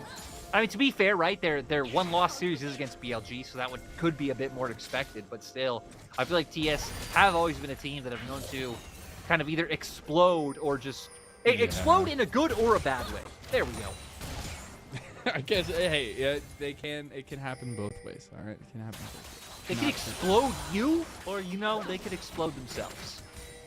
Usually it's the first one. I think we've seen that happen a couple times. Would you have a little bit of contest here? I want to focus a little. It's not nearly as gone as last game was, and I do think there's some saving graces to having so much damage potential in top esports. The problem is you've given a lot of advantage to a very heavy engage style composition. Exactly. I feel like you really just set it up perfectly of like, hey, well, where can we even look at for TS? And I feel like the problem is without their comp being the one in control, I mean, it's so hard to walk in. At least you have the hawk shots, but even then it's like, what could you really do? You can't just send Tien in by his lonesome, so you're gonna have to wait for someone of Weibo to overstep, even if just by a little bit, to open up with the Enchanted Crystal Arrow and then follow through with an Equalizer, and potentially Cream following in with the Rocket Jump with Tien. So I feel like even some of your best options are a little bit dependent on how Weibo are able to play through. And I do wonder if that means that the way that we approach game 3, if we get to that point, obviously, is a lot different, right? We've seen the prevalence of the Ashe, and it's night and day, game 1 to game 2, right? And I think that is a big conversation to have moving forward, where it's a pick that has been consistently taken off the board, but now we're seeing some variances of this type of composition that's not working as well. And I feel like if they just could have had like another frontliner, even pseudo frontliner, if it would have been a tank change in support role. But you know, Ashe was their first pick. So in my mind, that's one of the less flexible ones. But even imagine if this had a different frontline and topside, right? Sure, it would be very heavily indexed into AD, but still, you can buy things like Lord Doms. You can have the damage to be able to hit frontline later on if you have triple marksman. So yeah, we're going to see now, because they still do have enough burst to just absolutely delete Light or Xiaohu. I do love that it's just the copycat build from Cream and Jackie Love. Just the Morris, it's correct. Yep. They do have different boots, okay, so they look a little different. But we do have Dragon coming up soon, and got to see some priority from top esports there. Crit Bloom now in the hands of 369, so gonna have a bit more pen, a bit more utility coming out with that heal too. And TS, no, they need to fight this. This will be Soul. It's a Mountain Soul too. Oh my goodness, 369. It's just gonna make them have to engage. Now Xiaohu, he goes in, triple Pop Blossom on top of it all. And as soon as Weibo get to the back line, they are left in tatters, as Mako's the only one here as doing any damage. A triple kill goes to Xiaohao, and I think top esports forgot what happens when bruisers end up landing on a back line, as that means a Quadra comes out for Weibo Gaming and a Baron on top of it all. I mean, what could you do? Aced 2 fights in a row, TS. You can't do anything. Even now, taking Baron while still having ZDZ pushed down in bot. Gonna jump right into the replay because 369 just caught out by ZDZ. Doesn't expect it coming, has to drop the equalizer right away. But just even look at things like the ult being dropped from Chris to lock a lot of these guys down. Great pop blossom coming from Xiaohu. They're just being corralled and hoarded into such a small area where a lot of the like AoE CCs and abilities from Weibo's comp can come to fruition. And I hate to harp on it, but I'm seeing it time and time again what having 3 squishy damage dealers does to your composition. You have literally no stability on your roster right now to try to fight off this. And now with the lead where it is, I mean, that's just a free Mountain Soul to Weibo, which makes a triple marksman comp even that much harder to execute. And again, I mean, I guess it's more like 4 squishy. I guess it wouldn't all be damage dealers, right? Because you don't expect the Ashe to deal a lot of damage, but still, it's just, yeah, like you're saying, a lot of damage, not a lot of frontline, not a lot of CC either. So a lot of that utility, a lot of those tools that you would hope for to win out through fights aren't there. Like, imagine the glee that ZDZ, Xiaohao, and Crisp have playing this game right now. Like, literally, they could just pull the trigger on their ult and they're probably going to kill someone. Yeah, they do have a lot, especially now. I mean, we said, right, Xiaohao has been a stud now for years. And now finally it feels like he's on a roster of the caliber that he deserves, that he's already been showing us. Still my favorite moment in our new trailer is the crying into Serious Face into Xiaohao with Xiaohu combining on the screen. I think it's been a long time coming for Xiaohao and finally getting the rightfully due. Cream not gonna get the turret. She said he really wants it though. Ends up taking it, but Xiaohu might have the angle here with Xiaohao. The combo, there it is. We saw it on the screen. Now we see it in Summoner's Rift too, and Cream will go down. Yeah, tries his best. And this is something I like about TES, but also we were talking about with Weibo earlier, just top teams in general. When you're falling so far behind, you need to do something. You need to try and create some kind of opening and not just bleed out, just wait for this Mountain Soul team to take you down. So I appreciate the effort of trying to create something there, but Weibo being disciplined. Push out in mid. Now they're all going to collapse on top side. You have your Nico catching waves in bot. Xiao, who has TP, he can join up at any time if he's needed. JackeyLove almost at 300 CS spike there, but I don't know if it's going to matter. He actually gets Bramble Smash to safety by Chris. Yeah. That would have killed him. And Top Esports respond with a mid lane play on the ZDZ. Yeah, so sending 369 from trying to answer in bot to what Xiao would have pushed and using him to find something in mid, but like you're saying, the kind of anti-synergy there from Chris and Light. I think Light would have 100% had that kill with that Q. Ends up not going in their way. Still, Weibo going to be at a huge gold lead, as we're going to see here. Actually, to commit the TP because ZDZ pushed up so far, and that's how they brought him down. That's the extra speed there. ZDZ trying to use the minions, but actually 369 starting to cook him a little bit there with some damage potential. Crypto Bloom, Leandri's already there. He's going to be doing it. I mean, right, that's one thing that TS's comp isn't lacking. And we've been saying, hey, where's Frontline? Where's CC? Where's this? Where's that? Where's the pizza? Where's the burgers? I don't know. But they have the damage. So many, like, just seriously, Cream, 369, yeah. JackeyLove. If one misstep happens from Weibo, someone walks a little too far forward. We're at a point now. I know JackeyLove already got a third item with the LDR. Looks like still waiting a little bit on Cream to hit that same spike. But they're even going to be, you know, doing quite a bit to members like ZDZ now, too. But that's the problem. It's like you could just straight up deny 3 members of damage. It feels like if TS, if you just go some armor. Randuin's completed for both ZDZ and Xiaohao. And that's going to put some rain on the parade of a triple marksman. And you know what? You have an umbrella named 369 who's going to get them through the tough times. I see. You mean more like a flamethrower? Yeah. Hey, you know, if you evaporate the water before it hits the ground, did it ever really rain at all? Yo, somebody get on this. Like, yeah, that's the next text. Just make an umbrella that's a flamethrower that shoots upwards. It's fine. It's perfect. But if someone actually does this, I want a small cut of 80%. a small cut loan of 80%. Anyways, I was gonna say they just need to collapse on a Xiaohu here, and they do that. He's gonna go down. The rest of Weibo here as Cavalry charging in, and the Cavalry is backed by force here as they catch the back line as they're running away. JackeyLove run down as Top Esports turn around. Chains of Corruption connects with the flash play from Light. And Weibo are cleaning house now. That's a big equalizer back in. Tien with a nice little magnet storm through it all. And I don't know if Cream can make it out alive. It's Tien over the wall too. Xiaohao's going down. 369 turning it all around and throwing up those nines. That's Top Esports. A quadra kill for the top laner. If Top Esports win this game, this guy better get MVP for that equalizer, turning the fight and making miracles happen. And cool as a cucumber on a summer's morning, it feels like. Just easy does it from this man who finds his home yet again with Top Esports. We were already talking about TS are at a point where they have the burst to take out isolated members. But look here, with ZDZ coming from one side, Leng Xiaohao already making it so far forward, they can just pinch on these members of TES. And sadly, this whole time, 369 did not have TP because of what we saw in the last replay. TP mid, great ult comes out from the bars. But this equalizer is perfect. It's literally, and Tien pulls the trigger on the Magnet Storm as soon as he sees that go down. The fact that after that, it felt like TS were running out of gumption.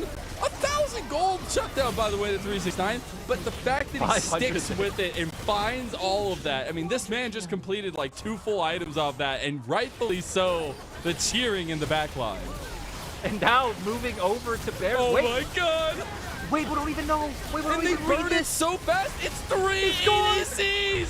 What is happening, Lyric? It is literally a Top Esports lead off of Weibo's extreme miscalculation. maybe Weibo don't know how to play up the game if they aren't at a massive gold lead at 15 minutes. That's the only thing I can wrap my mind around. Like, usually they're the team doing this to everybody else. My God, Top Esports. We were calling Weibo gritty for their wins. I would say this is the grittiest performance of all. Look at that gold grab. That should not happen. It's almost an 8.5k gold swing. Yeah, and now having the Baron, having the triple marksman, having the range, they're gonna be able to further this even more. But it does feel like this might even potentially just come down to Elder, unless Weibo go for an engage here. Let's remember, with having that Mountain Soul, like, they still are incredibly strong. Yeah, they are. And that's the thing about this marksman competition. You lock one down, well, that's the difference maker here as well. As Elder is still picking around here. You do have that execute available for you. But not going to find the siege potential. And this is where some of that burning is coming out to bite them. It feels like Weibo having so much further ahead already for a lot of the game. Now we have to see them try to reset mental and get back. Still, though, TS not able to find more before this Elder times out. Could be a bit rough. Again, that Mountain Soul going to be permanent. It's going to continue to be there. Still, though, I am happy that Weibo weren't as overzealous as I thought they'd be and, like, go for an engagement. Are going to play safe, are going to wait for this one to time out, and we're going to be on somewhat even footing going into the next fight because, hell, all of Weibo aren't just going to line up like that twice for 369. Still have the Elder for 5 seconds. Trying to get a little poking damage done, but not going to find anything else of it. They still have the Baron up for a minute, so they'll try to siege down this bottom side too. Going for the push now, at least not having to worry about that execute anymore. Yeah, we're going to have the access here. Xiaohu has everything available to him. He can bind the big Pop Blossom. Again, if Weibo find access onto Jack11 Cream, it is GG lights out for Top Esports. I will say Cream now does have a GA, so a bit more survivability there. But still, it might not mean too much because if he goes down, you assume the rest of TS are going to follow suit. And then you're just going to have this Tristana coming out of GA by herself. And Crystalero goes wide. They were trying to utilize the last of this Baron buff. 15 seconds left on it, and the siege concludes as the dust settles, my friend Lyric. It is Top Esports with an almost 4,000 gold lead off the back of that singular play. It's definitely a nice gold swing back in their favor, but it feels like we're at the point, right, where execution, like a misstep here, maybe a good word from someone that's spotting someone out, like, these are going to be the real things that define where this game goes. And, you know, we pointed out the GA for Cream, but also highlighting the Bloodthirster for JackeyLove to be able to survive through a lot of this poke for light. So both of these marksmen having survivability already bought up. 369 just going straight for the AP, too. I mean, like I said, he completed like 2 items off that one quadra kill play he had. He went straight for the Rabadons and with the Shadow Flame as well. So a lot of damage coming actually from 369. The TP, oh my god, they're going to push easy here. No way, they're actually going to do it. This is a big pick out against Weibo if they can do it. Enchanted Crystal Arrow, beautiful moves from ZDZ. He saves his team. Yeah, Cream not wanting to use the Buster shot there, I think it makes sense. Could have been a little bit awkward if he just shot him over that wall and no one else close to follow up, and then he just still runs out through top side. Still did utilize the TP there to where all ZDZ used is a ghost. Oh my god, that was a big chunk on a JackeyLove. We have about 1 minute and 15 seconds for an Elder Dragon as we are second of the game. Sadly, is nothing to sustain on unless he runs all the way over to Krugs. We'll have to wait for another wave to come through, but Weibo, I like it. Getting deep vision in, having Xiao wait around this angle. Need to not get baited by not only the Nico, but the similar names as well. Just watch out for that one. It's a slippery one. I do see a reset now in the eyes of Top Esports, trying to get back out on the map because they have about 45 seconds for the Elder. You know, I've been under the assumption for the past few minutes that this has been game 3 and both teams won. Nope, I come back to reality. Baby. Yeah, this is still game. How have we ended up here? Full control now. Over for Weibo. Xiao, who is he going to get spotted early? Oh, he got spotted at the last second. So not going to be able to have that crazy flank, at least from that angle. Now Top Esports going to be conscious of River, but CDC might get caught out first. This is the marksmans are in the wrong position. Jackie Love gets Pop Blossom, but he's still fighting. Crypt Bloom starting to proc across multiple members, but Xiaohao's already gone. Tien and 369 are pulling the weight of Top Esports, and Crisp is being burned just like his namesake. One more harpoon to the back of the tree, and in goes the infection that Top Esports has planted. I love it. 369 is refusing to lose this game. Dragon still on the cards. How are we preventing them from moving in? There's only 2 of them. Biggest thing if Xiaohao is not around, Tien is. Cream coming back as well, back out on the map. It's gonna have to be some miraculous defense from Weibo because they've got full frontal aggression ready to go. Yeah, they're gonna make their way. We already have the Rumble team in. Oh, ZDZ got baited. He thought they were going after Light, but they actually go after him. He's gonna have to get out of this one. He's getting burned. And 369 coming in clutch again. Tien over onto Light, and Cream cleans him up. That's an Elder Dragon number 2 for Top Esports. So they're going to be able to pick this up. Sadly, Weibo are making their way to mid, so those waves are going to get cleared. If not, this could have even potentially been a pivot to destroying the rest of the base.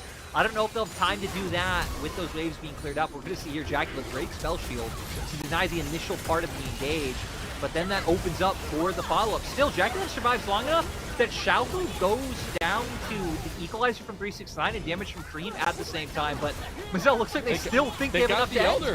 Yeah, they just burned it down. They're going to the base. This is the problem with the triple marks competition. They're just barreling down Weibo. They got the Nature's Grasp. Tien goes for the engage. TS, they want to make a stamp on this one. They want to improve themselves to 3-1, and they're looking at doing off a 2-0 as Top Esports take down Weibo. I still think there's very few realities where TES win this game, and 369 like landing that equalizer, Weibo funneling in, really was like one of the godsend. Is going to be on a bingo card, but is actually never going to be called for bingo sort of scenarios you're ever going to see.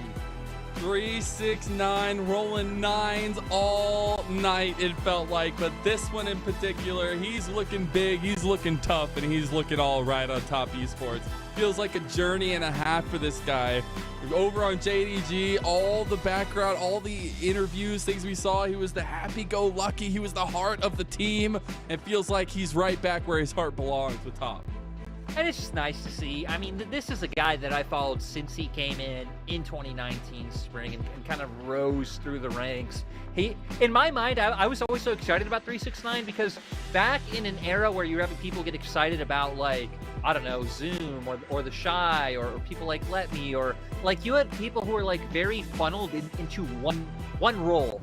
It was like, you are weak side top laner or you are carry top laner. 369 came in and right away was like, hey, I'll play tanks. I like playing tanks. But especially in those early days, 2019, 2020, he was willing to play his lane like a psychopath. And I just love that he has kind of evolved from that young player who was already giving you the best of both worlds and still is able to deliver to this day. Yeah, and honestly, the distractionary tool of 3 squishy 80 carries to take down was the ultimate bait.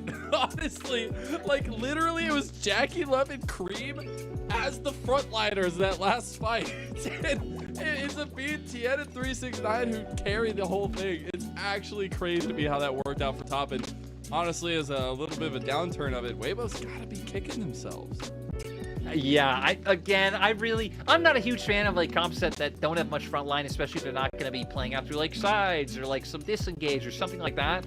But like, come on, you guys had the lead, you had all these tools, and I don't know. There's just no excuse for that funnel around bot side. They're just going to be kicking themselves about that. But at the same time, can you kick yourselves when you have also won by catching other teams' throws? True. I guess you win some, you lose some. But again, it goes back to that conversation that we were talking about before, and like the score lines look very different now. Weibo could have been at a 4-1 series score. It's now 3-2, and Top Esports themselves are going to move up to 3-1 and join the top of the table here. It feels like that shifting right before Chinese New Year is also important to think about. Oh yeah, and this brings us to like I think our most fun time of the day, which is seeing who these teams play next. Because Weibo, again, gonna have to deal with this loss. They come back, well, they're playing Ultra Prime, they're playing OMG. Teams you'd expect them to be favorites over, but who knows? Maybe this loss sits with you over Chinese New Year, and you get brought down. TES though, play RNG and play LNG, so I'd say a little bit harder of like perceived opponents, especially LNG, right? With the roster that they have, even if that has been hit or miss. But point is, yeah, this can really do a lot to kind of set the tone going forward, especially if we come back and we're still on 14.2 like every year when we come back from the break. But well, I guess every year we're not on 14.2. I want to make that clear. Yeah. Good catch. Are you a caster or something? I do want to actually have a real conversation. But obviously, you've been here the last series. We're waiting on stuff. I promise we'll get it to you immediately as we can. But the conversation now becomes like, for Top Esports, is this a better iteration of the super team that we saw last year with Rookie and the co trying to make it happen for Top Esports and being one game away in their series to make it to Worlds? I think yes. Even if, in my mind, like just right, Cream is a step down to Rookie in my mind. Even if Rookie has had some rough times here or there, but I mean, getting 369 back, bringing in Mako, like that is just so huge. Especially when like people like Wayward, especially we're having a tough time up in top lane. So yeah, I think TS should be a lot more stable now. Though once again, I am just going to keep pointing this out until it happens, like it always eventually does. Is like, hey, what is going to happen when once again we see more attention put towards mid lane Vance? And I know Cream's expanded his champion pool. He's playing phenomenally, did great on the Tristan in this game. But I feel like that's always where we see people go back to, Mazel, is like, if a Cream team starts winning, at some point they'll just try to ban him out, and then that's when we'll really find out, is there some steam here? But that's where you're kind of playing off of the rest of the team to play to those strengths too, right? True. Because if you have so many focuses that you need to focus because everybody else on the team is a banger, what are you going to do when Cream comes in Akali's all over you? Actually, you're right. How do you ban out Cream when you also have to focus about like, oh my god, 369, oh my god, Jackie Love? But also, I think Tien has started to make a name for a lot of the picks that you need to take away from this guy because he's mind controlling jungle pass, it feels. Tien's an exciting one for me to follow and see if this split can play out differently, right? Because it feels like every year, at least one of the two splits, Tien has a absolute banger regular season. Like he is knocking it out of the park, and it's like, can he hold it together for finals? It's not even for playoffs. Like usually this guy has still been making playoffs, finals rather consistently over the past few years. Just can he make it past the hurdle? We'll see if this team can even make it to finals to get there, but. They're looking mighty. They have a mighty strong argument for themselves. And again, I talked about it earlier, but maybe got lost in the games too. Just re-highlighting for people the PentaQ translated interview from Tien, where he's saying, he doesn't even remember what it feels like to win. And I think it's important for him as a player, but not alone his team, to make it to a finals, make it to that precipice, and show that they can still do it. That this team, this roster, are not a bunch of flukes. And especially, I know Tien's feeling it. He's very vocal about it. Man, I need to see Jackie Love have a good time. Like he has had. I know we talked also about him, but like he has had such good moments over these last couple of years, and just not being able to come away with anything meaningful from it. Yeah, and you were kind of hitting on it earlier, right? That just the stigma of like how silly some of like his bad plays have been, that hasn't really been able to escape that, despite the fact that like he's at a point now where it feels like he himself is winning TS, let's say like 8 out of 10 games, and maybe losing them 2 out of 10, which you have a lot of players in the league who aren't really pushing that needle heavily in either direction. On some rosters that might be good, but on some rosters you need the person who is going to push your boat across the ocean. That is Jackie Love. Jackie Love pushes boats across the ocean. Don't challenge him to a fight. I'm scared now. I don't know what to say. I don't want to challenge Jackie Love to any kind of boat, anything. All right, I don't want that. I don't want to do that. We're still waiting on stats, guys. I'm sorry. We'll be getting it soon. Is there anything else we want to wrap up before our break for Top Esports at least? You should be sorry, Mazel. They should be sorry. They should be sorry that we're waiting. I actually don't know. That makes no sense, but sure. Once we hit 7 a.m. hours, which I'm pretty sure it's not 7 a.m. hours for you yet, that's where things start to get a little bit crazy. You know what I mean? And we can start off this craziness by saying oh, let's guess MVP, but I just realized like there's no way it's not 369. Like even guessing it's not fun. Yeah, it's definitely 369. And it felt kind of bad, I feel like, for ZDZ, because he actually was able to put up a decent fight until he didn't. And then that quadra kill, literally ZDZ sitting there like, what just happened? Oh my god, dude, every gold graph tonight has been like this. Like, it's so insane. You're right. You know, some of the first series that we had going on, I was like thinking to myself, oh, the LPL gold graphs are gone. Who's going to tweet these anymore? By God, they are back. We got our LPL gold graphs, and we can see here, what a surprise. Rumble dealing almost 40k damage, like pretty much double anyone else. Light, you know, making a moderate effort to get up there, but just not able to even get close. Not even close. Not even close. And again, it just goes back to how did this comp work for Top Esports? It's so insane. And they thought about it for a long time, right? Like, they were taking a lot of time with their picks. The fact that Jackie Love came away with the Sivir and they still won, very interesting to see how that affects their meta choices moving forward. They're just a team that you never know what to expect. Here's our MVP, 40% damage. 369 up on our screens. And it's just so happy and so reassuring to see 369 still be able to move orgs and find an impact, right? Because I think in my mind, and maybe a lot of people's like, hey, would it still be the same? Because even though 369 has had such high highs to his careers, it's also like not hard to remember some of the low points, right? And like right before he made that move over to JDG, it just wasn't looking as good. So now, still able to hold it together with this TS roster. And Mazel, I'm sure it's going to be a fun split. All I can hope for is that I get to be there front row and center for the Top Esports roller coaster. Yeah, it's looking like a fun roller coaster to be a part of, too. The fact that they were able to drag this one out, and obviously some rightfully done highlights on the 369.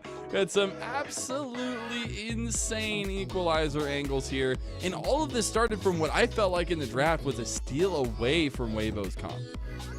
Yeah, right. Just kind of leaning on some of these picks.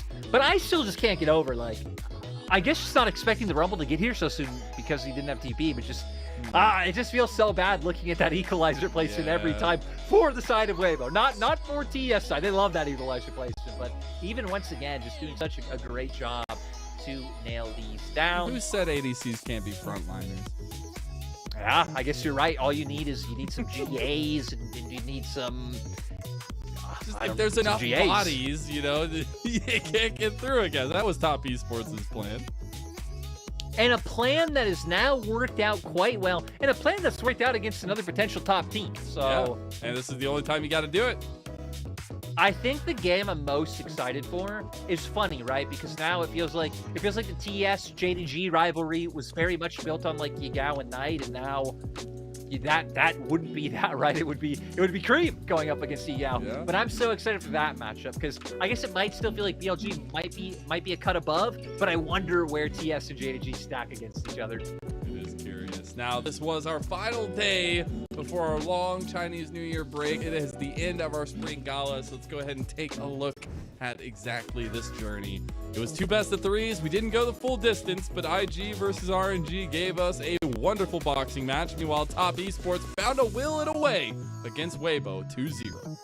Yeah, and you know what? I can't believe that this was in 6 games. Again, part way through that last game, I thought we were into game 3 of that series, just from how the gold was fluctuating all over. But this will bring us to our standings, which are going to look very similar to what they were at the start of the day. But again, IG keeping their place towards the top of the mountain. TS now getting closer in line with where, you know, we know that they should end up. Crazy some of the names that we see on the first list here going into a lot of these teams like 1/3 of the way through the split already. So some of this, it might seem like flukes, but it ain't no fluke. IG is up there. They are the real deal, it feels like. Anyone's Legend's still up there as well.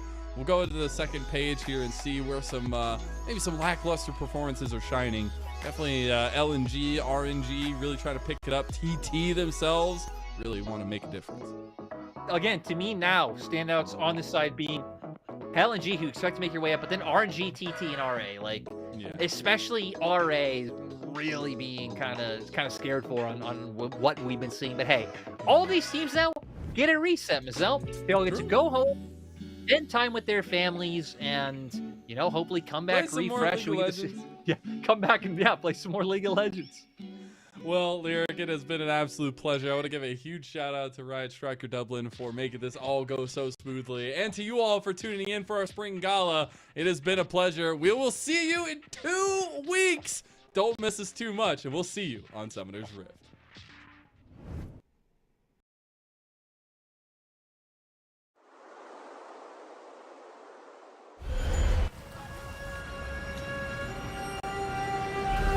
漫天的飞雪，璀璨的金光。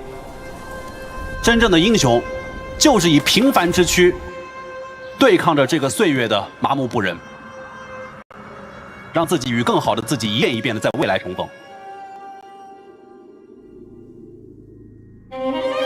未来还可以继续吗？未来还有属于我的机会吗？未来还可以一直赢下去吗？8年前，我没有想过能坚持到现在。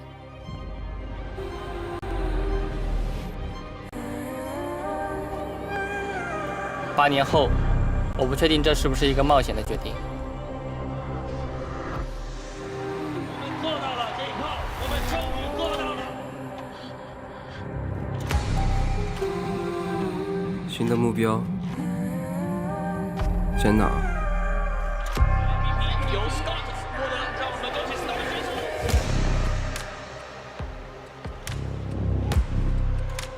该停下来了吗？他们说我已经拿到了所有的荣誉，可我还想再拼一次，因为还想赢。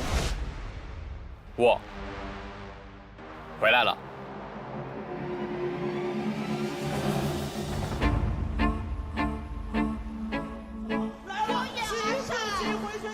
小浩说了一句，他说：“哎，现在感觉打得有点上头，有点想。”有人说，怎么赢了一场比赛就哭了？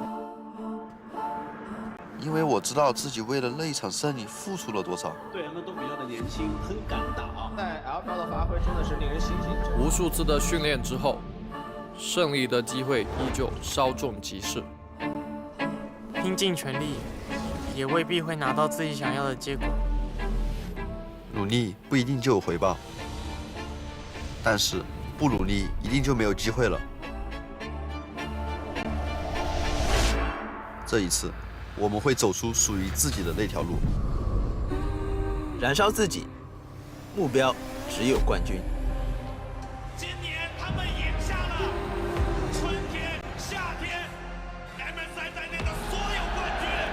我享受在舞台上捧杯的那一刻。如果说比赛一定要有输赢，为什么不能一直是我们？抱歉，这次我们站在了对立面。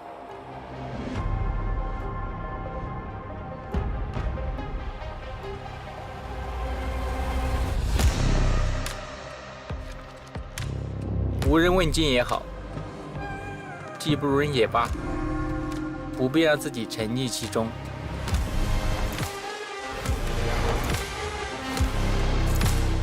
所谓的最强和第一，应该由谁来决定？我们所挥洒的每一份汗水，都是为了追寻不变的目标。成功就是从失败到失败，也依然不变的对胜利的渴望。